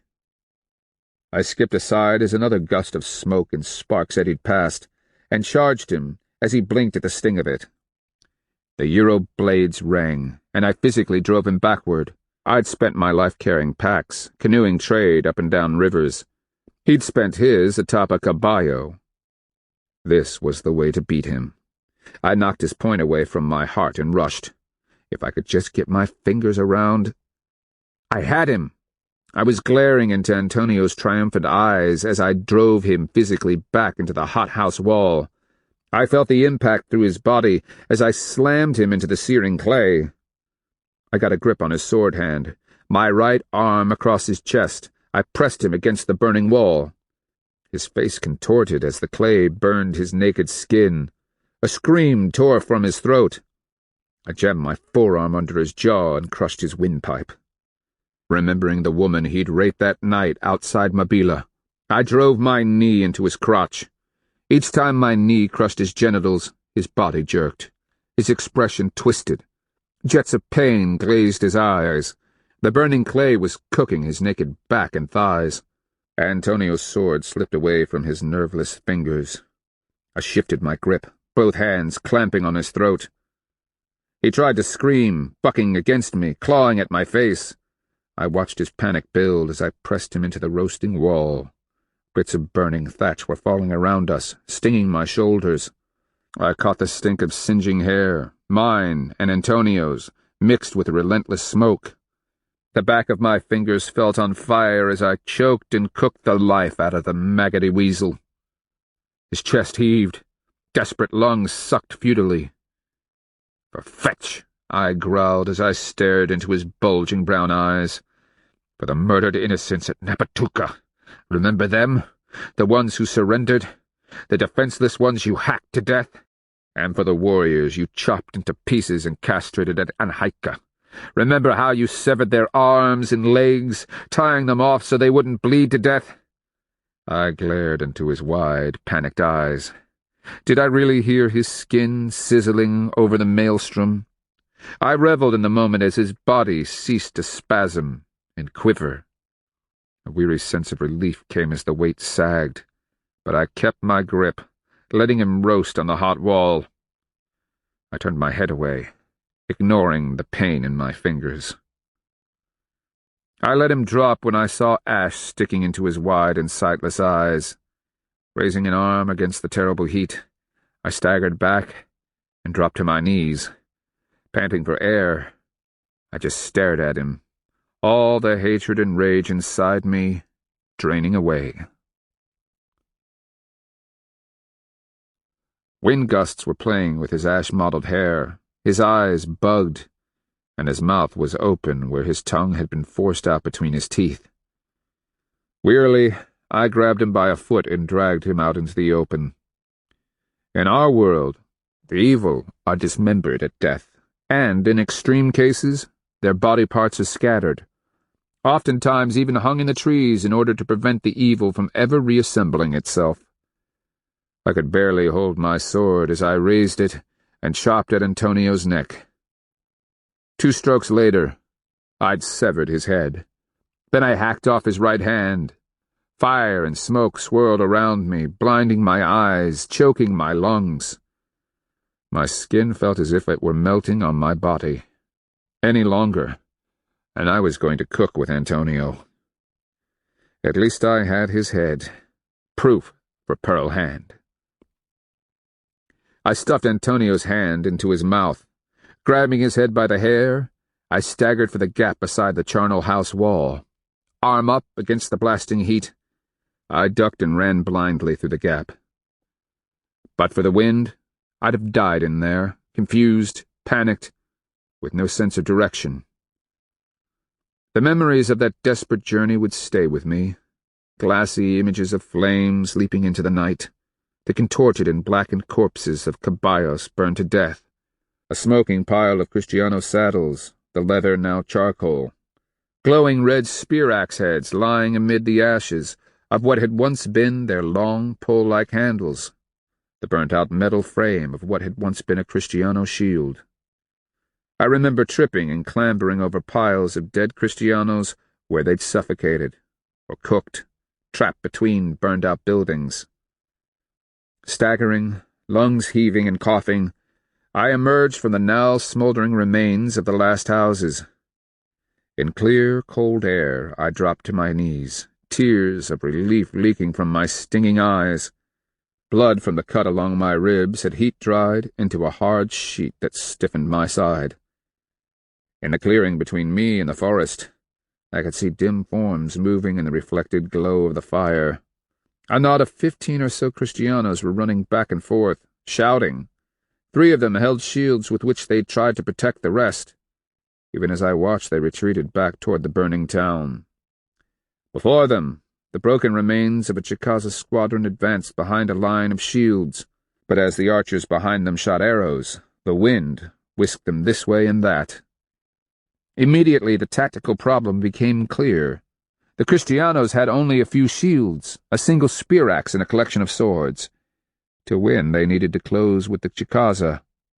But the closer they came, the less effect the gusting wind had on Chicaza archery, and for once the Kristianos fought without the protection of their wonderful armor. In the end, it would only be a matter of time before the Chicaza destroyed them. Pearl Hand! Where's Pearl Hand? I struggled to my feet, bending and coughing. My side stung, as if 100 cactus thorns were embedded in it. Glancing down in the fire glow, I winced at the length of gaping skin. But for the clotted blood, I'd been able to see my ribs. My fighting was finished. I'd lost my quiver. No way was I charging around trying to kill Kristianos with my side hanging open. Picking a section of open field, I staggered out, headed for the safety of the dark forest beyond. Antonio's head bobbed and jerked, his hair pulling at my blood-slick, burned and blistered fingers. Pearl Hand, may Breath-Giver guard you and keep you safe. Me? I was starting to feel weak and dizzy. Come on, Black Shell. You've got to get out of here. But even as I made my weary way into the forest, I could hear voices, and they were calling in Espanol. This ends Disc 13. A Searing Wind, Disc 14. Chapter 50. Making my escape that night was a trial. The forest around Chicaza town was crawling with little knots of Kristianos who huddled, terrified, at the fringe of the trees. Added to the mix, occasional panicked caballos crashed this way and that, fleeing from any sound. But I did catch glimpses of the battle on occasion, Across the flats I could see Chicaza town burning in the wind-whipped night. Laid out as a great square, it might have been a huge burning box, a wind-flattened inferno that shot eerie glowing smoke off to the south. The weird yellow-orange light illuminated the fields, the surrounding forests, and the confusion of silhouetted figures charging back and forth. I could make out Chicaza's squadrons, advancing, chasing a handful of Kristianos back toward the inferno. Whoever commanded them did so with great skill, because each time the Kristianos blew their horn and were reinforced by a small group of caballeros, the squadrons retreated. Then a distant trumpet would sound, and the caballeros would race off to the north, where another batch of Kristianos were imperiled. As soon as the caballeros left, the squadrons would advance again, and the Kristianos would run for the safety of their burning town. Through the chaos, a panicked herd of riderless caballos raced back and forth, their heads low, tails out. Each time they charged past a Chicaza squadron, formations would break, warriors scattering for fear of being attacked by caballeros.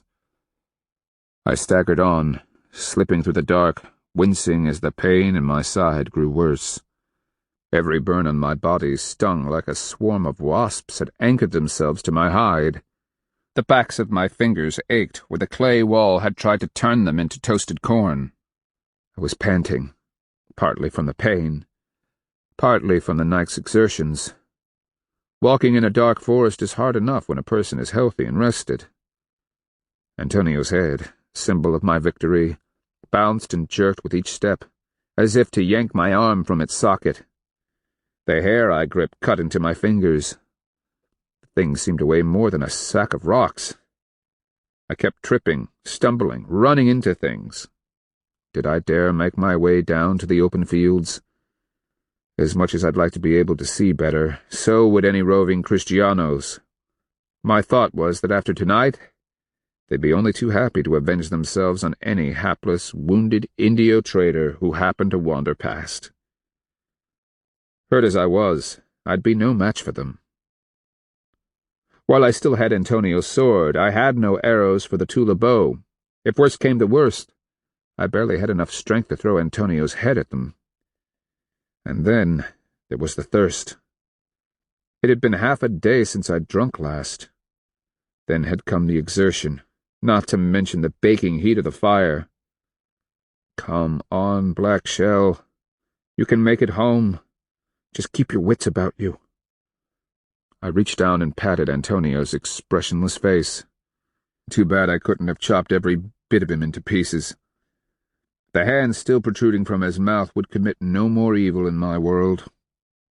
So, I croaked, the only one left is De Soto. Taking one final glance back at the burning ruins of Chicaza town, I wondered just how long it would be before I stood over his lifeless body. Blessed spirits, please tell me that killing Antonio hadn't come at the cost of Pearl Hand's life. Where are you, wife? I should have remembered the dreams. Just because my body was hurting, exhausted, and heedless didn't mean that my souls were. But all I had were fragments, flashes, bits of images that whirled around like pictures drawn on fall leaves as they spiraled and fluttered from on high. One glimpse remained with clarity. Horned serpent speaking to me, his great crystalline eyes like faceted quartz ablaze with sunlight. His rainbow scales reflected purple, crimson, yellow, and green. The great forked horns atop his head glistened, the deepest red I'd ever seen. I recalled the slightest bit of movement, as if he were spreading his wings. And nothing else. Not a word of what we'd discussed. I couldn't tell where we'd been. The sky world? Some forest? The underworld? I know I was standing, feet on the ground in front of him. All the other details had vanished into nothingness, like the smoke from Chicaza town. My dreams might have been a beautiful bowl, one decorated with remarkable and intricate designs. Until it was dropped, the sherds flying in all directions. In the aftermath, I was trying to piece it all together. But so many of the sherds were missing. Something important had happened to my dream soul. Some great understanding. If only I could reconstruct the patterns that had once been incised upon the burnished clay of my memory. That worry preoccupied me as I came awake. I blinked, trying to clear my rheumy eyes. When I sought to move my hands, I cried out at the stinging pain. Burned. I knew that feeling. But how? Where? I started to take a deep breath and bit off a cry, frantically gasping for shallow breaths instead. Pain lanced my side like lightning. Breath and thorns. I hurt, and I'd have given anything for a simple drink of water. Struggling to clear my vision, I tried to wipe at my eyes despite my stinging fingers, only to find them slathered with grease. Around me the world seemed to be spinning, and I felt sick, as if I were falling and no direction was up. Where am I? The question echoed between my souls. Just then, a cool nose bumped my face, followed in turn by a warm tongue. Through the blur covering my eyes, I could see the gray outline of Naw's head. He snuffled at me, licked my face all over, and elicited my squeaky whimper of pain when he pushed too hard with his head. "Down, old friend," I whispered. "Easy." But where were Fetch, Skipper, Bark, and Squirm? I frowned, struggling to remember something important. They had to be somewhere close. They wouldn't go far without Naw. Terrible thirst was driving me mad. Must be water in the packs. I always kept a bladder of water in Fetch's pack. Never knew when the dogs might need a drink. It felt so hot. Hot? Were we down in the peninsula? In the Tinakua lands? There was some hot and dry country down there, especially south of Ocala Town in the Sand Barrens. But what would I be doing there? Then I remembered. Stories. I'd heard stories. Yes, of the bearded and pale sea peoples. All through the peninsula, people told the most remarkable stories about the sea peoples, how they floated in wondrous wooden palaces with trees. I hesitated as images of the floating palaces, lights glowing on their decks, formed down in the eye of my souls, as if I'd seen such things. But where? Naw was still standing there, his face close to mine. I could tell he was trying to communicate something important. In the dim gray light, I could see the white tip of his tail through the blur as it wagged back and forth. Cocking his head, he whimpered, pawed at me, and started away. After several paces, he stopped, glancing over his shoulder as if to see if I were following. The question filled his eyes, and he whined uncertainly. "Go," I told him. "I can't follow right now." Unaccountably, I suffered a feeling of longing, as if watching his departure into the gray mist were of some major import. But where was I? Thirsty, so thirsty, and tired, very tired. Reprieve. She is dozing, her body braced against the wall of her house. Her head is tipped back. Strings of her weedy gray hair barely cushion her scalp from the rough mud. The bright sun shines warm on her face. The direct light burns the world into a red haze on the backs of her eyelids. Vaguely, she's aware of a buzzing fly.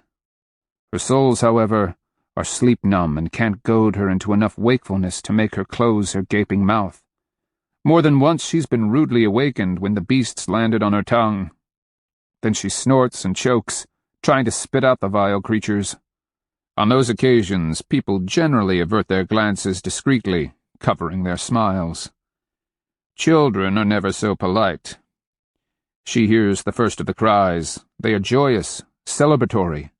Within moments, the delighted screams intrude and bring her to wakefulness. She opens her eyes and shades them with a withered palm. just in time to see drawn knee and 3 fingers appear around the curve of the Chicofa wall. They stride at the head of a joyous band of relatives. She grins, finding herself delighted at the sight of the 2 warriors. Just days ago their canoe had been found capsized and downstream from where they'd been fishing in the Tallahatchie. Everyone had presumed them drowned and dead. Now, looking little worse for wear, here they are, dirty, hungry-looking, and travel-worn. At that moment, Bright Bead, Drawn Knee's wife, bursts from between the Panther Clan building and charges forward. As she runs, her breast bouncing, she screeches with relief. The slim woman literally throws herself into her husband's arms. She watches as the muscular man whirls his wife around, her feet flying off the ground and out. People clap and cheer. Ah, yes, enjoy him, dear girl. She smiles fondly, resettling her old shoulders against the plaster of her house wall. Was I that foolish? She thinks back to the moment after the Battle of Chicaza when she heard that Black Shell had been found in the forest, gravely wounded, and carried to Black Oak Town. I had been worried to my bones, searched all that night, found Bark and Blackie, but not Black Shell. Remember the panic? How with each passing hand of time my desperation grew? She nods to herself, reliving that terrible flight from Chicaza town, and her building panic. His side has been cut open, Minko Pearlhand, the Crawfish Clan warrior had told her. That's all I know. A group of our warriors carried him to the chief clan house. The Hopaye has gone to see if there's anything he can do, or whether he needs to prepare the body for the charnel house. The fear had burst inside her like a dropped pot. How I ran that day! She grins toothlessly at the midday sun, hardly aware of the way her head is wobbling on her weak neck. And yes, I was as frantic as Bright Bead when I burst into the chief clan house. Her heart had been pounding, sweat tracing streaks down the soot and filth coating her face and body. On legs trembling from exhaustion, she stumbled forward. Heart deadening in her breast, she fixed on Black Shell's slack face, his freshly washed body, and his sister hovering over him. When Clearwater had looked up, the way her eyes seemed to expand in her pale face, and the pinched set of her lips elicited a desperate cry from Pearlhand's panic-choked throat. We always knew it would happen, and in that instant she'd known the worst, felt her guts sink, her knees give. "Black Shell!" she cried, stumbling forward, her crossbow clattering on the mat floor. Then she'd fallen to her knees, grabbing up his hand, staring at his slack face. The long wound had been carefully stitched. Threads clotted with dried blood puckered his pale skin. At the sight of the wound's length and location, her breath stopped short, the world wobbling around her. Chicaza always washed the corpse before carrying it to the charnel house. The grief exploded, cutting off her air, suffocating her with disbelief. And then Clearwater said, "He's alive, Pearlhand. Copper Sky has sewn up the wound. It is producing clear pus, but Black Shell will need some time to recover." "Alive? Alive?"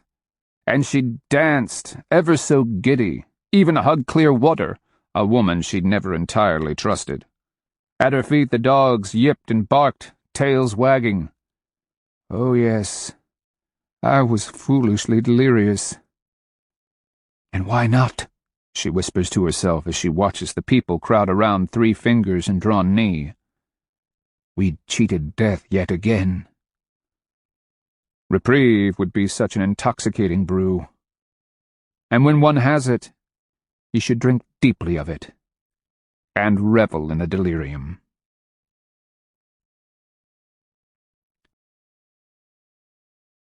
Chapter 51. Thirst forced me to crawl back from oblivion. Until a person has really been thirsty, they'll never understand. We can do without food. After a couple of days, the craving eases. But the horror of thirst just gets worse and worse, culminating in acute suffering. I awakened trying to swallow, something a human can't do without moisture in his mouth. Instead, your tongue just lodges in the back of your throat, and the swallow sticks there, painful and choking. Trying to sit up, a stinging agony almost paralyzed my side, which made me clutch my hands and cry out as I stretched the burned skin on my fingers. Blinking my eyes open, I saw nothing but blur. "Easy," a voice warned me. "You're safe." "Water," I croaked. "I need to lift your head a little." I knew that voice. Clearwater, my sister. The first crazy thought to stumble into my soul was that I really hoped she'd live up to her name. She said to someone, "Go inform them that Black Shell's awake." I groaned as she helped me lift my head and shoulders, and slipped a folded blanket beneath me. Then, through my blurry vision, I watched as a clay cup was placed to my lips. Bloody Pyasa, yes. Cool water.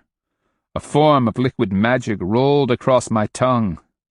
As much as I craved more, she slowly but surely gave me little sips. Then, with a damp rag, she sponged my eyes. As my vision cleared, I recognized my surroundings. The chief clan house in Black Oak Town. A fire crackled in the pit, and some of the slaves were employed in cooking. From the bit of cloud-gray sky visible through the smoke hole, it was daytime, and I could see misty rain as it fell through the square opening. "What happened?" I asked. "Last I remember, I was in the forest." Clearwater let me drink again as she said, "A party of Wildcat clan warriors found you exhausted and bleeding. They fixed a litter and carried you back here. Copper Sky cleaned the wound in your side and sewed it up." The memories finally fixed themselves. All of the different pains I was suffering from made sense again, and I remembered the warriors and the agonizing journey I'd survived. They'd slung my body between them in a carry blanket. Breath-giver bless each and every one of them. Clearwater's eyebrow lifted. "You're a sight, Black Shell. Your shoulders are a mass of blisters, your eyelashes and eyebrows are gone, and portions of your hair are singed away. Copper Sky says that the backs of your fingers may scar, but the damage shouldn't be permanent." She bent down and lifted Antonio's severed head, his fingers still protruding from the gaping mouth. Antonio's death-grayed eyes had sunk into the skull, the skin sickly pale. "The warriors who brought you in said you were adamant about clinging to this." "The head belongs to a Kristiano named Antonio," I told her. "You might want to cleanse yourself after touching it. Both head and hand were fonts of evil before I chopped them off his accursed body." She lowered the trophy to the floor. "Is that the hand that cut that gash in your side?" "No, his other one. I didn't have time to hack it off. The fire was getting too intense." "Where's Pearl Hand?" I took a moment to sip more water, suddenly afraid to ask the question that formed on my tongue. I glanced instead at the door, feeling my heart begin to pound. Fire, smoke, confusion. What happened to Pearl Hand? Instead, I asked, "De Soto?" Clearwater shifted in an attempt to ease her pregnant belly. "Everything I've heard so far is confused. Outside you can hear all kinds of stories. One person will tell you that he's heard from the High Minka himself that we're killing them all. The next person will insist that the Kristiano Caballeros escaped unscathed, that they broke up the squadrons during the fight. And if we're not careful, they'll be here within a hand's time." "I was there," I told her. "I saw no more than a handful of mounted caballeros. They were pressed hard to rescue bands of Kristianos under Chicaza attack. As to the rest, it was the terrified caballos that escaped the inferno that were running back and forth through the formations." Why isn't she mentioning Pearl Hand? Is it because she doesn't want to tell me? Fear bloomed between my souls. Maybe no one had seen her. Maybe, like Antonio, the fire had left her a gruesomely burned and unrecognizable corpse. I'd seen enough of them at Mabila to imagine what my wife had become. And to die that way? I clamped my jaws, glancing away. As a result, I didn't see the shadow darken the doorway, but only looked when I heard the rapid footfalls on cane matting. And she was there, long hair beaded with silver droplets of water. Her smile was worried, but radiant. Raindrops glistened on her smooth cheeks and a straight bridge of her nose. As she settled on her knees before me, I just stared into her large, dark eyes and let myself fall into those warm depths. "Blessed gods," I whispered. "I was so worried about you." She took me by the wrists, avoiding the burns on my hands. "I've been worried sick. Copper Sky said you'd be all right, but the warriors who brought you in said you were delirious, perhaps due to a hit in the head, though Copper Sky could see no evidence of it." "What about Tupacs?" She gave me her amused smile. "He's fine. I only saw him long enough for him to complain that Kristianos can run like deer when they're scared. He never got close enough to smack one." "And what of the battle?" I asked, anxious for the rest. "Did we destroy them?" She gave me a half-hearted smile. "Unfortunately, that remains to be seen. Your plan was perfect. How could anyone have expected the kind of winds we suffered? Chicaza town went up like a torch. It burned so fast and hot the High Minko couldn't get his formations in place before the town was consumed." Her beautiful face went grim. "You remember the stampeding caballos? The ones that would have trampled me to death if you hadn't shoved me out of the way? What happened to you?" As they were thundering past, a gust of smoke blew through, fire falling from the sky. It was terrible. I remembered the chunk of burning debris that had nearly trapped me and nodded. Was that where I'd lost my quiver and arrows? Pearl Hand continued. "When the air cleared, you were gone. I thought you might have escaped down the passage between the houses where I'd last seen you, but it was a roaring torrent of fire. My next best guess was that for some reason you'd followed the caballos. I hurried after you, following the caballo tracks, knowing you had to be close. I was stuck behind the burning passage." I went on to explain what had happened, and how it had led to Antonio. After I finished, she reached down and pulled his severed hand from between his hardening lips. "So, you got him at last." She turned the hand, inspecting the curled fingers. "Fetch and all the others will rest easier now." Her wry, sidelong glance was measuring. "Not that he didn't manage to take a slice of you along the way." "I'll heal. What about you?" Pearl Hand narrowed an eye as she studied Antonio's head where it lay on its left side. She gently set his hand atop the right ear so the curled fingers cupped it. That big herd of caballos I was following may have been the key to the whole battle. They were charging out through a gap in the fires, and right into the middle of the Deer Clan squadron. Pearl Hand made an offhanded gesture. What Minko Wide Net saw was a line of caballos pouring out of the town and right at his center. He barely had time to order an immediate retreat when they smashed into his line. His entire squadron panicked and broke, fleeing back to the safety of the forest, and ran right into Choctaw Hare's formation. It was chaos, and those accursed caballos didn't stop there, but ran in circles around the burning town, and each time they came galloping out of the night, the Chicaza squadrons, thinking they were under attack, made an immediate retreat. I blinked in frustration, remembering the glimpses I'd had. Pearl Hand patted my shoulder, then glanced at Clearwater, who had reseated herself at the foot of my bed and was listening intently. "Meanwhile," Pearl Hand continued, "the Kristianos were caught by complete surprise. They fled Black Shell, ran like panicked quail. But for the confusion caused by the terrified caballos, we'd have trapped them." "De Soto?" I offered a quick and fervent prayer down in my soles. "He lives. Remember when we saw him head east? He rode out to attack the Panthers squadron, Flying Squirrel had his warriors in a line, driving the Kristianos back into the town. The soldados were in a panicked rout, only about half of them armed. Flying Squirrel had them trapped against the burning buildings. It would have been a massacre. Then De Soto rode down on him. She hunched her shoulders in futility. The oddest thing happened. De Soto lanced Flying Squirrel, but when he did, the Adelantado's saddle fell right off the caballo's back. She paused. The Chicaza seized the opportunity. They thought they had him. From all accounts, it was a closely fought thing. The Panther squadron kept advancing, trying to kill De Soto. The violent wind threw the archery off so badly that a hit was mostly luck.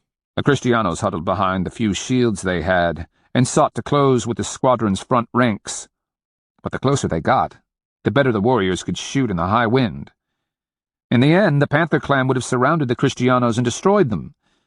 Except someone got the saddle back on De Soto's horse. After that, it was a stalemate, neither side having the advantage. I saw the same thing where I was making my escape. Pearl Hand smoothed her wet hair with slim brown hands. I wished I could hold them, but it would have hurt too much. The same thing happened wherever the Kristianos were able to organize. The rest of them scattered into the forests, along with occasional caballos and slaves. Meanwhile, the town burned, and with it everything but a few weapons the desperate Kristianos managed to grab on the way out. Who would have thought? Chicaza stood in such stark contrast to Napatuca and Mabila. I'd come to believe the Adelantado was invincible. We broke them, Black Shell. She used a damp finger to wipe a strand of silky black hair back. The High Minko ordered the squadrons to retire when the fires burned down so much that combat maneuvering was pointless. I caught up with him a little before dawn. His plan was to attack again while the Kristianos were still reeling, finish the job before they could get reorganized. She paused and sighed. With the squadrons in formation, your brother marched his forces straight for the smoking ruins of Chicaza town and the milling, stunned Kristianos. And? My heart was pounding, desperate to hear the rest. She tilted her head whimsically. The heavens opened up at the last minute, a downpour of rain and hail as if the skies had become a disgorging river. And it just went on and on. It was as close as I'd ever come to marching underwater. You know what happens to twisted gut bowstrings when they turn soggy?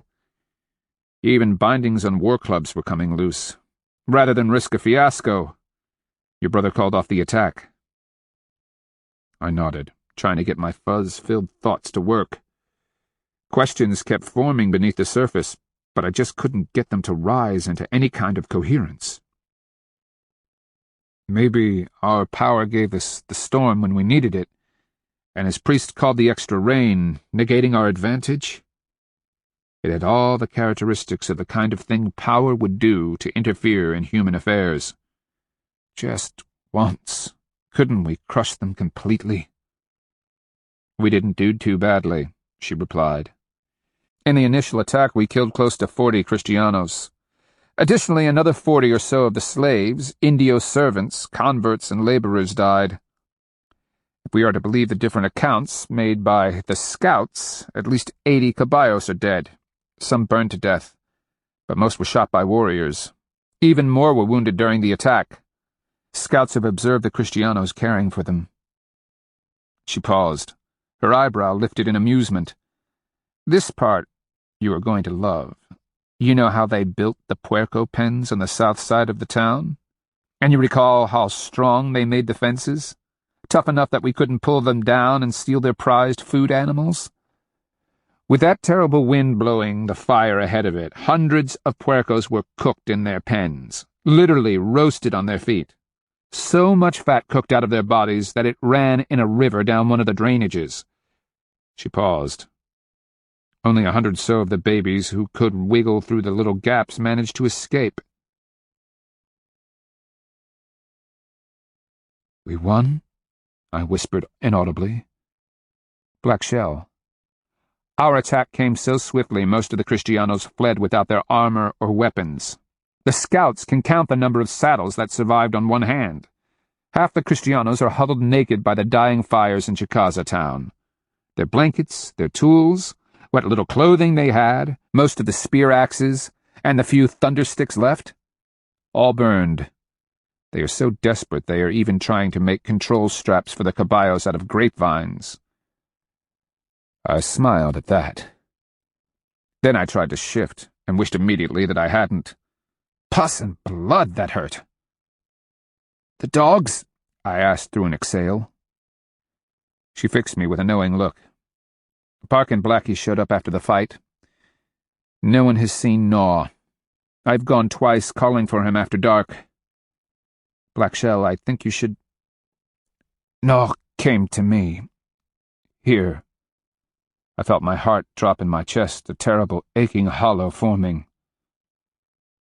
Clearwater said, "I've been here the entire time since they brought you in, Blackshell. If your dog came to you..." "He was here. He licked me." I swallowed hard. Another pain, unrelated to physical wounds, opening in my chest. I remembered Gnaw stopping, looking back and whining. Blood and thorns. That's what he was trying to tell me. Saying goodbye. I watched Pearl Hand's jaws clamp, and she looked away, blinking against something in her eyes. For a long time we sat that way. "Want to turn," I whispered weakly. "Sore." Pearl Hand gave me a soft-eyed and sympathetic look. "Copper Skies says you can't. He says that you've got to stay quiet for a day or two until the stitches are fixed." I blinked and swallowed hard. Seeing movement, I glanced at the door as my brother strode in, followed by several of the clan Minkos. His expression was concerned. Fatigue lay behind his eyes. From the smudged war paint on his face, I could tell that whatever had been happening, he'd had no time to attend to it. His clothing, consisting of a cape, a war shirt, and high moccasins, was mud-smeared and soot-stained. Seeing me awake, he beamed with genuine relief and reached for one of my hands.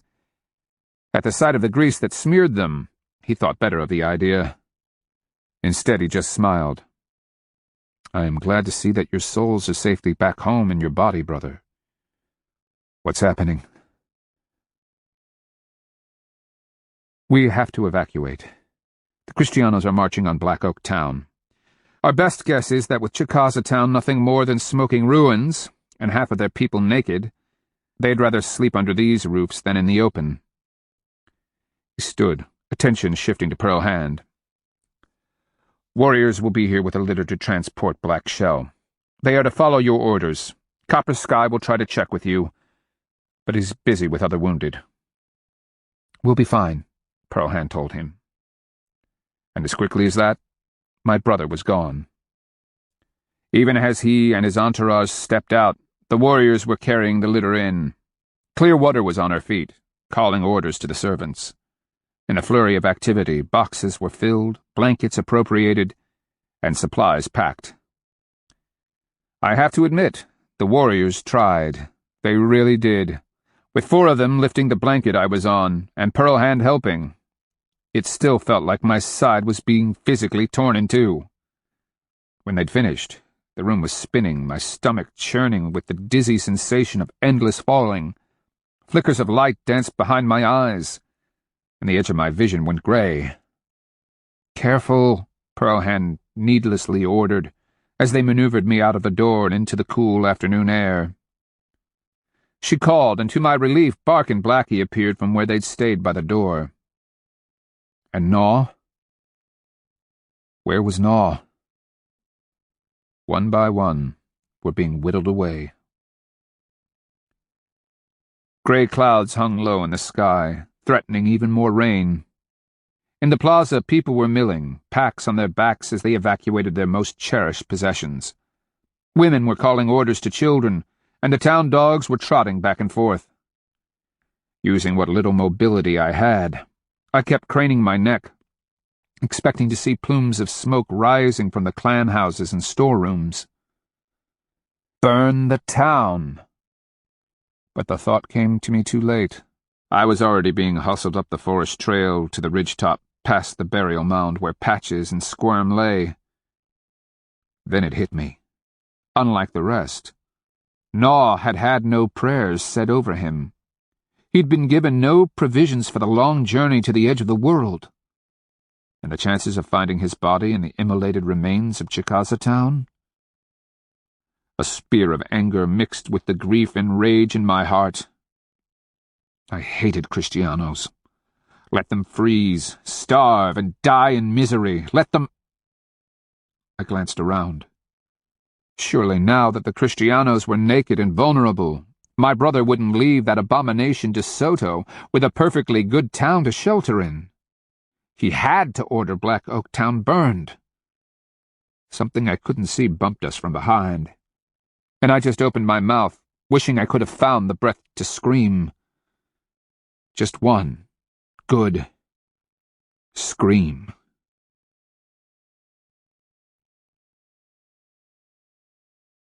Chapter 52. All things in Breathgiver's world are connected. I might have finally killed Antonio, but with his corpse now nothing more than a charred husk, he continued to work evil through the wound he'd cut along my ribs. Had I not been incapacitated, I'd have ensured that Black Oak Town was burned prior to De Soto's arrival. As it was, De Soto's caballeros, most of them riding bareback, swept into Black Oak Town and claimed the hastily abandoned buildings as their own. Immediately they initiated sweeps to round up any stragglers and march them off into slavery. I'd been evacuated to Wild Plum Town to recuperate. As a result, I only heard second-hand accounts of the ongoing struggle against the Adelantado. But my brother, again to his credit, listened to both my counsel and Pearl Hand's. Night after night, Chicaza warriors marched in immediately upon the cover of darkness and surrounded Black Oak Town. All through the night they beat drums, played flutes, and sneaked close enough to launch arrows at the lines of sentries De Soto posted in an attempt to ensure infiltrators wouldn't burn him out again.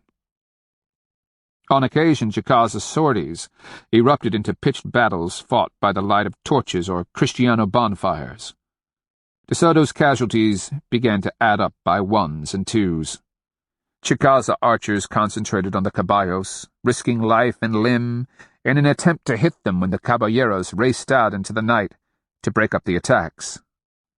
After the night when we killed 4 of the beasts, De Soto grew more cautious. Just before daylight, the squadrons would pull back and race away into the forest. The night belonged to the Chicaza. With morning, the roles reversed. Just after sunrise, the caballeros would sally forth, hoping to snare any fleeing Chicaza, ride them down, and either kill or capture them. Chicaza warriors suffered their own casualties, with lagging warriors occasionally lanced during the daytime sweeps. The nightly attacks took their own toll. Leading one such attack, Minko Cut Hand, along with 15 of his warriors, died at the head of a Crawfish Clan squadron. With pride and respect, I followed the exploits of Chicaza warriors who, with as much courage as the Appalachee, continued the slow process of destroying the invaders. Setting my bias aside, it would be difficult to say which people were superior warriors.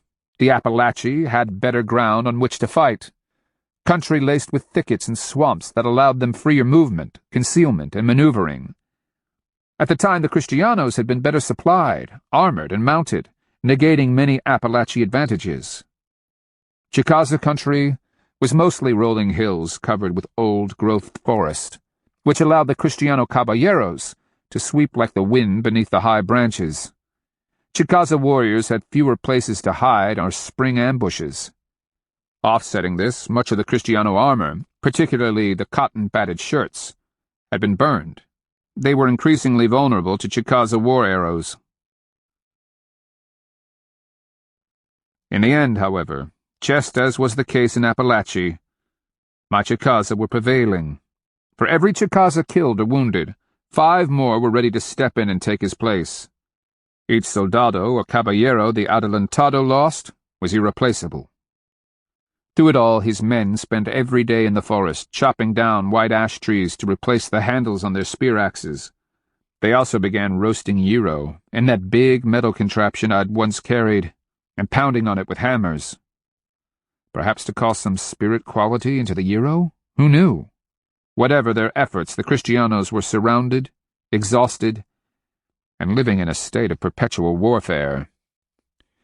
They might have had the buildings in Black Oak Town, but due to the constant raids, they weren't allowed to enjoy them. For the most part, they spent their nights out under the weather, in defensive formation, struggling to catch what rest they could between attacks.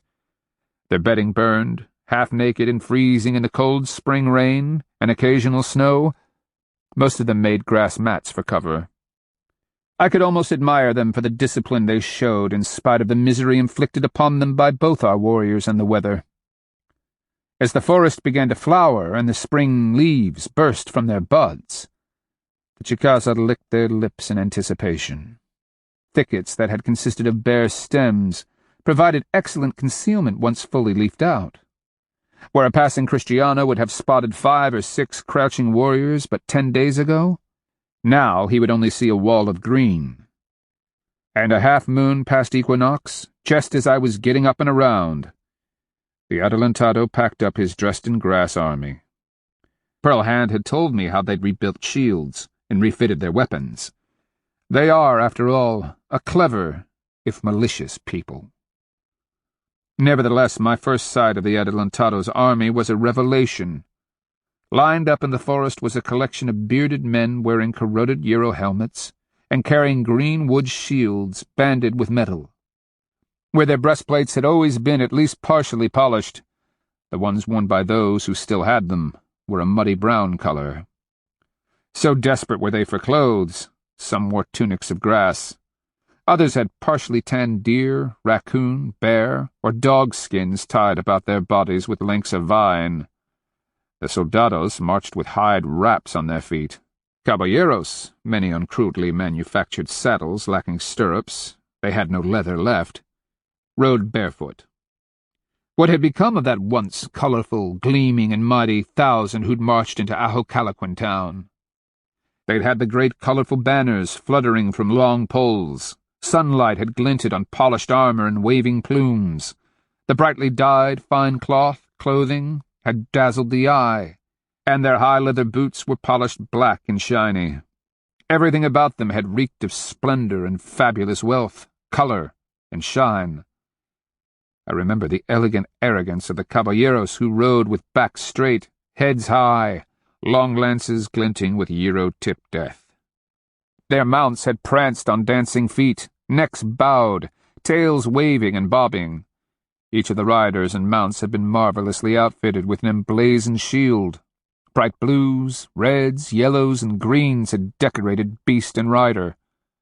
So, too, had the soldados marched, weapons clacking rhythmically to the beat of their booted feet. Spear-axes had been shouldered precisely.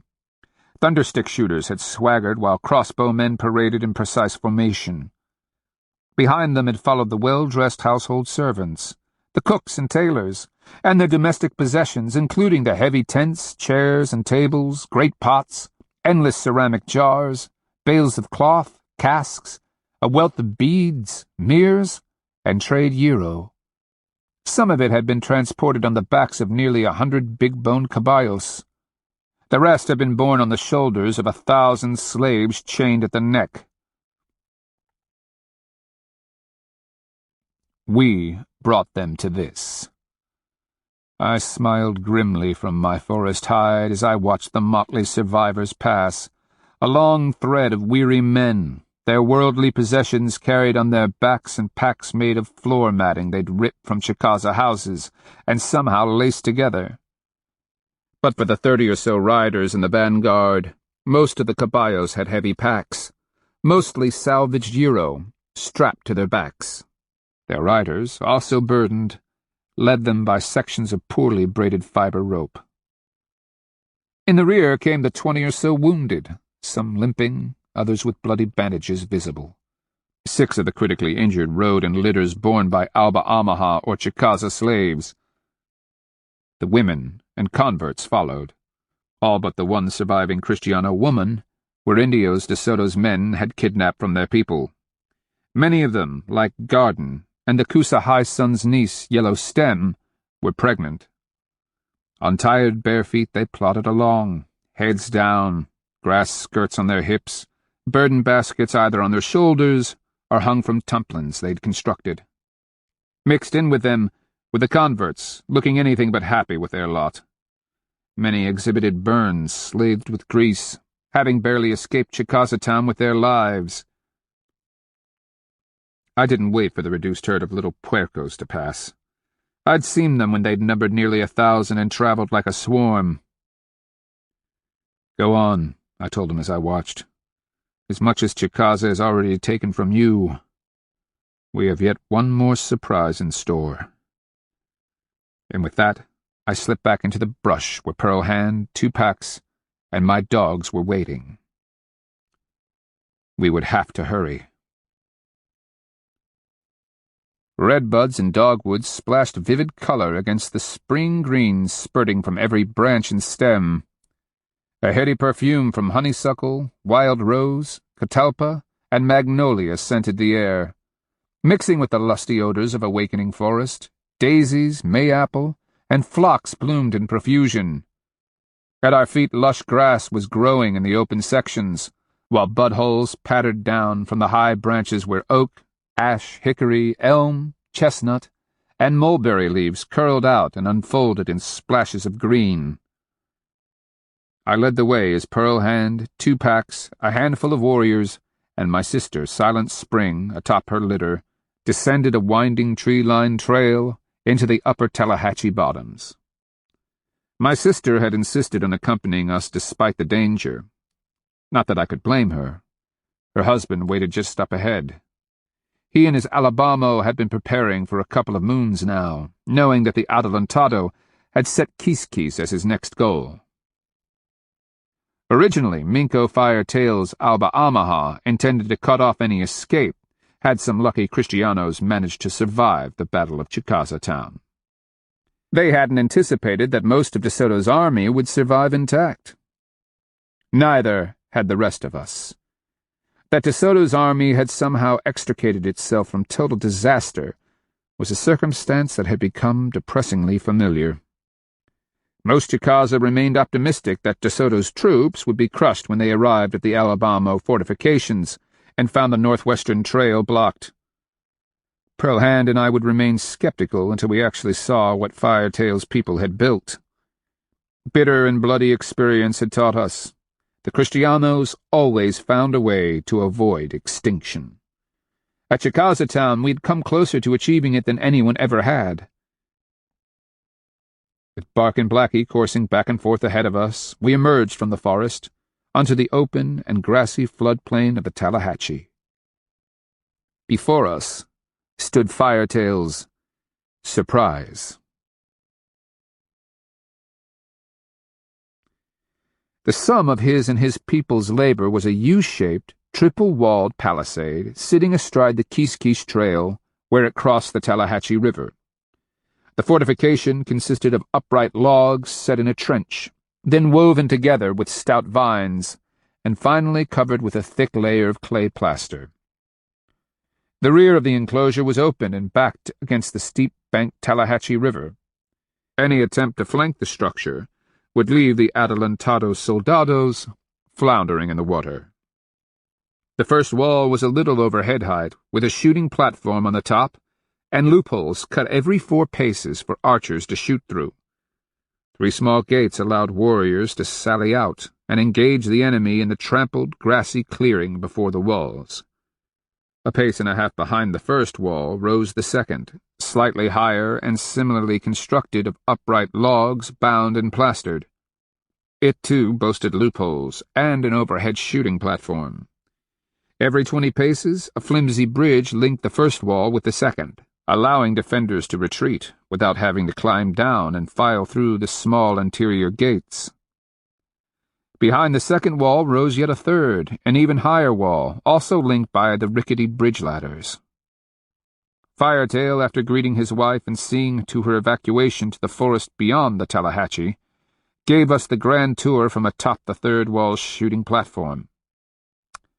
"Our hope," he told Pearlhand and me, "is that they will mass and attack us." He pointed at the grassy flat stretching back to the forest. For the moment it was filled with several hundred warriors lounging or inspecting their weapons. "I've had the squadrons running drills to improve how we charge out to fight, and even more important, retreat behind the walls when they finally overcome our resistance." "At least you realize they're going to beat you out in the open," Pearlhand told him. Firetail nodded, thoughtful eyes on his warriors. "We're counting on it. The hope is that the 50 or so warriors will be bait to draw the caballeros into archery range from the shooting platform atop the walls. Our goal is to disable as many caballos as possible." "And when they push you back?" I asked. "Those 3 gates are only big enough for 1 man at a time." "We did that on purpose, to slow the Kristiano advance. My warriors have been practicing how to get through those gates at a dead run. The rear guard understands the importance of covering the retreat. They are all volunteers willing to sell their lives holding off the Kristianos as long as possible." "And once you get your people back inside?" Pearlhand asked. Firetail rubbed the back of his neck. "We fight them at the first wall, literally raining arrows on the attackers. You told us how they approached the walls of Mabila beneath overlapping shields.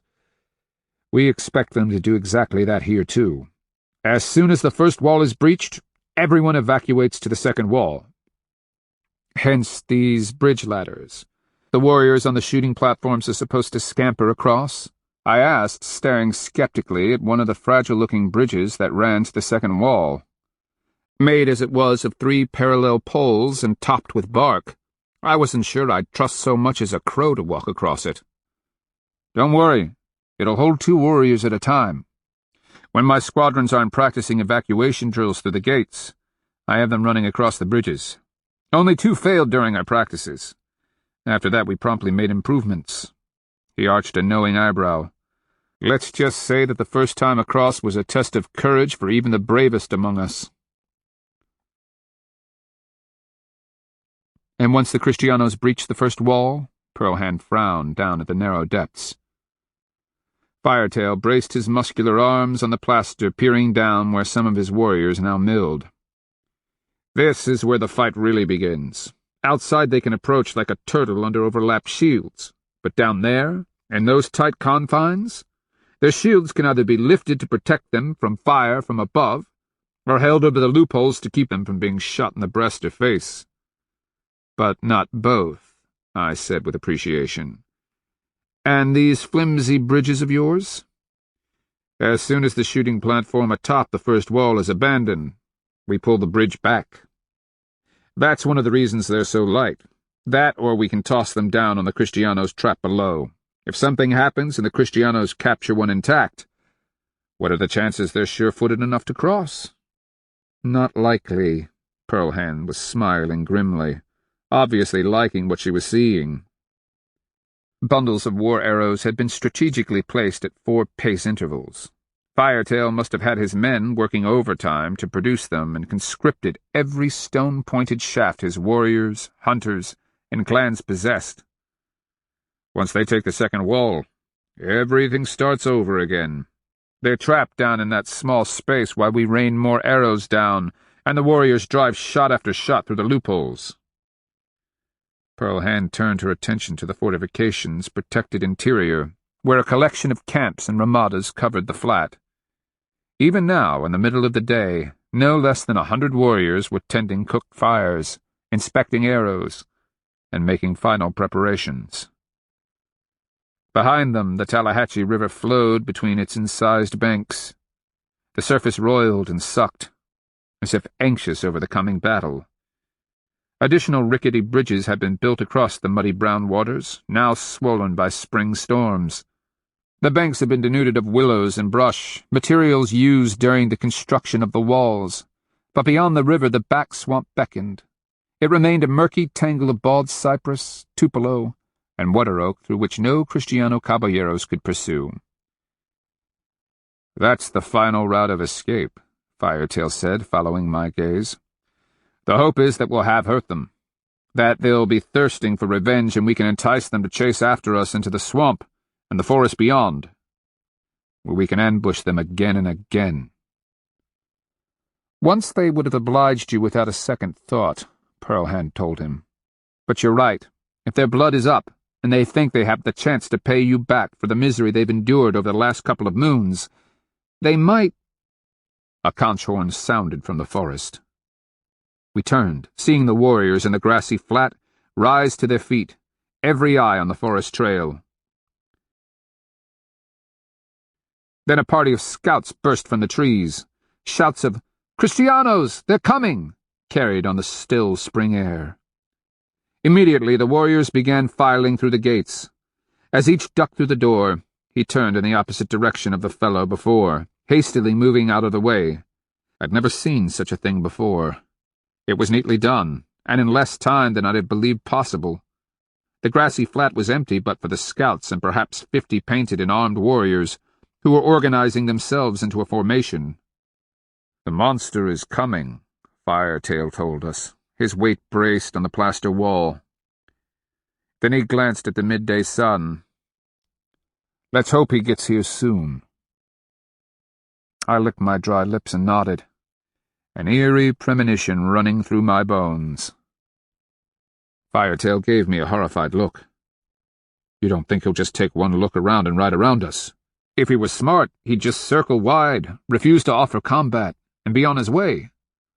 All of our hard work, the endless days of cutting, dragging and plastering, all the drills and preparations, they could be for nothing." My wife placed a reassuring hand on his shoulder. "Minko, this is De Soto. When he sees your fortifications, he won't think of how many will die to take it, only that it is in his way, and to feed the monster that lives inside him, he must destroy this place at any cost." Firetail gave us a sad smile. "If that is indeed the case, you must excuse me. I have some last details to see to." I watched him hurry down the ladder and start through the gates toward the front. Meanwhile, the warriors on the walls around us were chanting and singing, calling upon the red power of war to bless them with courage and skill. They painted themselves in bright crimson, donned their feather displays and leather forearm bands. Bows were strung, and war clubs hung on belt thongs, or placed ready at hand on the shooting palisades. Pearlhand asked me, "How's your side?" "Sore and healing," I told her as I tested the pull on my Tula bow. After weeks of non-use, my muscles screamed at the effort needed to bend the Osage orange-wood bow. At that moment, the conch horn blew again, and when I turned my attention to the forest trail, caballeros were emerging from the forest. The Capitan, called Juan de Añasco, rode at the head of 15, with perhaps another 40 soldados tramping along behind. They drew up in amazement, as if the last thing they expected to see was Firetail's fortification. Jeers and shouts of defiance broke from the Alba Amaha's throats. Drums began to pound, and shrill cries rent the air. "Let's just hope this works," Pearlhand whispered. "When is it ever?" I asked, mouth suddenly gone dry.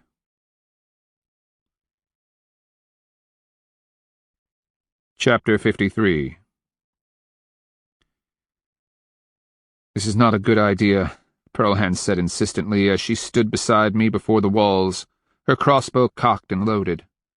I curled my toes in my war moccasins, as if by doing so I could clutch the grass upon which I stood, and draw strength from the very soil. Blackie and Bark sat, ears pricked as they watched Añasco's party of Kristianos. Overhead, the spring sun had begun to slant toward the west, highlighting columns of insects that swarmed at the edge of trees. Around me 100 warriors did their best to taunt the Kristianos into attack. Añasco had withdrawn to a defensive position on a slight rise backed by the trees. The Kristianos hid behind the line of shields, the caballeros dismounted and were protected from our volleys. "What are they waiting for?" White Plume, Firetail's Flacco, asked. "Here we are, come get us." Remember the 3 caballeros who went back down the trail? Pearl Hand asked him. Those were messengers sent back to the Adelantado. Añasco is waiting for reinforcements. We could just rush them, Elk Moccasin growled. We have them outnumbered 2-1. And they have 12 caballeros, enough to cut your squadron in pieces before you make it halfway into their position. I pointed with my bow. As soon as we start forward in mass attack, they'll mount up, circle around, and charge our flank. They'll crack this formation the way a hammer's stone does a nut. You'll have warriors tumbled this way and that. 20 of them at least will be lanced, lying on the ground, bleeding, or with their guts ripped open. When I took a breath, Pearl Hand finished saying, Before you even attempt to reorganize the survivors, the caballeros will have wheeled around. Even as you shout orders, they'll hit you from the other side and spill your formation wide open again. Another 10 or 20 will be dead or dying. Only then will those 40 soldados up and charge down and send those of you still alive fleeing for your lives. If they can do all that, why do they wait? White Plume demanded. I pointed up at the wall behind us where red-painted warriors sang, shouted insults, and twanged their bowstrings in anticipation. We're bait, remember? We're needed to lure them into range of the archers up there. Añasco's no fool. He's not going to risk Kristiano lives attacking a fortification he can't take. He's waiting for De Soto. Pearl Hand narrowed an eye, and the Adelantado won't be able to refuse the challenge. No brains before honor? White Plume gave me an anxious smile. Yes, we Alba Amaha have heard. The clanking of arms carried over the whirring of insects, and the spring songs of robins, jays, and titmice in the trees. Several caballeros emerged from the forest at a canter, pulled up, and rode over to their fellows waiting on the terrace. Less than a finger's time later, De Soto himself emerged at the head of his remaining caballeros. The scuffling sounds of soldados on the march followed, and as Añasco rode out to meet De Soto and explain the situation, the soldados formed ranks behind the first group. I felt my throat grow dry as Añasco finished his briefing, and the Adelantado turned his grey caballo and advanced beyond the protection of his soldados. Keeping more than a bowshot distant, De Soto, with Moscoso, Añasco, and Guzman following, studied us and the fortification with critical eyes. Riding up and down the length of the fortification, they continued to talk, pointing every now and then. 2 war dogs coursed in zigzags behind the caballos' fetlocks. Bark and Blackie rose to their feet, growling. I'd give an engraved conch shell cup to listen in on that conversation, I muttered uneasily. Why? I can tell you exactly what they're saying. From the way they're pointing and arguing, they're figuring the best way to kill us all, Pearl Hand mused. I'd say, though, that Añasco is arguing for caution. I watched more closely, seeing Moscoso and Añasco periodically shaking their heads. In the end, De Soto rose in his stirrups, glared at his capitanes, and made a slashing motion with his hand. The others nodded acceptance and rode back to the main formation, now arrayed in battle order just out from the tree line. I turned to White Plume. The monster's made his decision. Prepare your men. When the caballeros charge down upon us, you need to have every man back against the wall. Make the attackers ride close under the archers so they pass through a hail of arrows. At the same time, your men need to be on one knee, shields up, and loosing arrow after arrow at the caballos.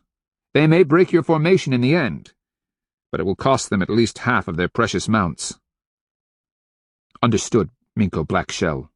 He slapped a salute and turned to issue his orders. Wait! Pearl Hand cried. What's this? I watched as De Soto dismounted his caballeros, reorganizing the soldados, and placing all of those with shields in the front. Just like Mabila, I realized. He is not going to risk his precious caballos, but will assault on foot first. What should I do? White Plume asked. Pearl Hand shot a look over his shoulder at the archers atop the first wall, each now fitting an arrow. Follow Firetail's plan. The one you've practiced. Try to kill as many as you can as they attack. Stay out of reach of the swords and the poleaxes. Shoot for arms or legs, faces, any unarmored spot on their bodies. White Plume shouted his orders as a Kristiano trumpet rang out melodiously on the still air. "They're coming," I noted, knocking a war arrow in the Tula bow and testing the pull. The healing wound in my side replied with pain, but it was nothing I couldn't live with. The Adelantado had formed his men in 3 squadrons, one for each exposed wall. He was coming just the way Firetail had hoped. The way my heart was hammering, my breastbone might have been a drumhead. Though my mouth had gone dry, cold sweat trickled down from my armpits. A feverish tension had settled in my muscles, every nerve in my body vibrating. Behind me, Firetail had his war drums thumping, the warriors shouting and stamping their feet. The Kristianos came forward, the line of shields jostling with each step and knocking edges as the soldados kept pace. A prickling fence of spear axes and lances angled up from the shields. Helmeted heads bobbed and shifted. Kristiano eyes turned grim as they peered out of bearded faces. Each Kristiano in the front line wore a breastplate and Euro shoulder or arm pieces. Behind them, many of the spear-axe men and lancers were missing bits and pieces of armor. And behind them, the crossbowmen wore little more than helmets and cobbled-together shoulder pieces. "Patience!" White Plume called. "Await my order to shoot!" I glanced down the line, seeing frightened and anxious Alba Amaha as they clutched their hardwood shields, bows ready to draw. The faint breeze toyed with the feathers they'd poked in their hair or tied to their shoulders.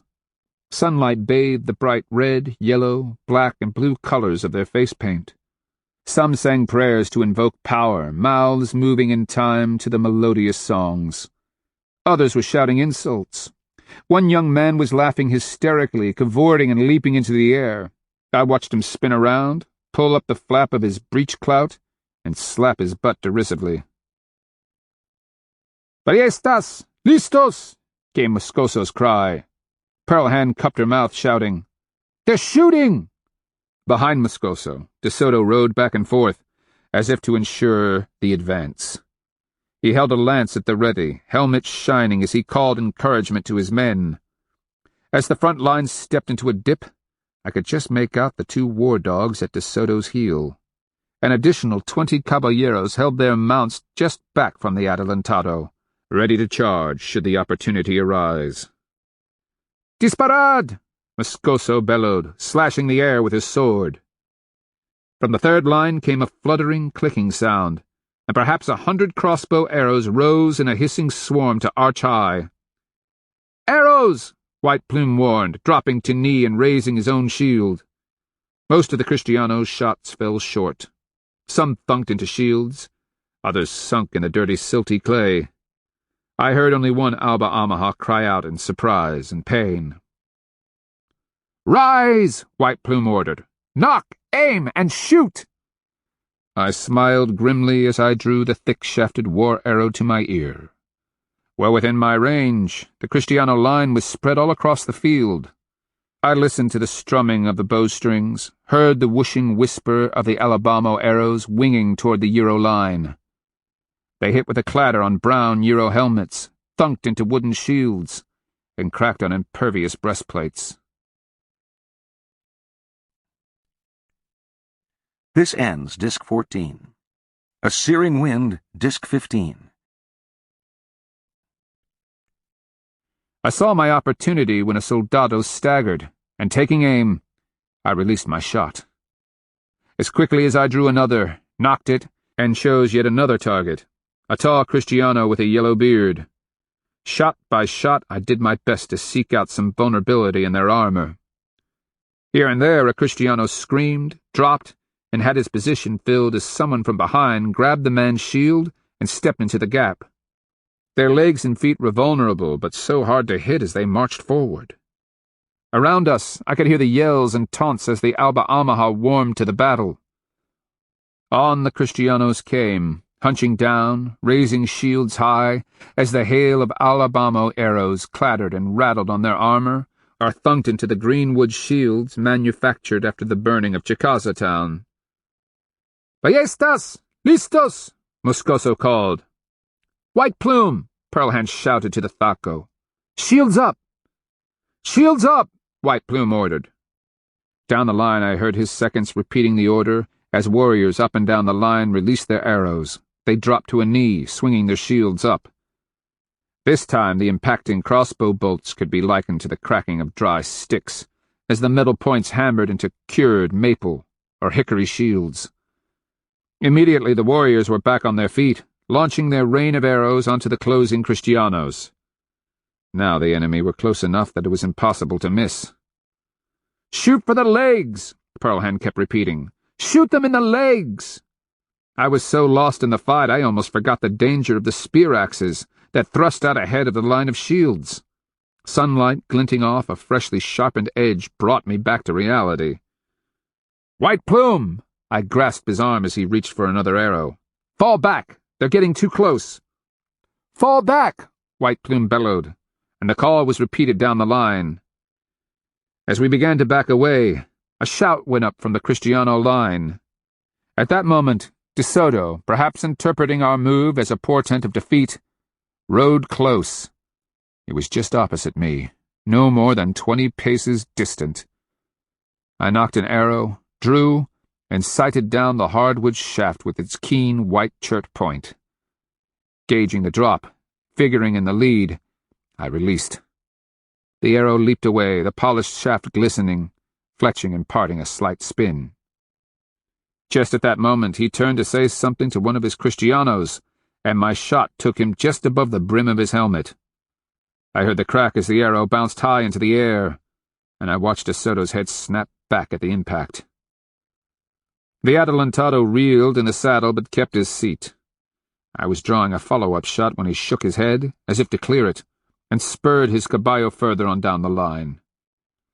A finger's width lower, and I'd have killed him. In the eye of my souls, I would replay that shot over and over, wishing I'd released an instant before. "Withdraw!" White Plume called again, and the Alabama archers backed away from the fight. Not that the Kristianos were having an easier time of it. The air overhead was whistling with the hiss of arrows as they arched down from the shooting platforms overhead.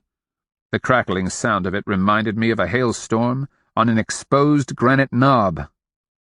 "First squadron!" White Plume shouted. "Through the gates!"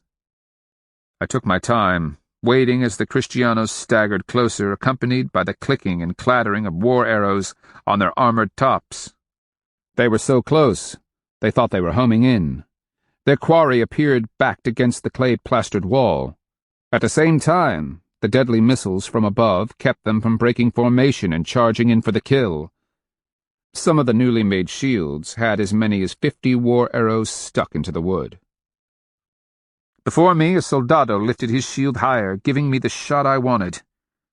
From no more than 10 paces, I drove my arrow under the edge of his shield and into the top of his thigh, clad as it was in a wrapping of deer hide. The man screamed something in the name of Dios, wobbled, and stopped short, obviously in pain. I had my opening in the line. Stepping forward, I had a clear shot into the man next to him. I drove my shaft up into the fletching in his hip, just below the protection of his breastplate. The soldado spun, dropping his shield as he craned his neck and stared in horror at his wound. My follow-up shot took him in the gap between his helmet and breastplate. Now I had a real opening in the line.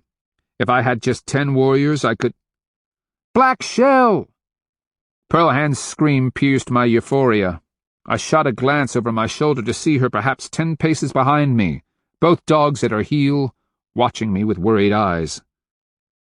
As I turned to run, one of the spear axes swished through the space I'd just occupied.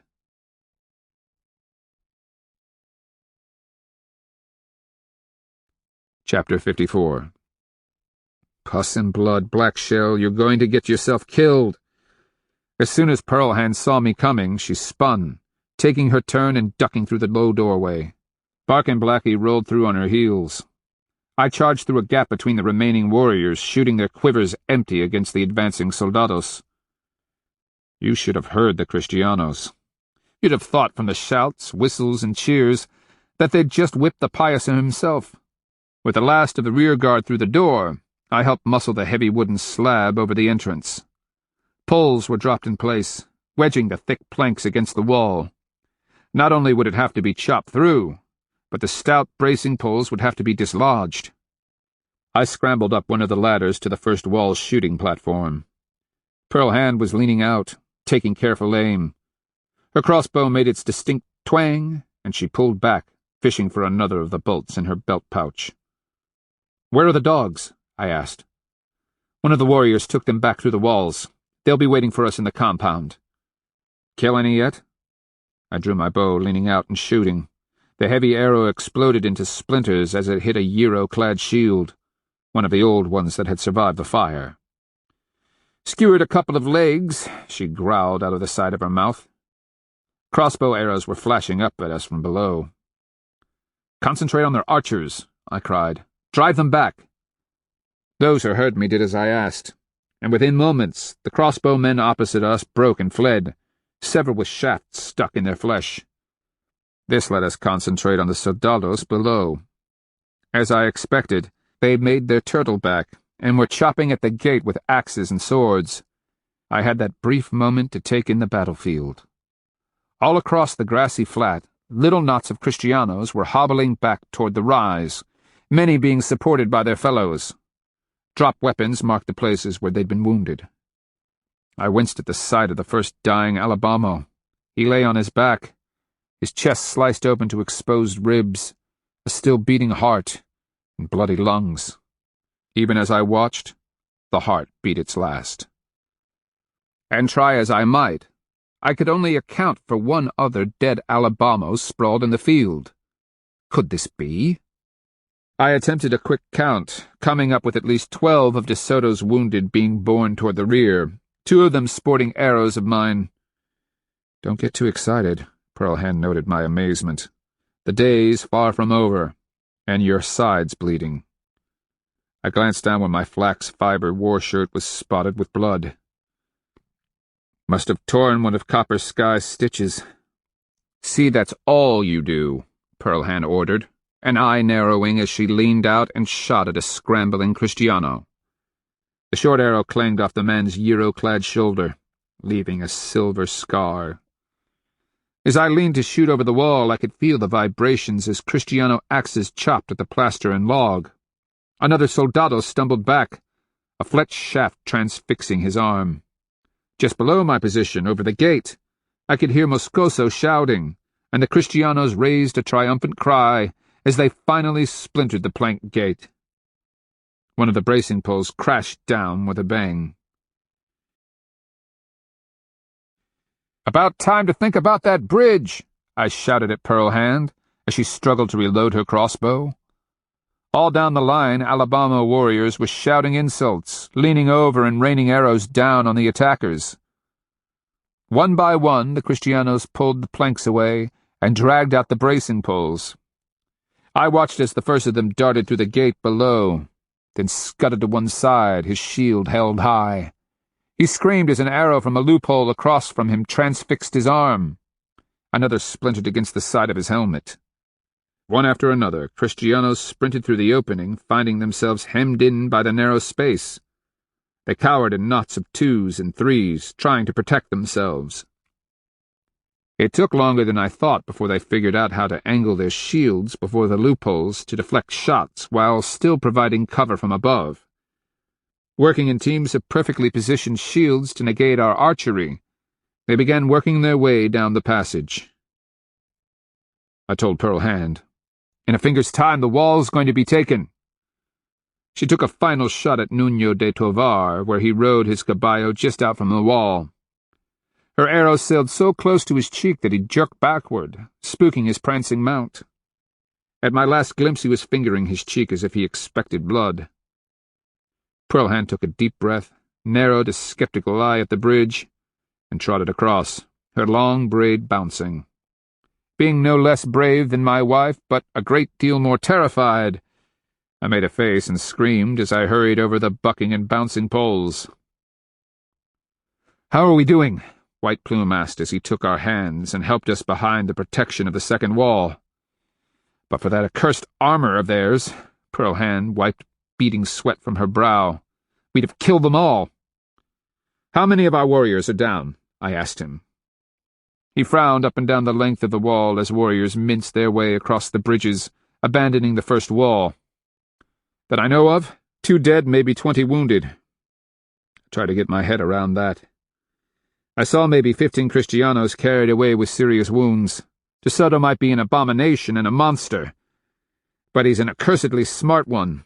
He's only using a small part of his force for the attack. But they're the best armored. "Let's see how they do against the second wall," White Plume said, then hurried away to shout orders at a group of warriors who'd forgotten to pull back their bridge after fleeing the first wall. As the last warrior crossed, Pearl Hand and I grabbed hold of the wobbling pole bridge and tugged. The far end dropped into the depths, clattering with such force it was ripped from Pearl Hand's grasp, and I had Pius's own time keeping hold. With the help of 2 other warriors, we started pulling it up, only to have a couple of Kristianos grab it from down below. I watched one try to climb it, only to have a length of bark rip off in his grasp. The man bellowed, cursed, and angrily sailed the section of bark up at us. I took the moment to pull an arrow, knock it, and lean out. Flinching, he jerked his head down between his armored shoulders, and my war shaft drilled the center of his Euro helmet with enough impact to stagger him and leave a deep dimple in the metal. "If they want it," Pearl Hand told the struggling warriors battling to yank the bridge away, "let them have it." Cheers rose from below as we surrendered the disintegrating bridge. I'm glad they enjoyed their success. They scuttled back and forth in the confines, trying to figure out how to make a ladder of smooth poles and squares of bark, while our arrows banged and shattered on their shields. We held the heights, and they crabbed around in the bottom, jabbing spear axes up at us. I watched one such attempt end in humiliation when 2 Alabama warriors leaned down, grasped the spear axe by the shaft, and jerked it up out of the stunned Kristiano's grip. The man was screaming his rage right up to the moment the 4 warriors leaned over, and one drilled an arrow right through the Kristiano's left eye. The warriors danced around with the spear axe for a while, then, figuring it was a Kristiano weapon and finding the edge incredibly sharp, they came up with the notion that it might cut through Kristiano Euro armor. Jabbing it down at the Kristianos, it didn't take long before the Kristianos managed to grab it. Things do tend to fall easier than they rise. The Kristianos almost pulled 2 warriors over the edge as they tugged their spear axe back. "Fall back!" The order came, called by Firetail on the 3rd wall. "Second wall's breached," Pearl Hand noted. That didn't make crossing that last bridge any easier. Not only had I watched the Kristianos pull our first ladder bridge apart, I knew what a flimsy construction it was. "Horned serpent, walk with me," I prayed as I fixed my gaze on the far wall and started across. Amazed to be alive, I scrambled over the 3rd wall and onto the shooting platform. I was in the process of reaching for arrows when I heard a triumphant cheer of "En el nombre de Dios, es victoria!" I don't know how he did it, but a Kristiano was tottering across the bridge just down from us. He had his eyes on his feet, his shield held before him, his sword waving above his head. The 4 Alabama waiting for him shot in unison, their arrows shattering on the soldado's shield. And at that, the warriors turned and ran. I stared in amazement as the Kristiano leaped from the bridge, his hide-wrapped feet thumping on the shooting platform. From what I could see, he was beaming, his mouth wide with a grin that split his bearded face. This one was blue-eyed, his shoulder armor spotted with brown, his helmet dented.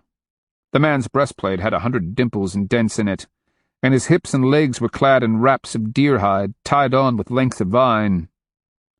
Wild laughter broke from his throat as he charged the stunned warriors on the shooting platform. He came in a half-crouch, shield up, sword ripping the air as he swung it like a flail. Warriors ran in panic, many of them taking their lives in their hands, leaping for the safety of the ground below. Pearl Hand swung her crossbow up, narrowed her aiming eye, and shot. The rim of the shield split. Pearl Hand's shaft stopped short a finger's width below. I followed her shot with one of my own. He caught it nicely on the curve of the shield, sending the shattered shaft flying off to the right. Then no one was between him and Pearl Hand.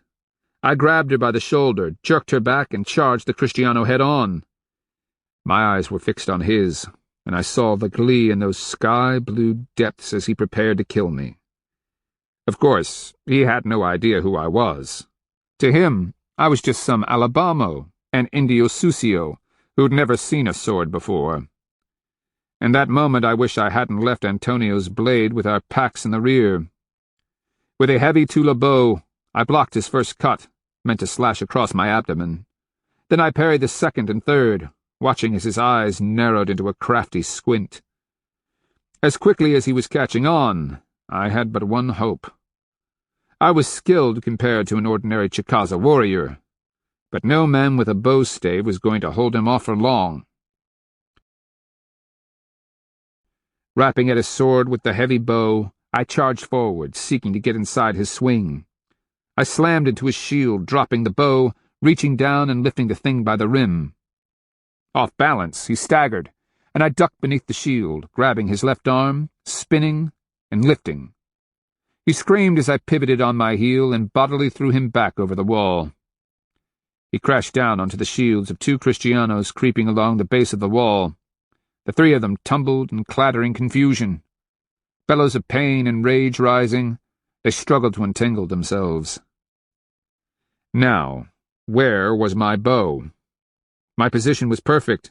I could take them out before they could get their shields up, pick my shots and drive my arrows right through the gaps. I winced at the growing sting in my side. Pius's balls! Don't tell me I've torn that accursed wound open! Antonio would be the death of me yet. The nagging wrongness. Antonio had slashed my ribs on the right. Stepping back, I felt the odd tugging and looked down to see that half the length of the Kristiano's sword was sticking through my left side, wedged as it were in the ribs. I swallowed hard, mouth suddenly dry, aware of the pain, competing as it was with the torn stitches. And yes, I'd undoubtedly torn them. "Black shell!" Pearl Hand's scream carried over the roar of battle. I reached down, steadying the blade, and turned. She stood a couple of steps away, her gaze fixed on the sword, a terrified look on her face. I watched her crossbow fall from nerveless fingers.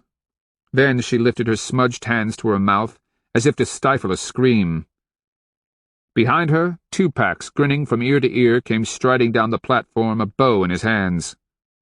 He stopped short, shocked as he caught the sight of the sword. Pearl Hand stared in horror at the terrible thing I held so carefully, then dropped to her knees. I caught movement, seeing another Kristiano boosted up from below and onto the second wall platform. He crouched behind his shield, anxious gaze on the remaining bridge. Then he started for it. "Tupac," I ordered, oddly out of breath. "Toss that bridge down!" He barely managed to get past me, crabbing wide of the hideous sword handle. The Kristiano made a tentative step onto the bridge. Then Tupac, with a flip of his shoulders, yanked the bridge back. The Kristiano leaped for the platform at the last instant. The soldado ducked down behind his shield as Tupac roared and raised the pole bridge high over his head. Like a giant club, the bark-covered poles crashed down on the soldado's shield. I saw the man's wide-eyed disbelief moments before the impact flattened him with such force the platform beneath us bucked. The flimsy bridge shattered with a bang. Warriors were hurrying down the platform as Tupac raised one of the remaining poles to hammer the soldado again. The Kristiano, no more than 3 paces away, sought desperately to hide his entire body behind the shield. Then, with a cry, he cast it aside and leaped for the depths, preferring to cower where blows only came from above. "We've got to get that out," Tupac told me, as he disdainfully cast the last pole after the vanished Kristiano. You can't walk with that in your side. I was feeling woozy and uncomfortably dizzy. But it's not bleeding. I need to climb down first, to the ground. A hot sweat began to warm my skin, the fingers of nausea tickling the base of my throat. Slowly, carefully, the world starting to spin around me, I walked to the nearest ladder and, one rung at a time, made my way to the ground inside the third wall. The horror in Pearlhand's eyes was worse than the sword sticking in my side. Once on solid ground, I stopped, swaying on my feet. The thing was stinging now, like 1,000 wasps had let go in my side. Warriors were staring, horror in their eyes. Take it out slowly, I told Pearlhand, and stop looking at me like that. I need you to be brave. To Tupac I said, hold me still so I don't move. It didn't hurt that bad going in, but pus and blood it did on the way out. The worst thing was I could feel it grating on my rib bones, pulling through muscle and skin as she withdrew it. I know I screamed. Then my stomach convulsed and I threw up. A trembling weakness threatened to buckle my knees. The world began to spin and my vision grew silvery, splashed with yellow flame, and hundreds upon hundreds of whirling sparks.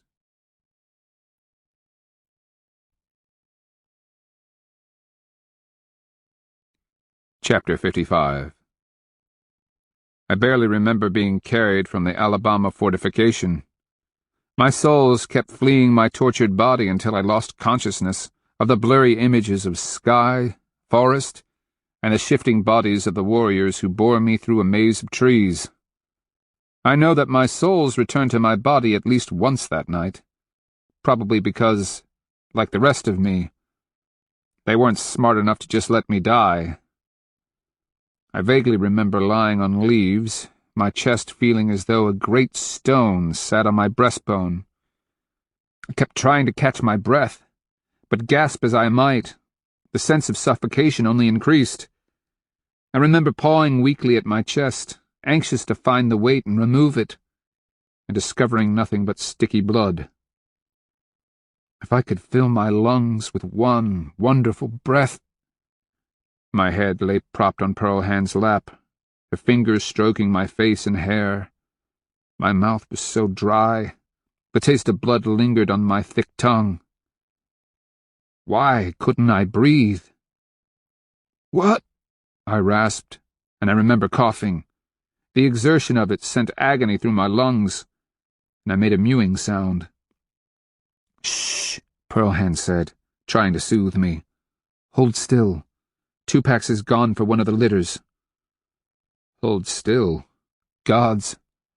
I had no desire to ever move again. Not if it was going to hurt like that. The weight continued to press down, increasing my desperation for air. As my visions shimmered and warped, my souls floated free of my body. I could barely hear Pearlhand's voice pleading, feel her desperate tears as they dripped onto my hot skin. Her soft touch faded as the dull and inflamed ache in my chest pulsed. Just one deep breath. I'd give anything. Someone, remove this crushing weight on my chest. Let me breathe. Swallowing.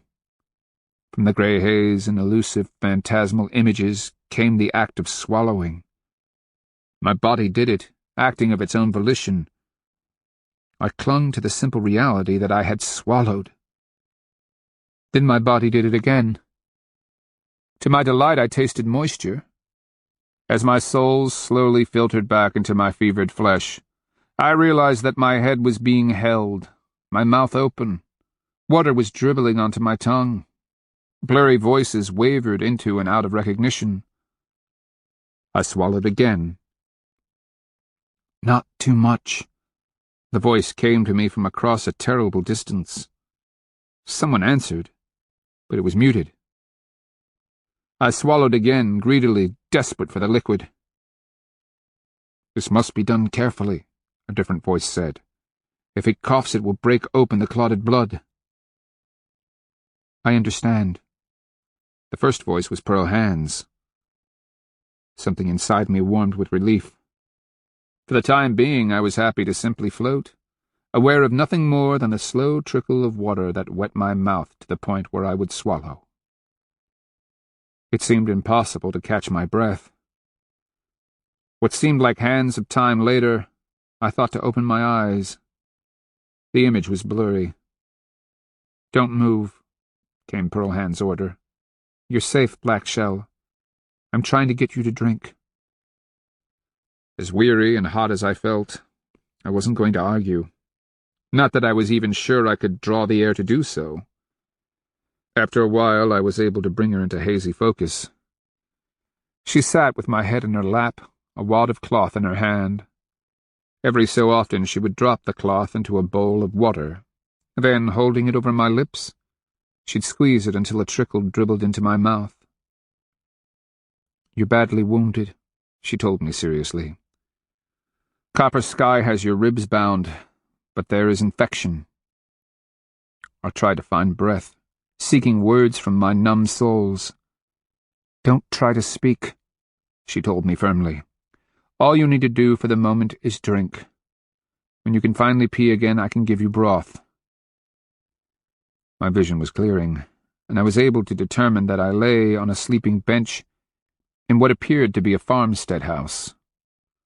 Overhead I could see daylight through the square smoke hole.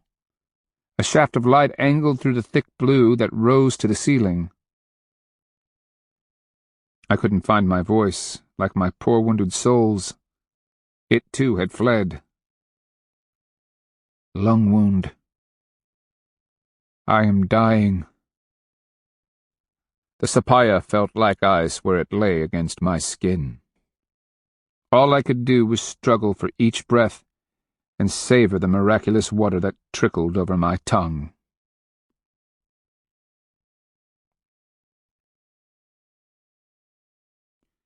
I came awake in the dark of night, somewhere in a rain-drenched forest. Lightning flickered faintly in the distance, illuminating ghostly trunks of trees. Smells of wet leaf mat, damp bark, and rich earth filled my nostrils. Overhead, drops of water pattered on a hide cover, and I could hear the irregular splatter of droplets on last year's leaves. In the distance, thunder rumbled and boomed, white flickers of lightning again ghosting through the clouds. In the flashes, I could see that I was in a small camp set among thick bowls of gum and shagbark hickory. Clusters of mayapple had been crushed by careless feet. At least 6 other shelters lay within my range of vision, though their occupants were shadowed and indistinct. A single fire smoldered no more than a pebble's toss from my bedding. Taking me home to die. Back to Chicaza. I remembered as much, though I had no clue where I'd heard it. Water was everywhere, falling from the sky, pooling in the leaves, and trickling down the bark in dark streaks like bleeding veins. As another rumble of thunder echoed through the hills, the rain began in earnest. I am so thirsty. The fire shot tentative and anxious flames from its pit. Curls of smoke and streamers of steam battled desperately with the falling rain. A shadowy form wearing a bark rain hat stepped forward from one of the shelters and tossed a couple lengths of wood onto the fire. Wet wood hissed, the powers of fire and water angry at being forced into such proximity with each other. Despite the faint breath frosting before my mouth, I felt hot, desperately hot. My vision shimmered glassy before my eyes. My soul seemed to be floating just above my body, as if in indecision about whether to stay or go. Each shallow breath I drew was a struggle. Gods! When would I finally be able to breathe again? Through the ripples that ran across my vision, I studied the other rain shelters, their sides glistening, trickles of water drained in streams of silver from where it collected on the low edges. Pus and blood! My whole body ached, but the slow-burning fire deep in my side was agonizing. I struggled for breath and tried to shift, only to stifle a groan. Beside my leg, a dark form moved, and in the firelight, I recognized Bark's scarred muzzle as he lifted his head. Firelight flickered in his eyes as he gave me a concerned look, his tail slapping wetly against my foot. "You dead like Noah? Is this your soul? Come to say farewell?" I barely mouthed the words. He gave a big yawn, exposing worn teeth, and lowered his head onto his paws before taking a deep breath and puffing one of those most canine of sighs. Fevered, light-headed, the weight in my chest growing ever more heavy, I fought to breathe. Any attempt to really expand my lungs ended in a kind of blinding pain that made me think slow suffocation wasn't such a bad alternative. My body felt incredibly light, as if it were made of air, fragile and wavering like bending patterns of light through water. At the corner of my vision, the firelight seemed to smear and streak, the patterns fading ever so slowly. "Pus and blood," I whispered through as much of an exhale as I could manage. "Why am I doing this?"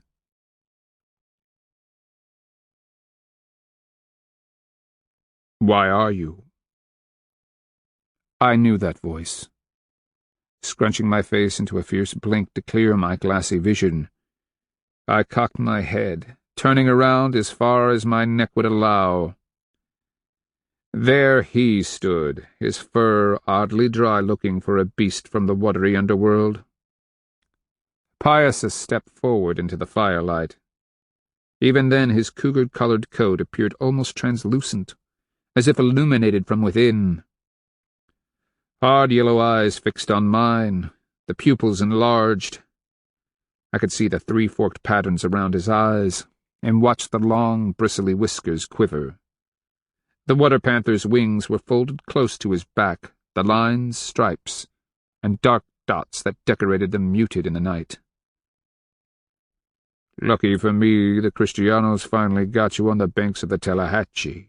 Otherwise I might have missed this last opportunity to see just what a disappointment you are." "What?" I whispered. "Sorry. Can't hear you." The piazza stepped closer, his head cocked to expose a round and furry ear. The beast even cupped a scaly, eagle-clawed foot around it the way a human did. "Oh, but I forgot. You have blood and air pulling between your lung and the wound in your side. Funny thing, these rib cages. Kind of like poking a thorn through a full bladder. All the piss runs out. And no matter how much you try to pour in, you just can't fill it up again." I struggled to say, "You've always been a Hubukwaksi." Why hadn't Bark detected the creature's approach and leaped to rip its throat out? "Nothing wrong with my penis, trader. Though any future use of yours remains a matter of frivolous speculation. And don't worry about the dog. He's still in his own world, dreaming of deer haunches, marrow bones, and chasing rabbits. Canines have such immediate and simple souls. Odd, isn't it, that Breathgiver would create a creature with such limited imagination?" He paused, the pupils enlarging in his eyes. "But then, speaking of odd creations, we have you. Dense as a cracked granite boulder. You can't recognize when you're in the spirit world or your own." "Why are you here?" I'm not even sure whether I mouthed the words or if I just thought them. "To collect on our debt." The round head tilted questioningly, the terrible yellow eyes enlarging in anticipation.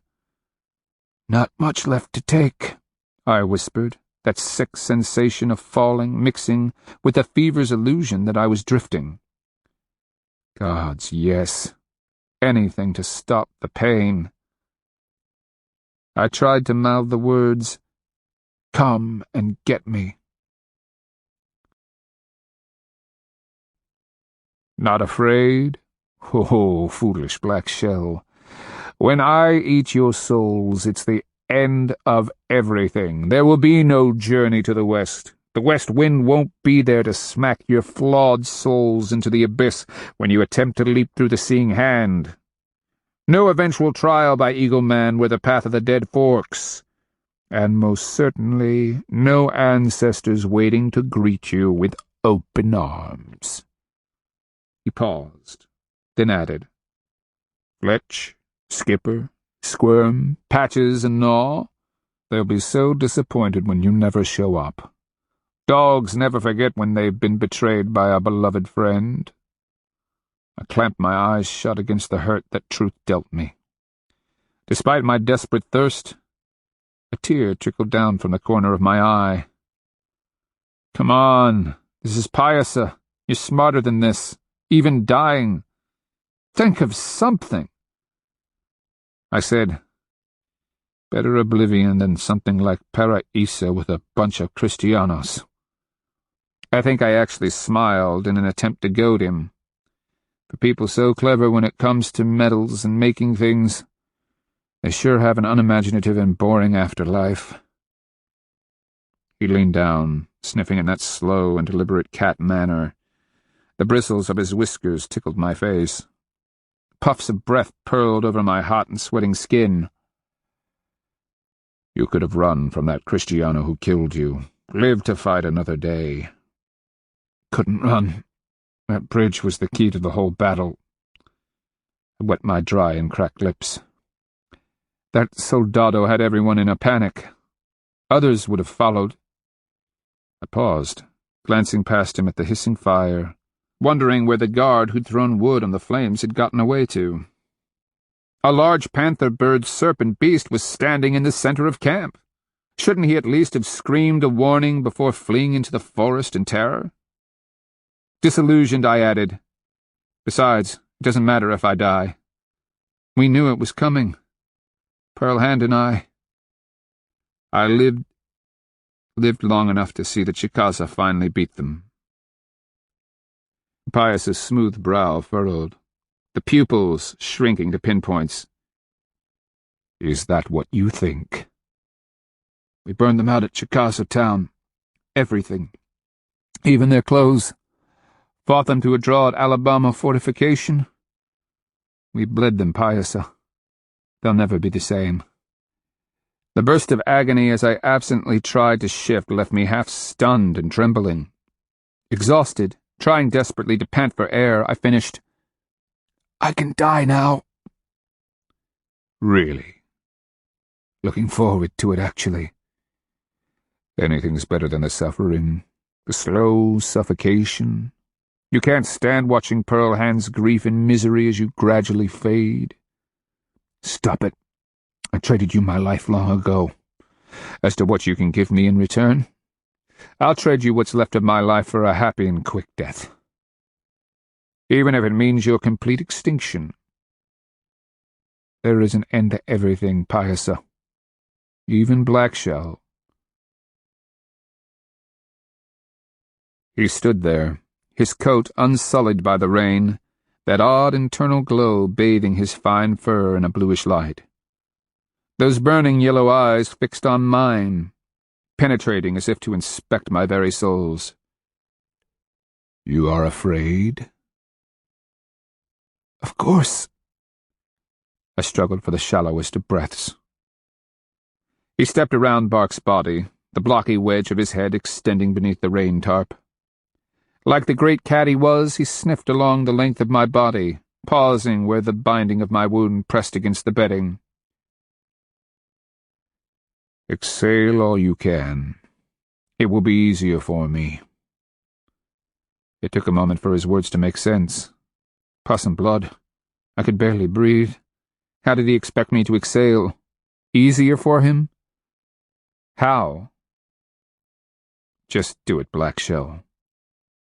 It won't last long. The pain was like jagged and splintered agony that tore through my chest. I struggled to scream, to shriek my lungs out, and managed a rattling gasp. Dizzying yellow streaks danced behind my eyes. Every muscle in my body quivered like 1,000 cactus spines, stung my exposed nerves. "No deal," Chicaza told me. What? I blinked, drained from the horrible ordeal of exhaling. I tried to raise my head, fighting against the glittering lights behind my vision. Then, to my horror, Chicaza's great mouth opened and he sank his curved feline fangs into my wounded side. Words cannot describe the experience. Intense suffering, fire in each nerve. How about a blast of writhing, shrieking agony? I didn't know the body could withstand that kind of shattering pain. The pious words seemed to float through my soles.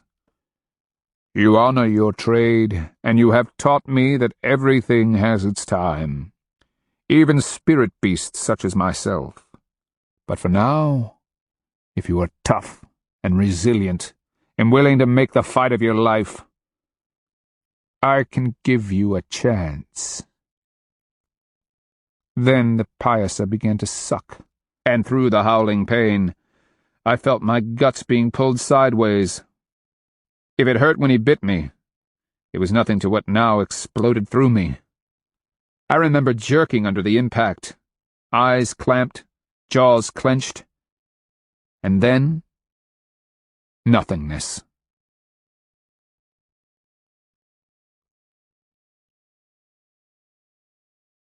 Chapter 56. I came to in the dark, flat on my back, lungs heaving. With each desperate breath, my suffering side brought tears to my eyes. Breathing. I was breathing. Blinking in the darkness, I let my head roll to the side.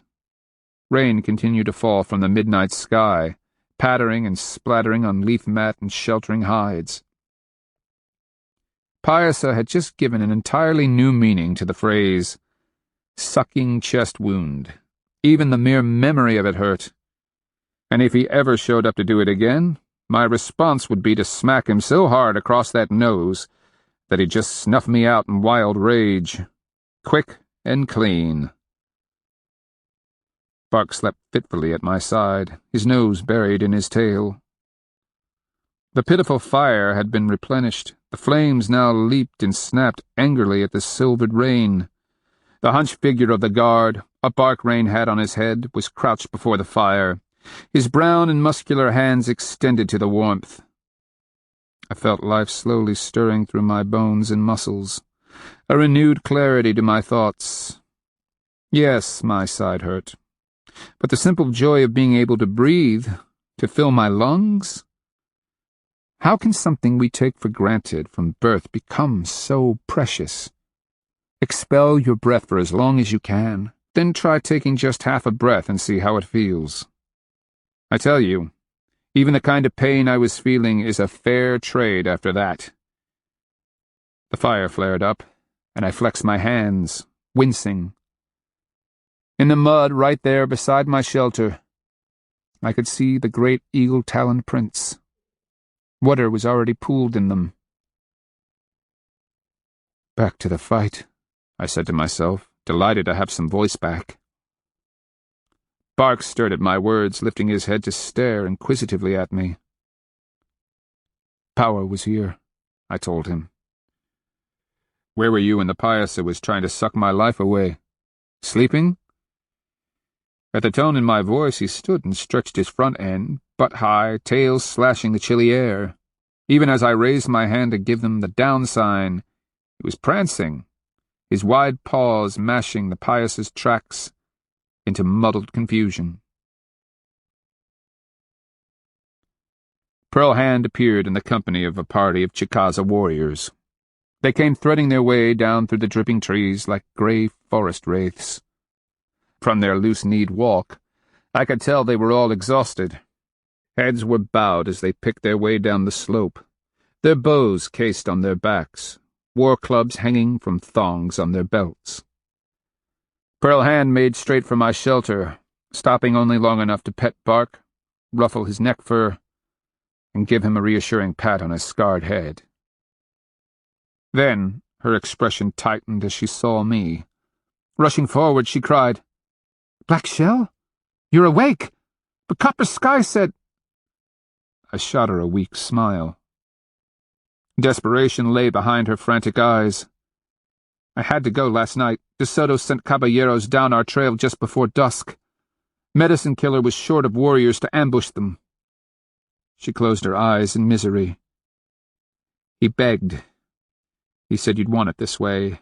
And me, I waved her down with an irritated hand. "It's all right." The panic in her face touched me when I said, "Piasa was here last night. He, well, helped." She was on her knees, hands resting on her thighs, her wet braid clinging to a shoulder in a provocative curl. I could smell wood smoke and forest on her damp leather war shirt. The handle of Moscoso's Euro knife stuck out from her belt. I had a hunch that by now De Soto's Capitan was coming to the conclusion that his knife was gone for good. "Piasa," she said uncertainly. "Here?" The suspicious glance she shot over the top of my shelter was confirmation enough. As if I couldn't smell the Tallahatchie's musk in the morning air. He was his usual irritating self. Then I told her of how Pius's nocturnal visit had played out. "He bit you on the side?" Pearl Hand asked skeptically. "I'd tell you about how he sucked on me, but even having lived through it, just the thought makes my stomach queasy." She had her gaze fixed on my blood-stained bindings. Then her eyes widened. "You're talking, breathing, and it hurts like a pestle-smashed thumb." Her eyes lost focus. "Copper Sky said he would die, that it was only a matter of time. He tried, Black Shell. He used a length of cane and inserted it into one of the wounds." She made a face. Tupacs threw up at the sight of what Copper Sky removed with his sucking tube. "I can't imagine what Piasa pulled out of you." "Imagination is sometimes a highly overrated thing." I paused. "You say Copper Sky worked on me?" "You were unconscious. He said it was better that way, that the pain would be horrible.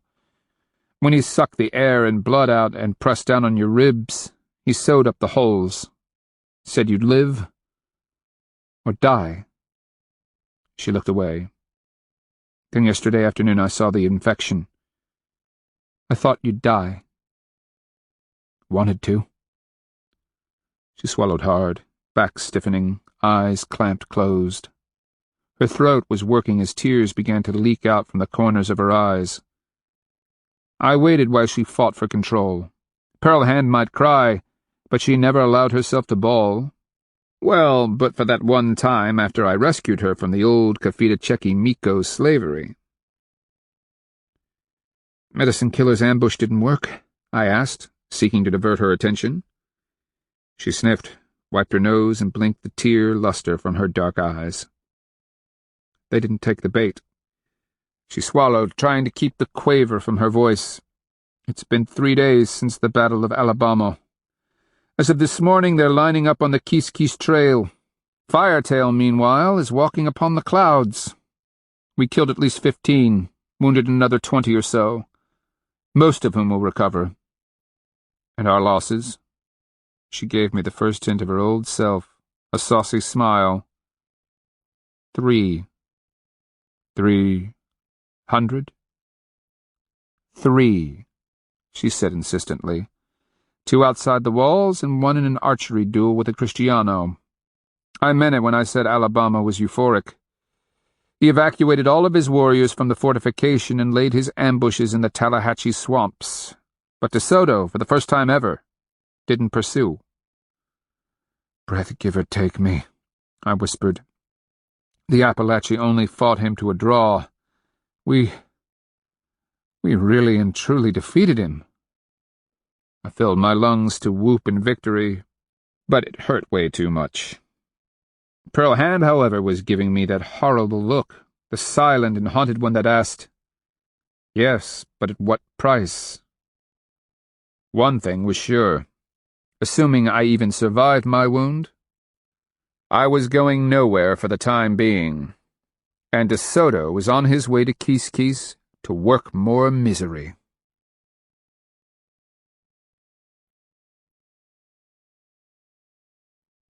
The good thing about having a spirit beast suck pooled blood and pus out of your side? You can breathe again. The bad thing?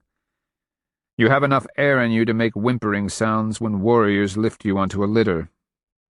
I was still whimpering 3 days later when my little party of porters, led by Pearl Hand and 2 packs, wound out of the hilly forests that divide the Tombigbee and Tallahatchie watersheds. I was carried summarily to Red Sticks Town, the new provisional capital of Chicaza, until such time as the council could be reassembled to discuss the future of the nation. Somehow, I still clung to life.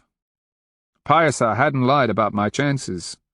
I most assuredly wasn't dead, but I wasn't anything like alive either. I was placed in the chief clan house, a larger and more elaborate building than the one at Black Oak Town had been. Had been. Oh, yes. My brother ensured that it was burned to the ground after the Kristianos pulled out. As for myself, I wonder how things would have turned out if I'd somehow kept my wits and demanded he burned it to the ground before De Soto took it. Perhaps the monster wouldn't have managed to refit and respirit his weapons. Around noon, on the day following my arrival, Copper Sky arrived. He entered the room wearing a panther hide cape, tanned with the fur on. The Hopaye's cape didn't have a blue inner glow like the Pyas's. After he soaked the cloth bindings, I made the mewling sounds as he peeled them away from my wounds. He cocked his head, inspecting the punctures in my side. The healing has slowed. Not as much pus as I'd like to see. Your fever remains about the same. And these other red spots, like holes, 2 above and 2 below the wounds? Who did this to you? Pyasa, I told him weakly. He came to me in the night while we were camped along the Tallahatchie. He bit me. Copper Sky gave me a deadpan look. That was the night after I sucked the air out of your chest? As Pearl Hand explained it, yes. I paused, suddenly unsure. He pursed his lips, the intent gaze never wavering. Blackshell spirit power doesn't run in my veins like so many before me. I have sought but never found it, never been blessed with its gifts. Instead, I have studied hard, learning the roots, their tastes, uses, and secrets. I've attempted to compensate by treating people as functioning beings. With chest wounds like yours, I can occasionally save a life by removing the blood and polluted air that is drawn into the wound. If I don't, the lung collapses, the heart slides sideways, and the warrior dies. I see. Good, because even if I manage to suck the blood and air out, then sew the wounds close to make a seal against evil spirits and disease. It is rare a warrior who actually survives. When I open them up again in the charnel house, their lungs are full of pus and corruption. That's why I'm worried. The pus must have a place to drain. I don't feel like my lungs are full of pus. No. He frowned. So my problem is this. Do I open your wound and suck again? Or take the chance that Pyas's bite is curing you? I ground my teeth, wondering myself. Let's trust in power, Hopaye. I've made it this far, and to be honest, I'm not sure that having my chest punched open again wouldn't be just enough to drive my souls away for the final time. He smiled at that, patted my shoulder, and rose. You are a remarkable man, orphan. Somehow I have the impression that our people were not whole until you walked into the Chicofa that night and announced that power had sent you to us. My mother would disagree. Ishki-Minko has allowed her opinion, but I have seen a change in your brother and sisters, a difference in the way they act, as if by your very presence you have allowed them to be the people they wished. not the ones tradition expected them to be. I grunted at that, feeling numb with exhaustion. Sleep well, orphan. I have other wounded to attend to, though most are not as perplexing as you. I watched him go and continued to breathe as deeply as I dared. Was my chest slowly filling with pus? The faint pain in my heart had diminished, and while I couldn't fill my lungs the way I could before the wound, I was definitely doing better than before Piasa bit me. Choctaw hair darkened the doorway as he entered with Pearl Hand. A familiar split-cloud copper headpiece sat atop his tightly pinned hair.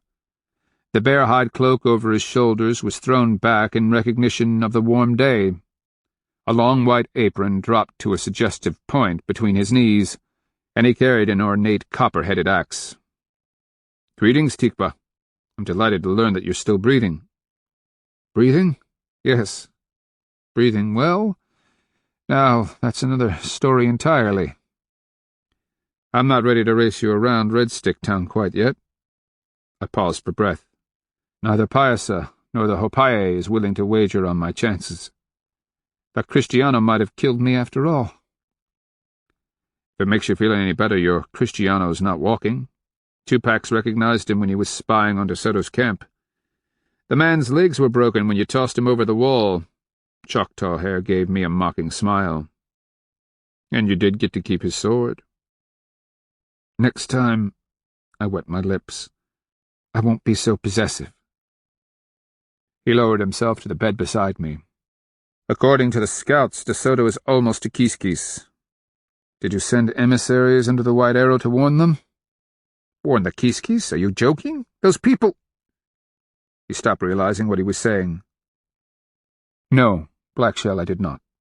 When it comes to fighting the Kristianos, we all still have a great deal to learn, don't we?" "It's all right." I reached up and laid a weak hand on his forearm. "Your brother-in-law, Firetail, fought a battle worthy of the finest Chicaza Tishuminko." "We counted the graves," Choctaw Hair told me. "Dug them up to be sure. 15 Kristianos died at Alabama. We cut up the corpses and hung them in trees like anyone would do with evil creatures. I'm told that not even the crows will eat them. Probably Breathgiver doesn't want their taint in the sky world." "Fitting that you dug them up. I'm sure Piasa doesn't want them polluting the underworld either." Pus and blood. When this was all over, Horned Serpent wouldn't send me on a mission to dig up all of De Soto's dead and hang them from the trees, would he? My brother glanced at me. "I need you to get well. Since your arrival here, I've come to rely on you, and should you decide to stay here and take up your—" With a chop of the hand, I gestured that he cease. "My business is with De Soto." He hesitated, finding the courage to say, "Your wounds preclude pursuing De Soto any further." "My wounds will either kill me or they won't. Dying or not, I remain the chosen of Horned Serpent. I am too late to warn the Kiskis. The question remains, where will he head next?" "Blackshell, you can't even sit up on your own. You only delude yourself with the notion that you're going to fight Kristianos, at least any time soon." I gave him my most menacing and dangerous glare. Then, since he didn't seem to get it, I told him, "That was my most menacing and dangerous glare." Instead of acting appropriately cowed, he arched a skeptical eyebrow. Pearl Hand, who had listened quietly, told him, "Argue as you like, High Minko. Blackshell is right. He is Horned Serpent's chosen. Even Piasa has become an ally. The fight doesn't stop at Chicaza's borders, nor will the struggle cease with Blackshell's death. He was told in the beginning that this would be a long-fought war. It didn't start with De Soto, nor will it end with his destruction." I said, "She's right. With or without me, the battle for our world goes on. But, brother, if I survive this, and when we hear where the monster is headed after Kiskis, will you give me your word that you will assist me? Perhaps even transport me, if I can't walk on my own?" He was giving me that look, The one that reminded me of when he was a boy and I was being completely selfish and unreasonable.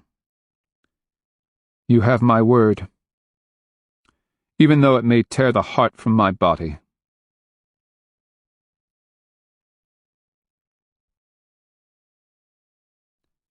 Chapter 57. I took a turn for the worse after that, my soul's drifting away into delirium. Fever-hot sweats followed by a bone-deep chill tormented my wounded body. A constant tickle of nausea threatened but never produced vomiting. Occasionally the room would spin, coupled with the sensation of an endless, tumbling fall. I really hated that. I pleaded impotently with power to make it stop. That, or let me die.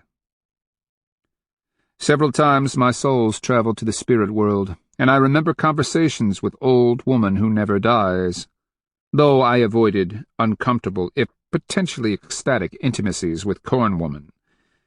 I saw Bloodthorn there, though I cannot remember what we discussed. I do remember flying, carried aloft by a horned serpent. The image that remained was of gossamer wings that radiated all the colors of the rainbow, stretching across the entire sky. Spring lengthened into summer. 2 packs left on a trading venture to the west, one predicated on gathering information on the monster's whereabouts. I seemed to hang, neither dying nor healing, my body locked in a stasis of misery. Copper Sky and Pearl Hand managed to get me on my feet, supporting me as I shuffled to the latrine and back. Afterward I would collapse onto my bed, panting and trembling, as if I'd just run all the way from Cafita. Then, just before summer solstice, on a moonless midnight, some whisper of warning blew through my soles. I blinked awake, staring uneasily around the greased charcoal blackness of the clan house. In the night, I could hear Screech Owl's mournful whinny as it sang to the powers of the night. Something moved in the darkness. Pearl Hand? No, she'd been called to a council meeting. De Soto might have been fleeing west to the forest, but Chicaza had indeed been conquered. Pearl Hand had taken my people's hearts, souls, and imagination. She had made no secret of her past, but my stiff-necked and prudish Chicaza couldn't have cared less. It was a measure of their new-found respect for Minko Pearl Hand that she'd been called to determine if Chicaza town should even be rebuilt. Something rasped on the cane mat floor. Bark? Blackie? No dog came snuffling up to the bed or poked a cold nose in my direction. I remember that Pearl Hand had taken them to the council session in the Chicofa. Who's there? In the eerie silence, my heart began to pound. The darkness felt heavier, oppressive, as if it sucked up even the faint glow of embers in the central hearth. Reaching beneath my blanket, my groping fingers wrapped around the hilt of Pearl Hand's old Kristiano knife. I might not have been able to stand on my own, but I could surely jab someone. Paisa, is it you? Come to finish what you started beside the Tallahatchie? I heard a muffled exhale. Clothing hissed and a shape emerged from the shadows, stepping closer. Then hesitating. I can see you, I said insistently. Tell me who you are and why you are here. You and that swamp bitch have really done it, haven't you? She almost spit the words. You've made Chicaza yours, but you don't fool me, not for 1 second, you worthless dripping pustule. Mother, come to Red Stick Town, have you? She loomed over me, a blanket wrapped about her shoulders, her grey hair pinned back in a bun. She held something that might have been a wadded cloth in her hands. Your uncle was the greatest man I ever knew, and your cowardice broke his heart. You gutted him, Black Shell. Gutted him just the same as if you reached inside him and twisted the living souls out of his body. She paused. I know. I watched him live with the pain and disappointment until it finally killed him. I ground my jaws, angered by the accusation in her voice. I told you at the time how Horned Serpent warned me to run. You want to talk about disappointment? How do you think I felt? All my life you and Uncle taught me to be honest, that lies were for the weak and cowardly. Then, when the greatest trial of my young life was thrust upon me, I told the truth. I swallowed hard against the knot of anger in throat. And you and Uncle declared me a liar and exiled me. So much for the vaunted Chicaza honor. You still cling to that fated lie. What fated lie? Horned Serpent? Wasn't it just Pyasa that you called upon? Is that how you defy the incantations and charms? You sold yourself to the Water Panther for protection? Incantations and charms. A cold chill ran through me. Are you telling me that you've hired a sorcerer? You've been using spirit power against me? Things make so much more sense now, she mused as if to herself. Our charms were tailored to foreign medicines and talismans. But if it's Pyasa who protects you, we'll need different magics. She sniffed. But what a fool I am.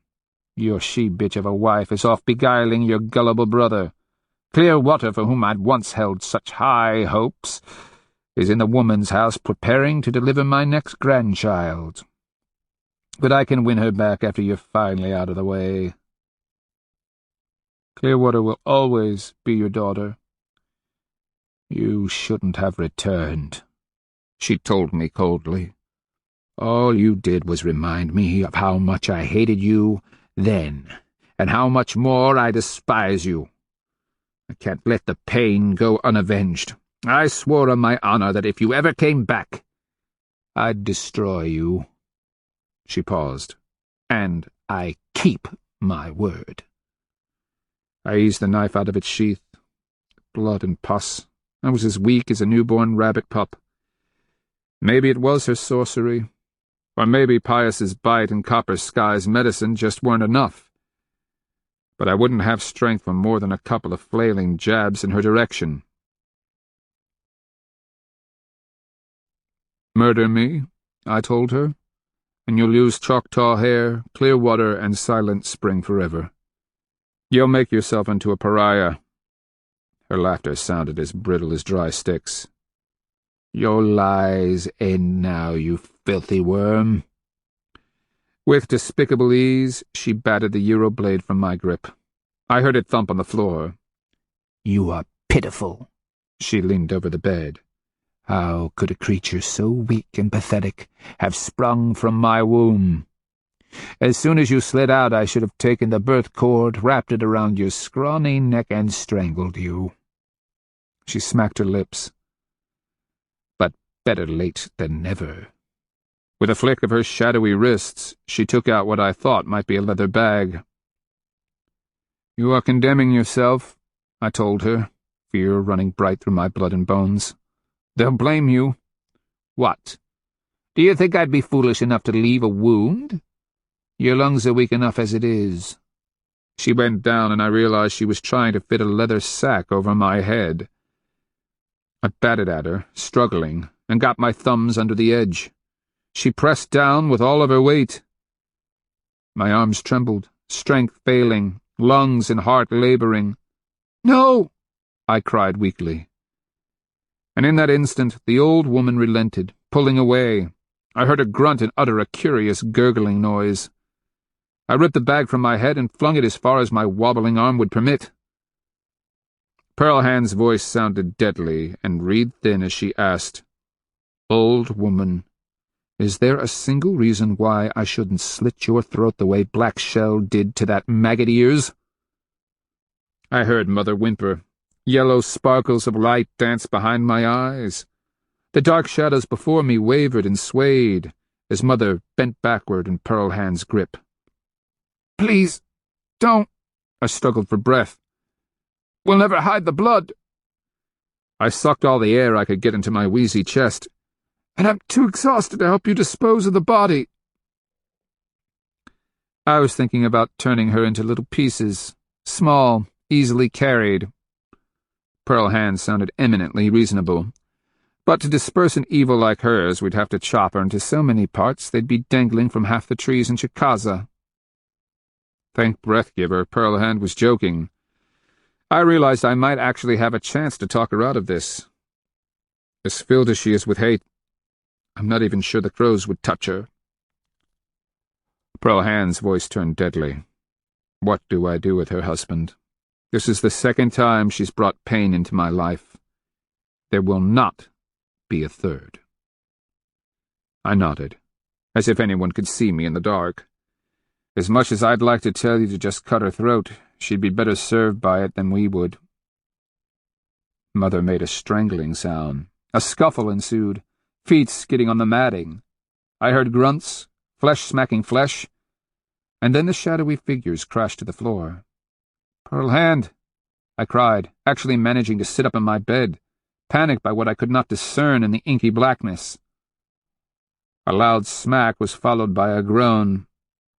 "Pus and blood," Pearl Hand panted. I thought I saw her shift as she crouched over a supine shadow. "Give me a moment, I got her choked down. Then I'm going to tie her up like a roasting turkey." "She's alive?" I croaked. "Only if I don't come to my senses." I sank back, desperate for air. "Perhaps, beloved, you could disappoint me and leave her alive?"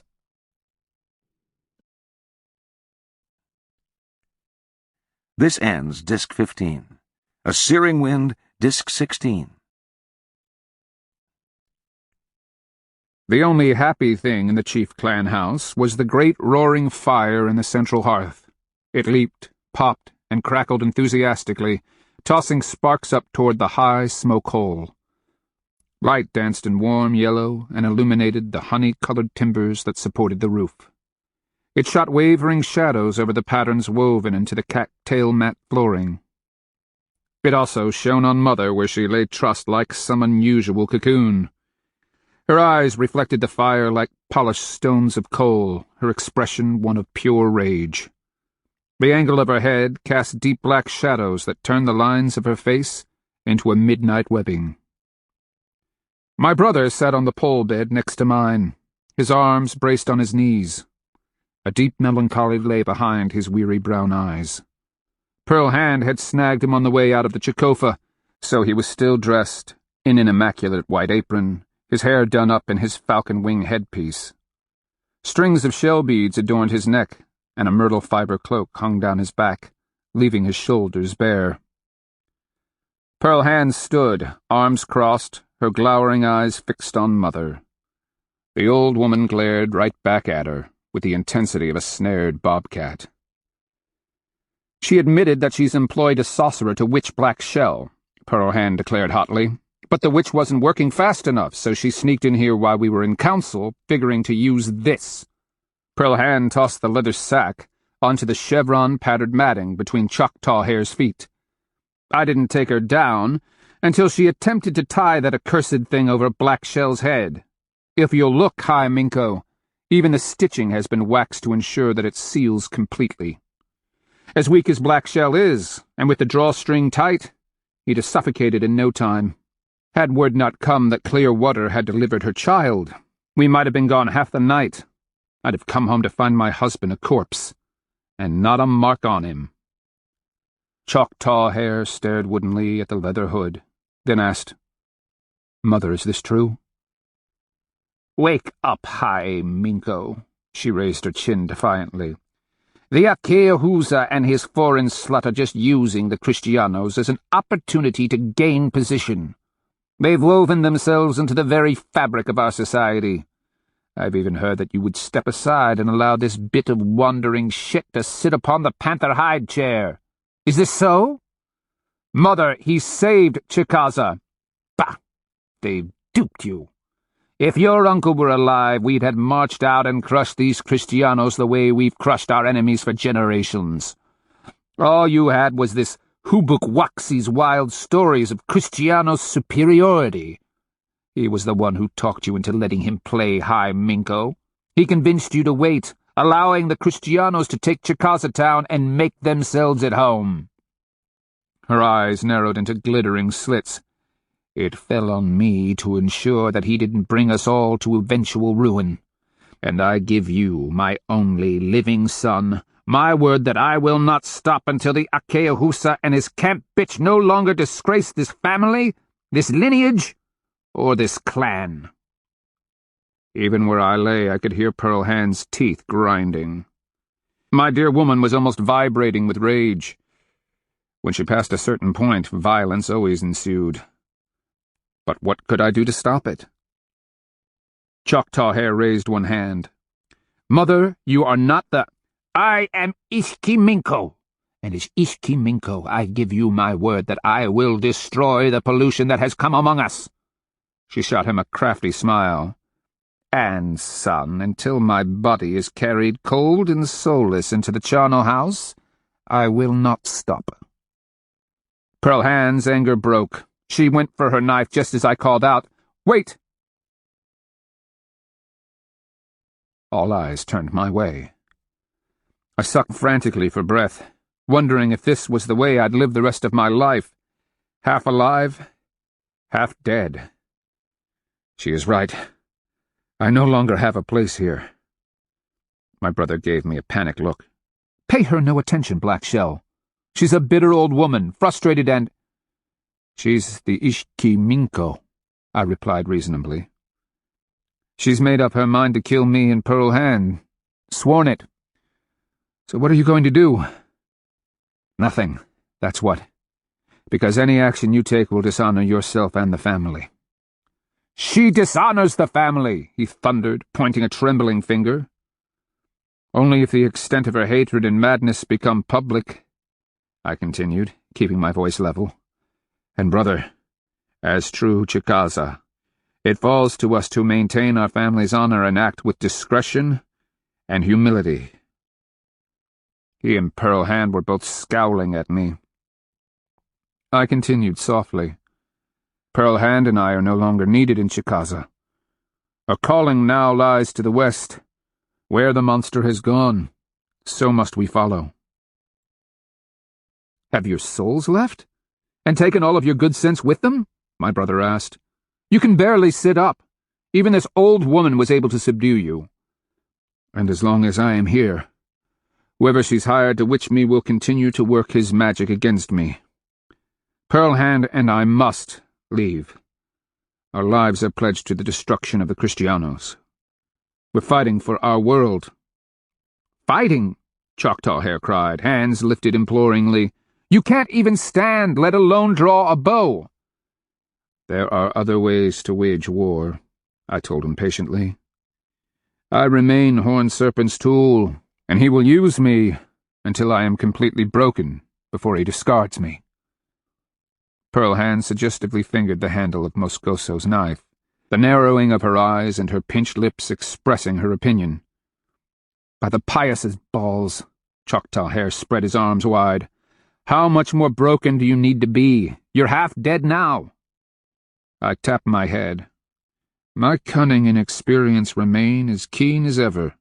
And let's face it, no matter what nonsense the Ishkiminko might want to believe, we beat the Kristianos because we were smarter than they were."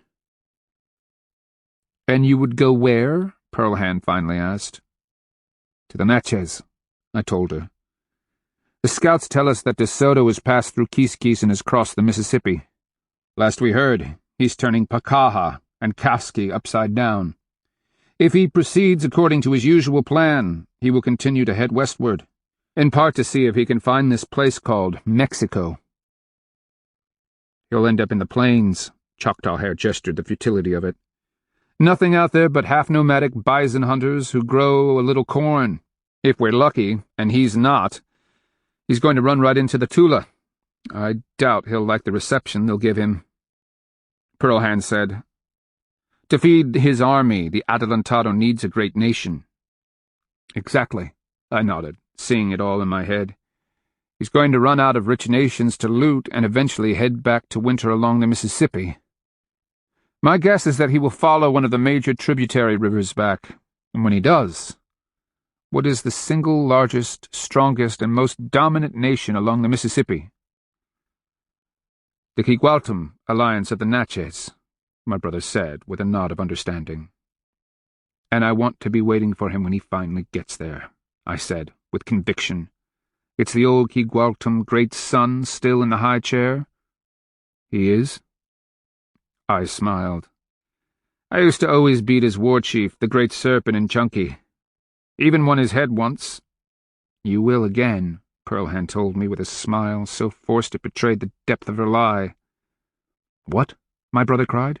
You can't travel to the Natchez? You can't even walk to the latrine without 2 people to hold you up. I glanced at Mother. Her eyes, the twist of her mouth, the set of her jaw, all reflected undisguised loathing. If you would provide the loan of a litter, I will trade you the last of my copper, brother. All but the sacred mace. And it's a solution to the problem of what to do with Mother. Once I'm gone, I'll most likely remove the source of her current insanity. For long moments my brother stared at me, 1,000 pleadings in his wounded brown eyes. Then he glanced long and hard at Mother. I will take you to Quigualtum town, he agreed, as I knew he would.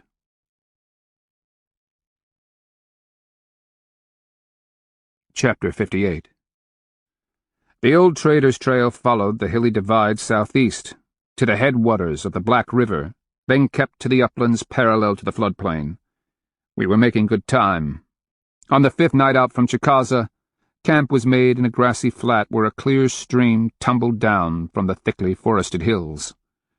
I enjoyed the sound of the water, the perfumed scent of the forest, and the twinkling of the last fireflies as the night settled around our camp. Pearlhand propped me up with a pillow she carried for the purpose. Bark and Blackie, panting from a vigorous rabbit pursuit, flopped down beside my litter. I could tell that both were pleased to be on the trail again. The warriors went about making their camp, stowing weapons, building fires, and the 4 young women who accompanied us set about building their cook fires. Not only did they attend to camp chores, but as was traditional, they would sing as we approached Natchez. "How are you feeling?" Pearlhand asked as she seated herself beside me and set her crossbow on the grass. I tried to avoid her worried and knowing gaze. "I'm feeling satisfaction," I told her. "That's not what I meant." "The fever has subsided. I don't feel like I'm floating away half the time." I sniffed the warm air, watching the breeze waffling among the ash leaves above. The chirring of 1,000 insects serenaded us from the surrounding forest. Cardinals were singing, and a mockingbird warbled from the brush beside the creek. Overhead, a flight of parakeets chirped. The High Minko made one last tour of the camp, ordered his scouts out for the first watch, and sauntered over to seat himself beside Pearlhand. He gave me an over-enthusiastic smile, as if doing so would change the unchangeable. "I saw your runner arrive," I told him. "You seem pleased with what he told you." Choctaw Hair smiled for real this time. "The Quigualtum great son has received the white arrow, and will await our arrival." He glanced at our small entourage. "I still think that your insistence that we keep the party small wasn't particularly—" He made a face. "Shall we say well thought out?" I laughed. "But for the wound in my chest, Pearlhand and I would be doing this by ourselves. There's no need to disrupt Chicaza even more to send a large delegation. They have enough to do, rebuilding, planting, and repairing." I narrowed a skeptical eye. "It's enough that you insisted on coming." He gave Pearlhand a shy look and shrugged. "Considering the stakes, my presence is required." "And you don't have to admit that you know I'm dying." I reached out, taking his hand in mine. "Your secret is safe with me." He avoided me, blinking as if something were in his eyes. "What of the great son?" Pearlhand asked, skillfully changing the subject. "You've had dealings with him, High Minko. How will he respond?" The Natchez are always something of an enigma. They split themselves into just two divisions, Sun Clan and Commoner. They are less than moieties, more than clans. Currently they have 15 towns scattered along the Mississippi's eastern uplands.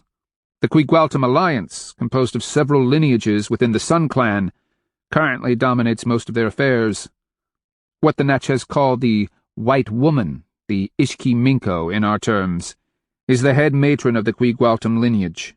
Her son has been a better-than-average ruler, and his cousin, who is also a most competent man, serves as Great Serpent, or our equivalent of Tissue Minko. The Great Serpent handles relations with other nations, warfare, and ensures the Great Sun's edicts are carried out. But there are always factions associated with other towns that are politicking, seeking influence. Overall, with the harvest good and the people happy, and for the most part secure from attack, the leadership has been acting with justice and discretion.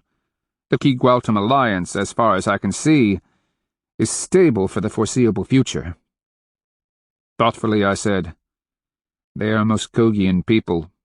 While they have been Chicaza's ancient and traditional enemies, the world is changing. You could take this opportunity to broker more than just a one-time alliance. Pearlhand added, Kiskis, Pakaha, and Koski will probably collapse after De Soto moves on. An alignment of strength between the Natchez and the Chicaza would provide both of your nations with a certain amount of security in the aftermath. My brother chuckled dryly. Next thing you'll want me to ally with the Choctaw and the Yuchi, too. Might not hurt, I told him, wincing as I tried to resettle myself. Piss and blood in a pot. Why wasn't I getting my strength back? Old woman who never dies told me it would be a long fight. If we crush De Soto, you have no guarantee that another fleet of Kristiano's ships isn't going to land in Ochuse and drop off another army. His expression was full of rebuke. With all these friendly allies you're making me, against whom will the Chicaza refine our art of war?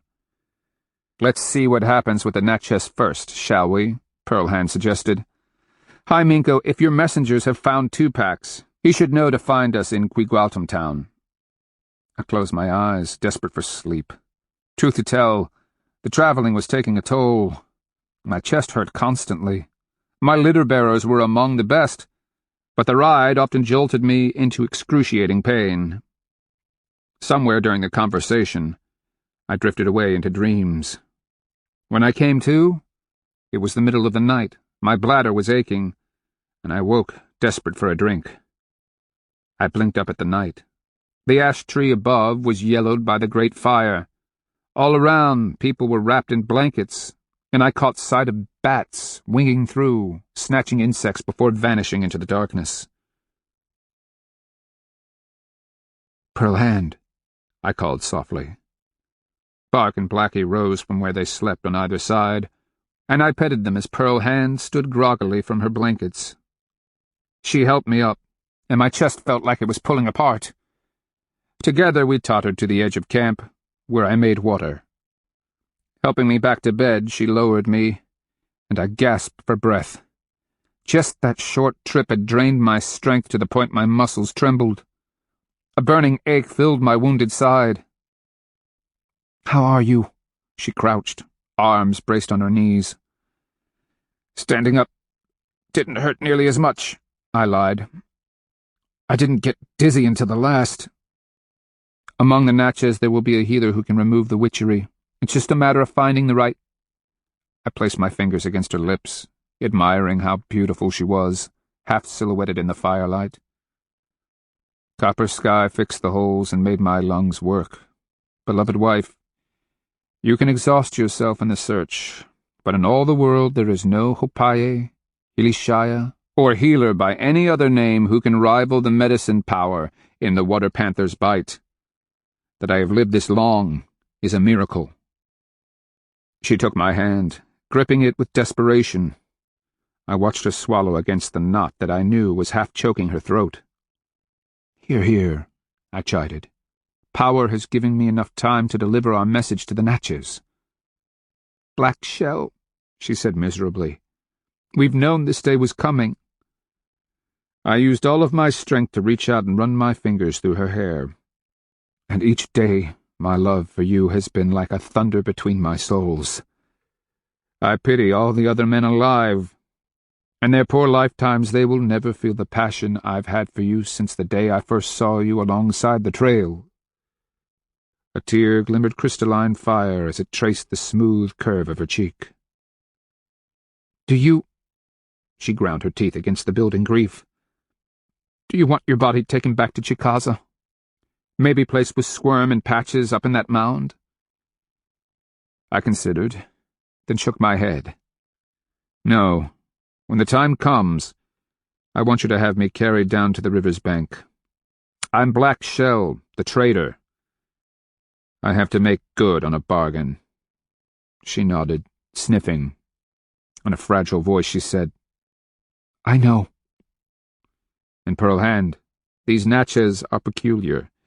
They consider it a privilege to offer their lives to accompany the dead to the afterlife. Don't let any of them sacrifice either themselves or their children to accompany me. Not only do I not want their deaths on my conscience, but the last thing I need is a bunch of fawning strangers interfering with my afterlife. She nodded, that old familiar quirk of her lips warming my heart. Then she crawled back into my blankets, wrapping herself around me. I closed my eyes, a feeling of warm security flowing from her body where it pressed against mine. I reached up and pulled the wealth of her thick black hair across my cheek, thinking, savor this, Black Shell. In all of existence, this is true bliss.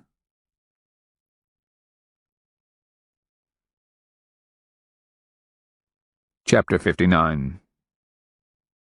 On an occasion as important as the meeting of two ancient and powerful enemies, such as the Chicaza and the Natchez under the White Arrow, nothing is left to chance. Even the smallest detail must be attended to ensure that each side presents all the pomp, pageantry, and ceremony required. As we approached, runners were charging up and down the trails to ensure that everything was perfectly orchestrated. The symbolic gifts had already been delivered, along with flowery speeches ensuring everyone's goodwill. By the time we arrived at Keegualtum town, the great sun knew exactly how many were in our party, their ranks, ages, and honors. He had every aspect of the greeting ceremonies laid out, the feast prepared, and appropriate lodgings established for each of us. The entirety of Keegualtum had been swept, cleaned, and repainted. The people had been ordered to prepare their finest. Everything had to perpetuate the illusion that Keegualtum was the best, finest, and most wonderful city in the world, and the Natchez the greatest of all people. For the first time in my adult life, I was identified as Black Shell, brother to the High Minko of Chicaza, and given the new title of Messenger of Horned Serpent. I wasn't sure how either the White Woman, the Great Sun, or the Great Serpent was receiving that. They knew me as an exiled trader. I could only imagine the curiosity that was brewing atop the high mound at Keegualtum. On the appointed day, we waited out an inconvenient rainstorm in a trailside temple, the thatched structure perched atop a hillock, less than a hand's march from Keegualtum. I stared across at the imposing city where it rose above the surrounding country. Atop a mound second only to the great mound at fabled Cahokia, Keegualtum town dominated the horizon. Bloodthorn, who'd been so awed by the great nations, would have loved to have seen the place. Poking above the mound-top palisade were the high-peaked roofs of the Great Sun's palace on the west, the Great Serpent's smaller palace on the east, and shorter charnel houses and granaries interspersed among them. Above it all towered the tall red cedar world tree pole with red and white stripes spiraling down its length. When the rain finally tapered off to leave a stunning double rainbow, we reformed our procession. The local Natchez appeared from their houses and farmsteads to line the main trail. Many held flowers that they waved at us as we passed. Others shook gourd rattles and sang. All stepped into line, following behind in a throng, singing and clapping or shaking rattles. My brother atop his litter was carried behind our flute players. He looked resplendent with his face painted white around the black fork-eye design. A great copper falcon headpiece was pinned atop his greased black locks. He held the symbolic white arrow before him, though a servant carried Uncle's copper-headed axe immediately behind. A panther-hide cloak hung from his shoulders, and he wore a long white apron. Gleaming copper ear-spools hung in his ears. I rode in my litter, my face painted white. I hadn't the strength to hold the ancient copper mace upright, so I just rested it across my belly. Antonio's ornate sword lay on the litter beside me. Pearl Hand walked just ahead. She dressed in strands of shell beads, a spotless white wrap around her hips. She carried her crossbow, Capitan Moscoso's gem-encrusted gyro knife in its scabbard at her hip. Bark and Blackie marched at her side. Behind me came the Chicaza warriors, their faces and bodies painted white. They had dressed in their finest, their little white arrows of merit prominently displayed in tightly coiled hair. Feather splays decorated each shoulder. They'd polished and oiled their weapons. A couple even sported Kristiano's scalps tied to their bow tips. We wound down through the gullies, across clear streams, and up the ridges, each topped with farmsteads, cornfields, and clumps of fruit and nut trees. The flutes began to play, and the whole Chicaza delegation began to sing the song of ritual greeting. Traveling thus between the swelling ranks of Natchez who'd come to watch, we made our way to the foot of the great mound, where it dominated a high ridge, bounded on three sides by Kegualtam Creek. Our entourage made its way down an aisle between massed people, past granaries, a couple of shrines, and ramadas, to the western flat, where the great serpent waited at the forefront of perhaps 200 Natchez warriors, all decked out in feathers, paint, copper, and shining mica breastpieces. To either side, resplendent in bright fabrics of red, yellow, blue, purple, and green, were amassed the honored men. Behind them stood the nobles, and finally the true Sun clan, all placed according to rank and privilege. In the rear, lines of women were singing the Natchez song of greeting, clapping their hands and dancing. Marching right up to the great serpent, the Chicaza flute players promptly stepped aside, dropping to one knee and touching their foreheads in a sign of respect. The crowd went silent, or as silent as a crowd can be when people are shifting, scratching, and whispering excitedly to their neighbors. At a signal, Choctaw Hair ordered his litter to be lowered, and he stepped forward, the white arrow in his hands, my old Kristiano sword at his hip. Walking up to the great serpent, he stopped, holding out the white arrow. Then he cried, "I am known as he who takes the Choctaw Hair man-killer, High Minko of the Chicaza people, of the chief clan, of the Hickory moiety." He went on to recount his ancestors and his war honors, and finally ended by saying, "At the head of the mighty Chicaza, I have routed the accursed Kristianos from our lands. My warriors have killed many of their soldados and caballos. We burned them out of their town and incinerated their supplies. They left their dead behind them, and to their dismay we have dug them up and hung pieces to rot in the trees, removing their pollution from our soil. Having accomplished these great things, the Chicaza nation now comes to the Natchez in peace, under the white arrow, and we bind ourselves to it." He raised his arms as if to take in the great serpent, and his entourage, as well as the elevated magnificence of Kegualtam town behind them. For generations the Chicaza and Natchez have made war against each other. We each have wept at the deaths of loved ones, retaliated, and tortured our captives to death in the squares. In the process we have built the red power between our peoples. Chicaza now comes, our hearts full of the white power, seeking to restore balance and to achieve harmony with the mighty Natchez nation. Then he turned, pointing at me in Pearl Hand. "I bring Black Shell, the orphan, messenger of Horned Serpent, and Minko Pearl Hand of the Chicora, who bear a message for the great sun, the white woman, and the Natchez people." The great serpent had aged since the last time I'd beaten him at Chunky. I could see gray at his temples. He had his hair tightly wound and pinned, with a striking spoonbill feather headdress. His face was painted white with 3 red stripes angling down each cheek, indicating a preference for peace, but that he'd need to be persuaded. A glistening beaver-hide cloak was thrown back over his shoulder, and the image of a fox was embroidered on the front of his apron. He took the white arrow and began his recitation of ancestry, war, honors, and so forth.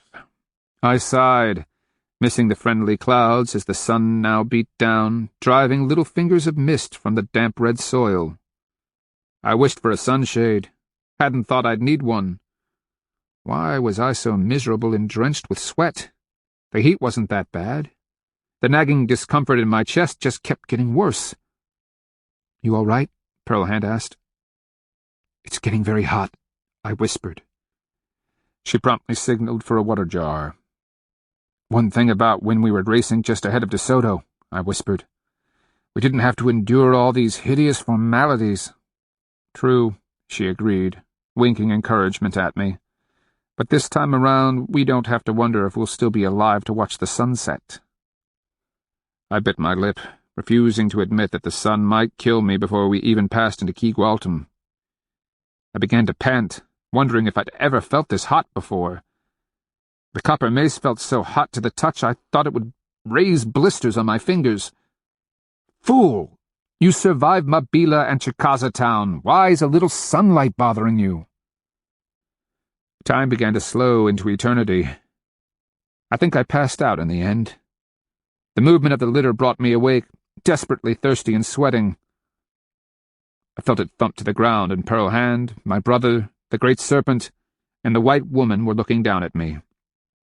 "I'm all right," I whispered hoarsely. "Just need a drink." After I'd been given a bottle, I weakly pulled myself up, aware that while I'd slept, my litter had been borne into the city. I was on the great sun's elevated veranda.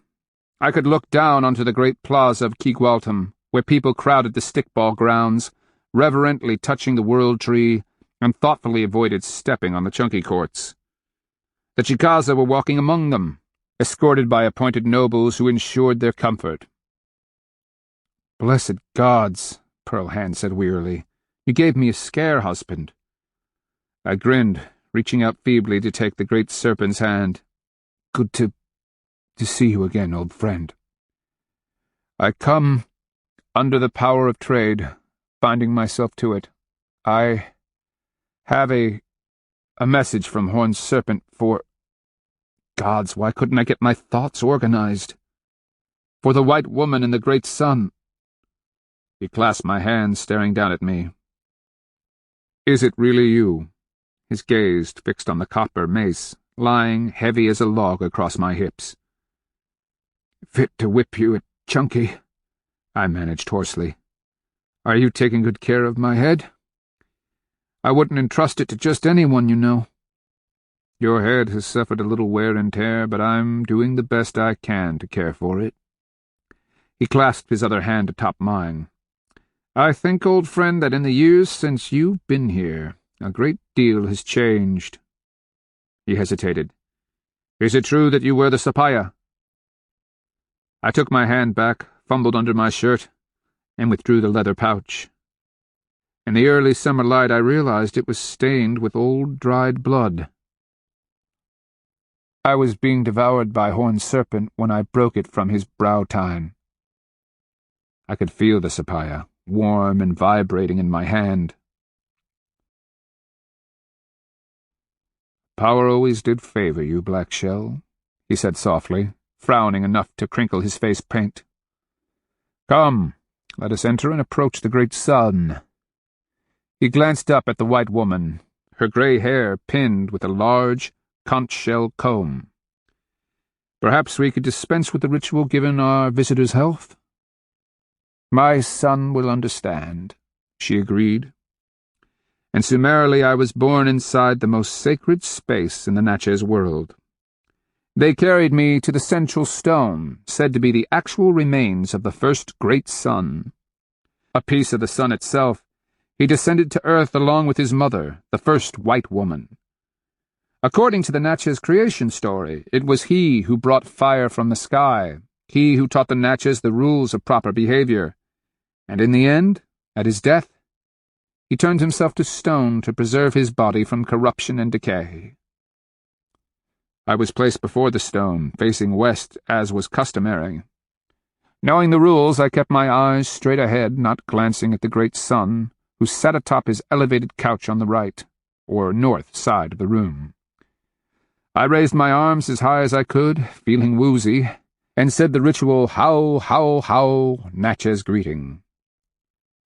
"Bring him to me," the great sun ordered, and my litter, followed by Pearl Hand and Choctaw Hair, was placed before the elevated bed. About my age, the great sun was perched on the edge of his raised platform. Given the gravity of the occasion, his intricately painted face betrayed no expression. I glanced around at the weavings, sculptures, and ornately carved woodwork. Beautiful wooden chests, engraved and inlaid, were placed to each side. "Who speaks for the Chicaza?" the great sun asked, his face painted in white with yellow rays, as if a morning sun shone over his forehead. A stunning headdress made of erect white heron and cardinal feathers topped his head. Splays of swan feather rode each shoulder. "I am High Minko Choctaw Hair. I speak for the Chicaza nation, great sun." My brother stepped forward. "This man is Black Shell, the orphan. He, however, speaks only for power, bearing its message to all peoples of our world. He is the chosen of Horned Serpent. The woman is Minko Pearl Hand of the Chicora. I ask that you hear them, and as you do, know that I, Ishto Minko of the Chicaza nation, am humbled to be in their presence." At that he stepped back, the import of his words clear to all present. It wasn't just every day that a Chicaza High Minko was humbled by anything. "Tell me your story, orphan," the great sun said, leaning forward. I struggled for breath, drained even of the energy to speak. Then I felt the sapphire burning on my chest. Its heat began to flow through my breastbone and down into my clogged lungs. I ran trembling fingers over the sacred mace, and the copper seemed to impart strength to my depleted souls. The great stone in my chest shrank and grew oddly light. A sense of euphoria buoyed my souls up, and I swear, a golden light filled the dim room. I took the first full breath I'd had in days, the power of the sapphire invigorating my flesh. I was in the peninsula, great sun, in pursuit of strange stories, terrible stories, about the pale-skinned bearded men from the sea. Chapter 60. I came out of a grey and clinging haze, as if picking my way through tufts of cottonwood down. All I remember from the dream was that I'd been sitting atop Keegualtum's stunning mound, the great walls, the buildings, and the palaces long gone. In place of the monuments and structures, the wondrous five-sided earthwork had been covered with grass, and I had been standing atop the high western palace mound, amazed at the vista of rolling and broken hills that stretched off to the west and the mighty river. It had been summer, the surrounding forest like a lumpy carpet of somber green that wavered in the damp heat. "Go to the river," Horned Serpent had said, but I couldn't remember much of the rest. As I plucked the last of the haze apart, I blinked my eyes awake to see my brother. He was seated beside me, looking down. His hair was pinned up, shoulders and chest bared, the copper ear spools dangling. He held Uncle's axe in his hands. "Where are we?" I looked up at a pole roof covered with cane splits. I tried to sit up, only to feel faint, dizzy and nauseous. The uncomfortable weight on my chest had grown heavier. Every breath I managed to suck in came as a struggle. "The house belongs to one of the Sun Chiefs, a younger brother of the Great Sun, I believe. Can I get you anything?" "Water." I drank greedily when he placed the narrow-necked jar to my lips. "I'll have someone bring food. I'm not hungry. Been more than 2 days since you've eaten." He frowned. "What do you mean you're not hungry?" "I ate this morning, just before we entered Keegualtum." "Aren't you listening? That was 2 days ago, Black Shell. You had just finished that marvelous speech to the Great Sun. As soon as you finished, you collapsed like a cut string. You've slept ever since." Pearlhand's worried sick. When I blinked, my body seemed to rise into the air. Everything was spinning. I pawed for the sapphire with clumsy hands, grasped it, and felt the world stabilize around me. 2 days. Did the great sun understand? Understand? You were marvelous. You spoke with such passion and eloquence, we all thought you were mending. But now, looking at you, I was only the mouthpiece of power. I struggled to focus my eyes, most of my body numb and feverish. The discomfort deep in my chest was pulsing with each beat of my heart. Just tell me the news. Tupac arrived this afternoon. He and Pearlhand are still sitting in council with the Great Serpent and his war chiefs. It was my turn to come and check on you. When I'm not explaining how we beat the Kristianos, they have me off wasting time with the White Woman. She seems interested in an alliance, but the Great Sun hasn't... What? She's the key, you fool, I whispered. Do I have to teach you everything? Stop being a puffed-up Chicaza when it comes to women. This is Natchez. She's the real authority. The Great Sun will agree to anything his mother negotiates. And if you want to make a friend for life, don't leave without playing chunky with the Great Serpent. He lives for it. But don't let him get carried away. Last time I was here, he bet me his head after I took all his copper, and even the clothes on his back. I won, but I asked him if he'd do me a favor and keep his head on his shoulders until I might decide to claim it. You never cease to amaze me. He swallowed hard. Tupac says that you're right. De Soto is headed west across the great stony ridge, on the way to Coligua. He'll be back. And I've offered the Natchez every squadron the Ixes can field when he comes this way again. The Natchez will fight? My brother clasped my oddly dry and shrunken hand. I think it was the part about De Soto claiming to be descended from the sun. When you first related that, the Natchez took it like a slap to the face. But additionally, Tupac's brought a couple of Pacaha traders with him, the Adelantados now claiming to be the sun god in person. Sacrilege. I swallowed hard, watching my brother's image waver and float in my vision. It was like seeing him through a silvery mirage. It's getting hard to breathe again. I know. Don't let the Natchez get away, I whispered. When De Soto comes back, you'll need them. I blinked, trying to clear my vision.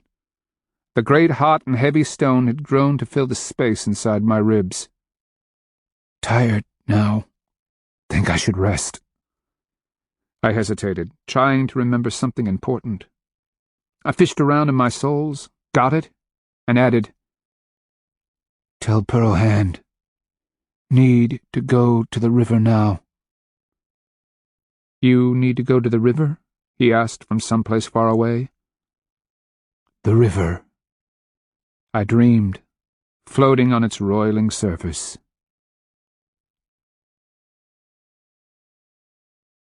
I awakened to water.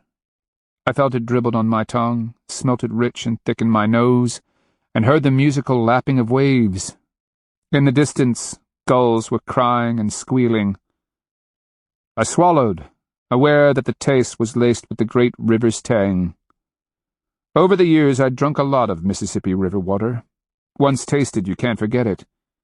Pearlhand had fulfilled my final wish. Black shell. I smiled, thankful to hear my wife so clearly. When I blinked my eyes open, it took a moment to focus on her face as she leaned over me. The sky was so bright that it left her features in silhouette. You are the most beautiful woman, I told her, wondering why my voice sounded so faint. I could have been talking from 10 paces away. I brought you to the river, she told me, taking my hands in hers. I did as you asked. I could hear the strain in her voice, a longing and hurt that I knew I was causing. I'm sorry. Please don't grieve. Something important. What? Oh, yes. Did the Natchez finalize peace with the Chicaza? The alliance is finalized. I tried to concentrate, wishing my thoughts went tumbling around like a bunch of raccoon kits atop a grub-filled log. Hold my hand while I sleep. Forever, my love. When I came awake, the midnight sky overhead shimmered on a white frosting of stars. A faint glow could be seen on the western horizon. Across the dark water, the tree line was barely silhouetted on the far shore. I just missed the setting of the moon. I blinked, feeling oddly refreshed, delighted to have finally shrugged off the dragging weariness that had clung to my very bones since Alabama. I could actually breathe again. I felt young. I glanced to my right, aware that Pearl Hand slept in a blanket, her right arm extended, her long hand and slim fingers just touching mine. On all sides I could see camps. Fires flickered in the night, and sleeping forms were scattered around. Just up from where my litter lay slept 2-packs in Choctaw hair. To their right, the great serpent and some of his sun chiefs. I'd asked Pearl Hand to bring me here alone. With a reverent finger I reached out and traced it ever so lightly down her smooth cheek. If only I could infuse her with the love I felt, ensure that she knew how precious she was to me. I eased back and sat up, thankful for the warm summer night and the faint breeze. The acrid scent of puccoon mixed with bear grease carried to my nose. Protection against mosquitoes. At my movement, Bark and Blackie lifted their heads where they'd been curled, with noses under their tails. They watched me anxiously, as if expecting some word or gesture.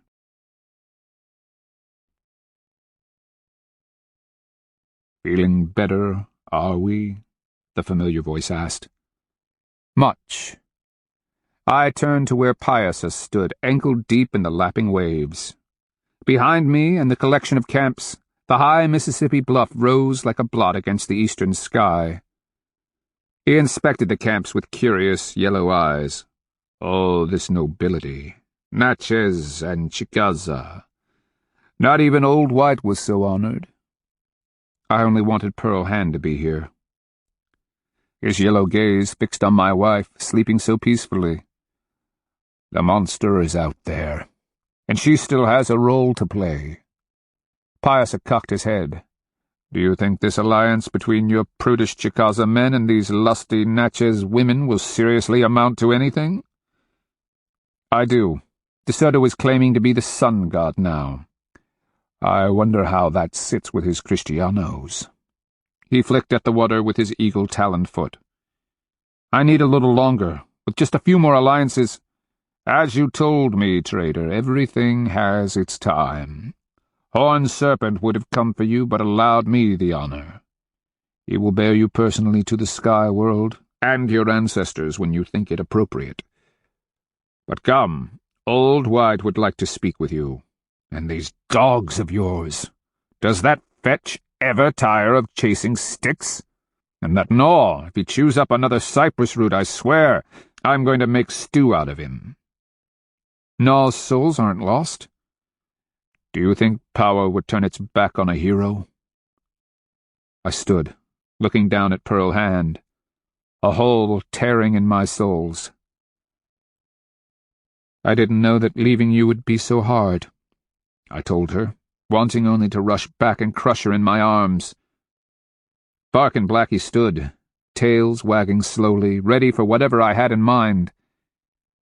I gave them the sign to sit and stay, and took a final look at my beautiful Pearl Hand.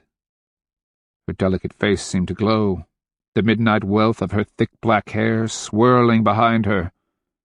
Her arm was still extended, her slim fingers seeking mine. Then I forced myself to walk nervously into the water. I hesitated, and glanced back to where the dogs whimpered and waited, and Pearl Hand slept so peacefully. The Piasa cocked its head, giving her one last skeptical inspection. Pearl Hand would come eventually. And the dogs and we'd be waiting.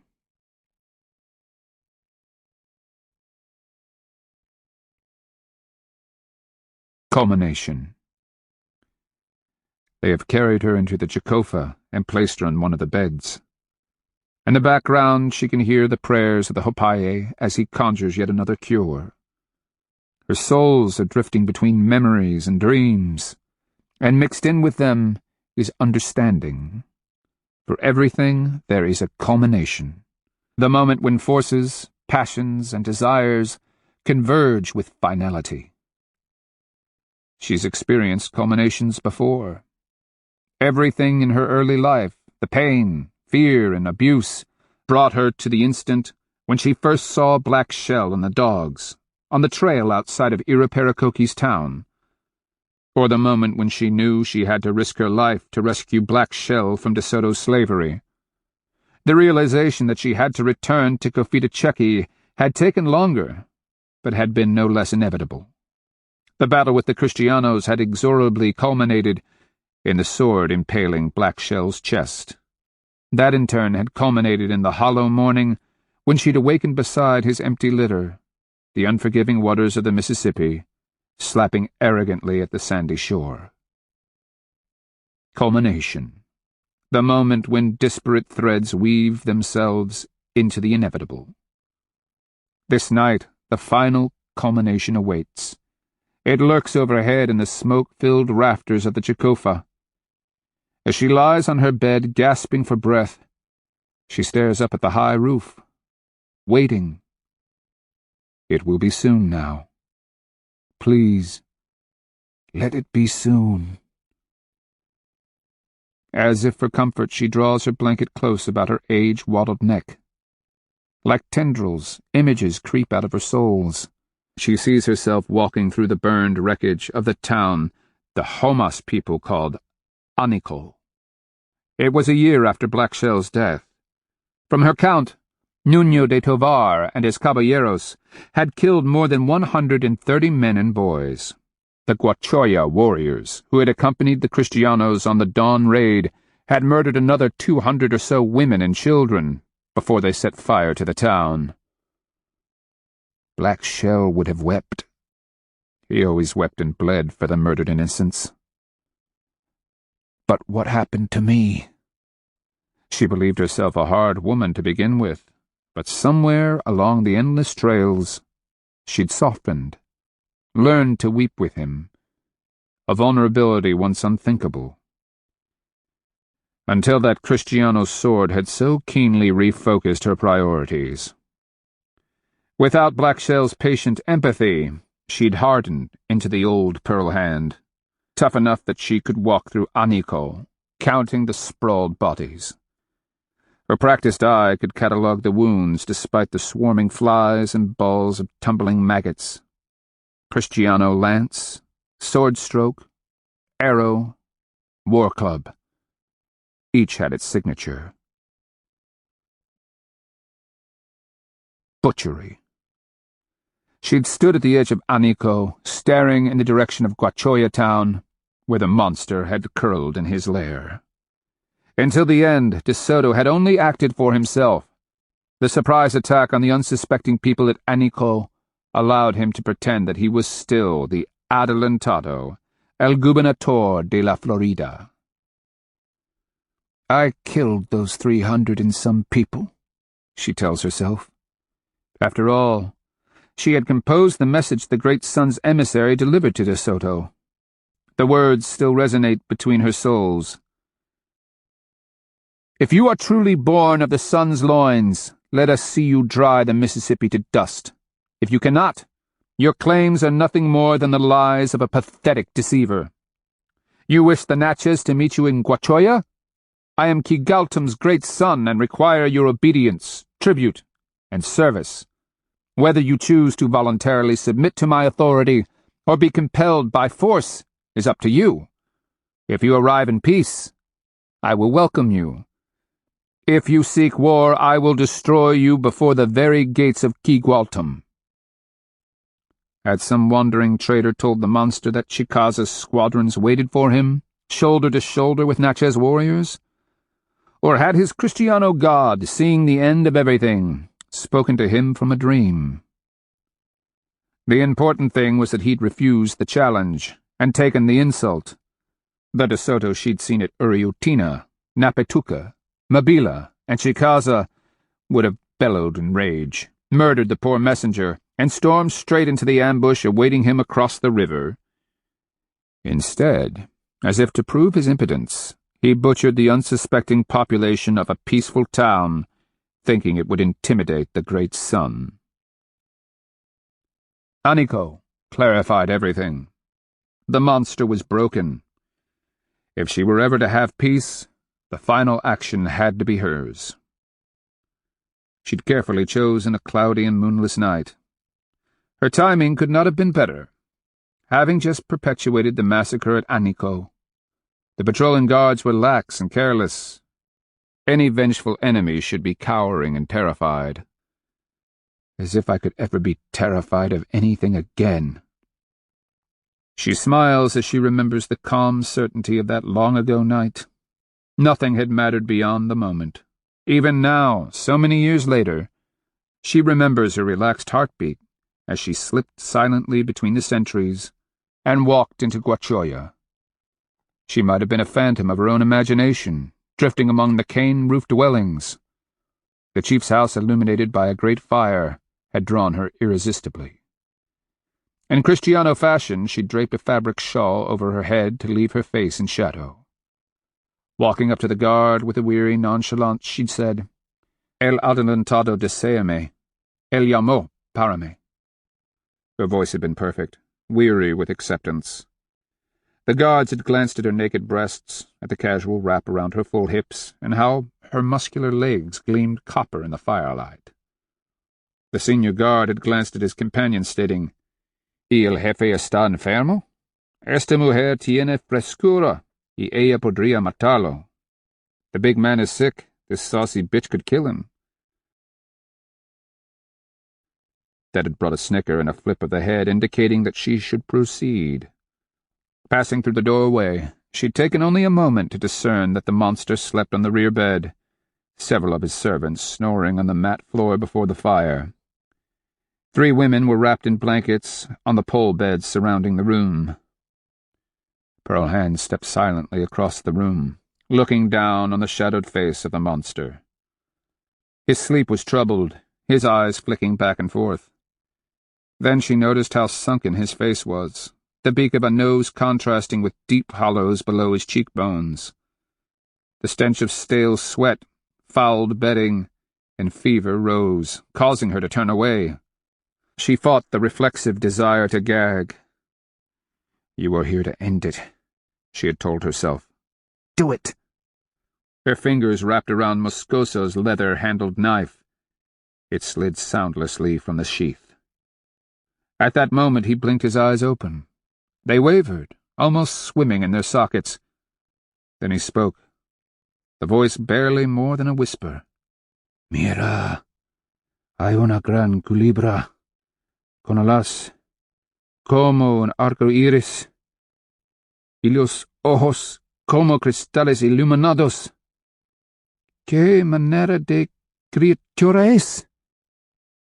She hesitated, glancing over her shoulder, actually expecting to see horned serpent rising above her. De Soto's description of the spirit beast was perfect. The crystal eyes, the rainbow wings. "No," he whimpered. "Dios mío, por favor, protege mi alma. Por favor, no lo te tomas." What? God protect him? He thought horned serpent was taking his soul? She ground her jaws and tightened her grip on the knife. Settling the point just at the V of his ribs, she angled the blade to slide under the breastbone and into his heart. "Adelantado, I am here for your victims. Through my knife they will feel your heart being severed. Through my eyes they will see your blood bubble from your chest. Dipping my hands in your blood, I will use it to wash away the grief and horror that stains their souls. Just a push now, and the terror would end. Pearl Hand, don't. Black Shell whispered in her ear with perfect clarity. Her knees almost buckled as his hand settled on her shoulder. We have other plans for the Adelantado. Black Shell? Is it you? She closed her eyes, feeling him so close, afraid to turn lest he not be there. She could feel his familiar warmth, that reassuring presence that filled her life. You left me at the river, she barely croaked, tears burning behind her clamped eyelids. I'm only back for an instant, wife. I need you to sheathe your knife. De Soto's terrified soul is loose in his body. Allow Horned Serpent to seize it, and then, after the monster is buried, I need you to tell Moscoso to sink his body in the river. Do you understand? I need to tell Moscoso. This way the monster will be ours, not just for the instant that you plunge your blade into his heart, but for eternity. She swayed on her feet, swallowing hard, and slowly withdrew the blade.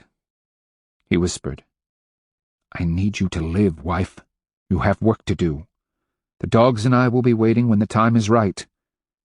His breath massaged her ear, and she felt his hand lift, his presence fading. Even then she hesitated, desperate to drive the blade into De Soto's failing heart. She took a deep breath, aware of the stench rising from the corrupt flesh, and looking up, swore that two crystalline eyes stared down at her from the smoke-shadowed ceiling. She fought a momentary battle with fury, ground her teeth, and the knife slipped quietly into its sheath. She turned, walking silently across the floor. When she looked back, it might have been a trick of the firelight, but she thought she saw a black, sinuous shadow curl and strike at the dying man. At that moment, De Soto's body bucked in the bedding, stiffened, and the most horrible rattling sounded from his throat. In an instant, the shadow flickered into nothingness, and the Adelantado sank back onto the bed, limp as a worn rag. As she left, she had nodded acknowledgment to the guards and walked deliberately into the night. Black Shell came to me. She smiles at the memory, at the familiarity of his touch, and the words he'd whispered into her ear. Nor had she failed to carry out his last request. All these many years later, she marveled at Black Shell's cunning. Only she and all the world could have gotten so close to Moscoso and delivered Black Shell's message. And then, like drifting smoke, she had vanished into the night. Years later, the story came to her by way of a wandering Kristiano convert, one of the hundreds abandoned on the Mississippi's shores when the few battered Kristiano survivors fled. The reward for years of faithful service, conversion to the Kristiano God, and loyalty was to be left, kneeling in the mud, watching Moscoso's brigantines being borne south on the river's current. The men had labored like slaves, chopped wood, carried packs, and built fortifications. The women had cooked the Kristianos' meals, cleaned, packed their burdens, warmed their beds and serviced their lust, then bore their children.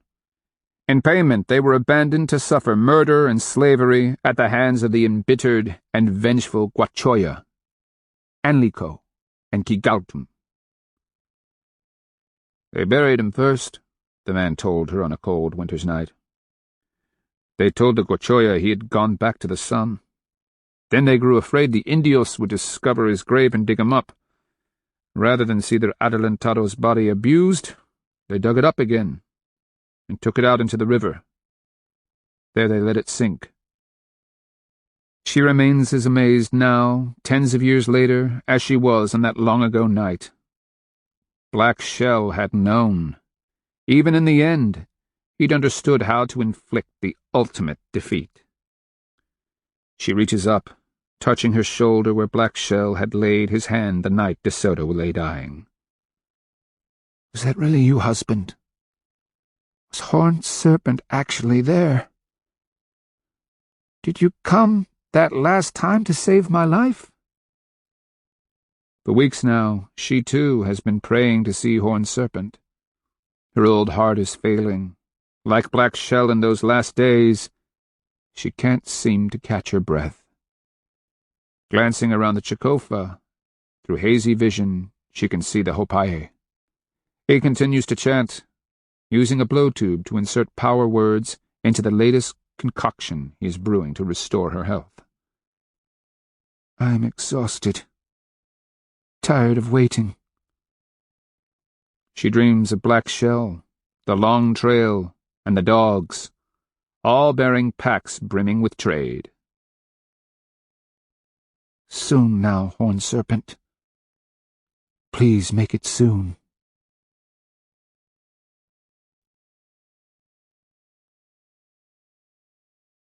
Epilogue. With his hand braced on the mast, Luis de Moscoso de Alvarado stared back at the low green islands to the north. The wind off the gulf fluttered in his hair and flapped the collar of his deer-hide jerkin. Behind him, another 6 crude brigantines bobbed on the brown water. The great river, the Rio Espiritu Santo, had expelled them finally into the flat and turbid waters of the Gulf. Those thin spits of sand, topped by a waving fringe of salt grass, were all that remained of La Florida, with its blood, misery, and heartbreak. Moscoso swallowed against the bile in his throat as the Gulf breeze carried the pungent scent of the water and snapped the patchwork of Indio blankets they'd sewn into a crude sail. The brigantine itself was little more than a rude wooden shell, a step mass and a rudder. I am living the end of the dream. It was impossible, absolutely impossible.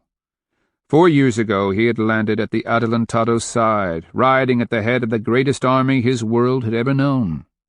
They'd been outfitted with the finest weapons and armor money could buy. Supplies of every kind were unloaded by the ton. Talented cobblers, secretaries, carpenters, blacksmiths, tailors, every conceivable tradesman had accompanied them. The army's ranks had been swollen with some of the grandest nobles in Spain. Its corps of caballeros and soldados was composed of hardened veterans with 20 years of experience at killing Indios. Many had been conquerors of Mexico, Panama, Nicaragua, and Peru. How did it all go wrong? He tightened his grip on the mast as swells rocked the brigantine. How could the crude Indios of La Florida accomplish what the Aztecs, the Mayas, and the Incas could not? How could they have caused his surviving 300 Christians to be spit out like vomit from the belly of what should have been Spain's greatest triumph? He would have liked to blame Hernando de Soto, but who could have led them better? If there was a miracle, it was that even 300 of them remained alive. The impossible had occurred. He and his ragged Christians, dressed in skins and stolen Indian clothing, were witnesses of the stunning and unthinkable truth. A Spanish army had been defeated in the field and essentially destroyed. But when had it become inevitable? Should he have known clear back at Apalachee? Seen the seeds of destruction in Cafaque's stubborn resistance? Had there been hints in the Cusa's insurrection? When only the last desperate pleas of their captive chief had tempted the warriors to lay down their weapons? Or had it become inevitable at Mabila, where despite escaping Tuscaloosa's trap and perpetrating the immolation and murder of 5,000 Indios, the army had found itself destitute and wounded? Then, in Chicaza, they had been played, manipulated, and taken by complete surprise. From that terrible night on, their fate had been sealed. At Alabama Fort, the inconceivable had happened. 15 Christians killed outright, 40 more wounded, and only 3 dead Indios to show for it. Any chance for conquest died in Chicaza. From that moment on, every move, ploy, and strategy had been defensive. Even the few offensive strikes, like the one against the accursed Tula, the Onuco massacre, and the mass maimings at Cochoya had been to buy them time and deter an attack. And now it has fallen on me to tell the world.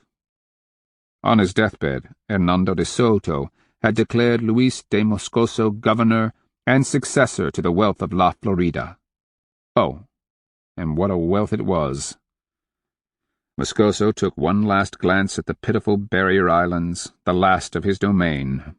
Behind that thin wall of salt grass, in forests and fields, remained the bodies and bones of close to 1,000 Christians.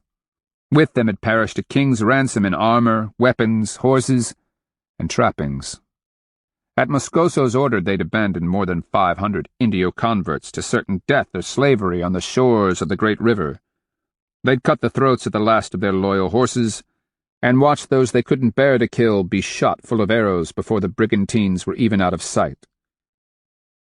I am governor of a land of death and ruin.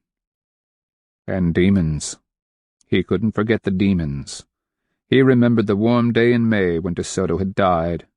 Moscoso had been called to the Adelantado's side, where he lay in the cacique's house at Cochoya, his sunken flesh on fire with fever. De Soto had stared up at the ceiling, his eyes almost popping from his head. De Soto kept repeating the words, "A demon serpent has grasped my soul," as he sought to reach out with shaking hands. The way he clutched at the empty air, it was as if the Adelantado was struggling to get hold of his elusive soul. "Your soul is fine," the priest kept assuring him. "You have been baptized in the holy faith."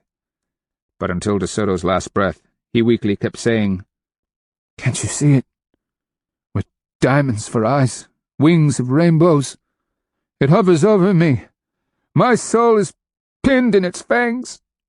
Save me! Save me!" Even as the priest performed extreme unction, De Soto had continued to rave. Moscoso himself couldn't help staring over his shoulder, half afraid Satan's terrible serpent, so visible to De Soto in his delirium, might indeed be there. A den of demons. The night after De Soto's burial, the beguiling woman had come to Moscoso. She played his body as if it were a musical instrument and whispered in his ear that the Cochoya knew where De Soto's body was interred. Exhausted, he drifted off to sleep, and she'd simply vanished into the night. He crossed himself at the memory, wondering to this day if she were a demon succubus that had somehow compromised his soul through her sorcery. Nevertheless, he'd ordered De Soto's body exhumed.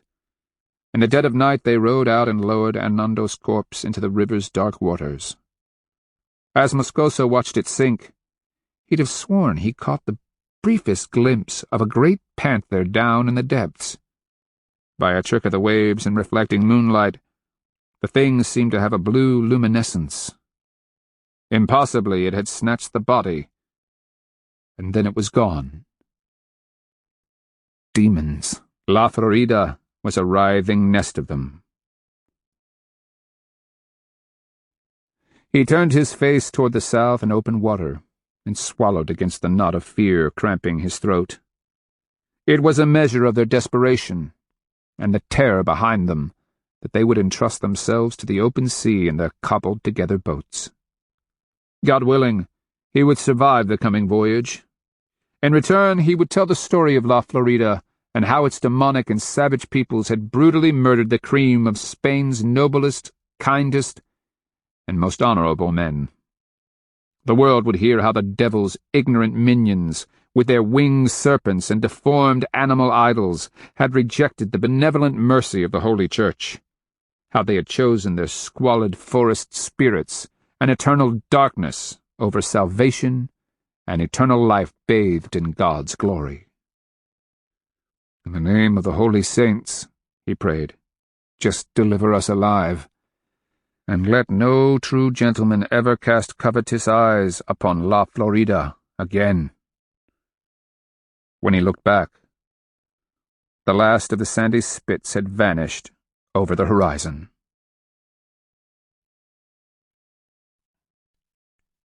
The end. You've been listening to A Searing Wind, Book 3 of Contact, The Battle for America, by W. Michael Geer and Kathleen O'Neill Geer. Narrated by Kevin Orton and directed by Shane O'Connell. If you've enjoyed this book and this performance, Recorded Books recommends a non-fiction title, Cahokia, Ancient America's Great City on the Mississippi, by Timothy R. Pawcatuck, narrated by George K. Wilson. Almost 1,000 years ago, a Native American city flourished on the banks of the Mississippi River near what is now St. Louis. Cahokia was a thriving metropolis at its height, with a population of 20,000, centered around a sprawling plaza and acres of spectacular earthen mounds. The city gave rise to a new culture that spread across the plains. Yet by 1400 it had been abandoned, leaving only the giant mounds as monuments and traces of its influence in the tribes we know today. In this book, anthropologist Timothy R. Pawcatuck reveals the story of the city and its people as uncovered by the dramatic digs of American Corn Belt archaeologists, and how their findings have dramatically changed our perceptions of Native Americans. You'll find a wide selection of titles in the Recorded Books catalog, including bestsellers, mysteries, classics, histories, and more. Call us toll-free or log on to recordedbooks.com to learn about our latest releases and special offers, order another recorded book, or to read author interviews and narrator profiles. And thank you for being a Recorded Books reader.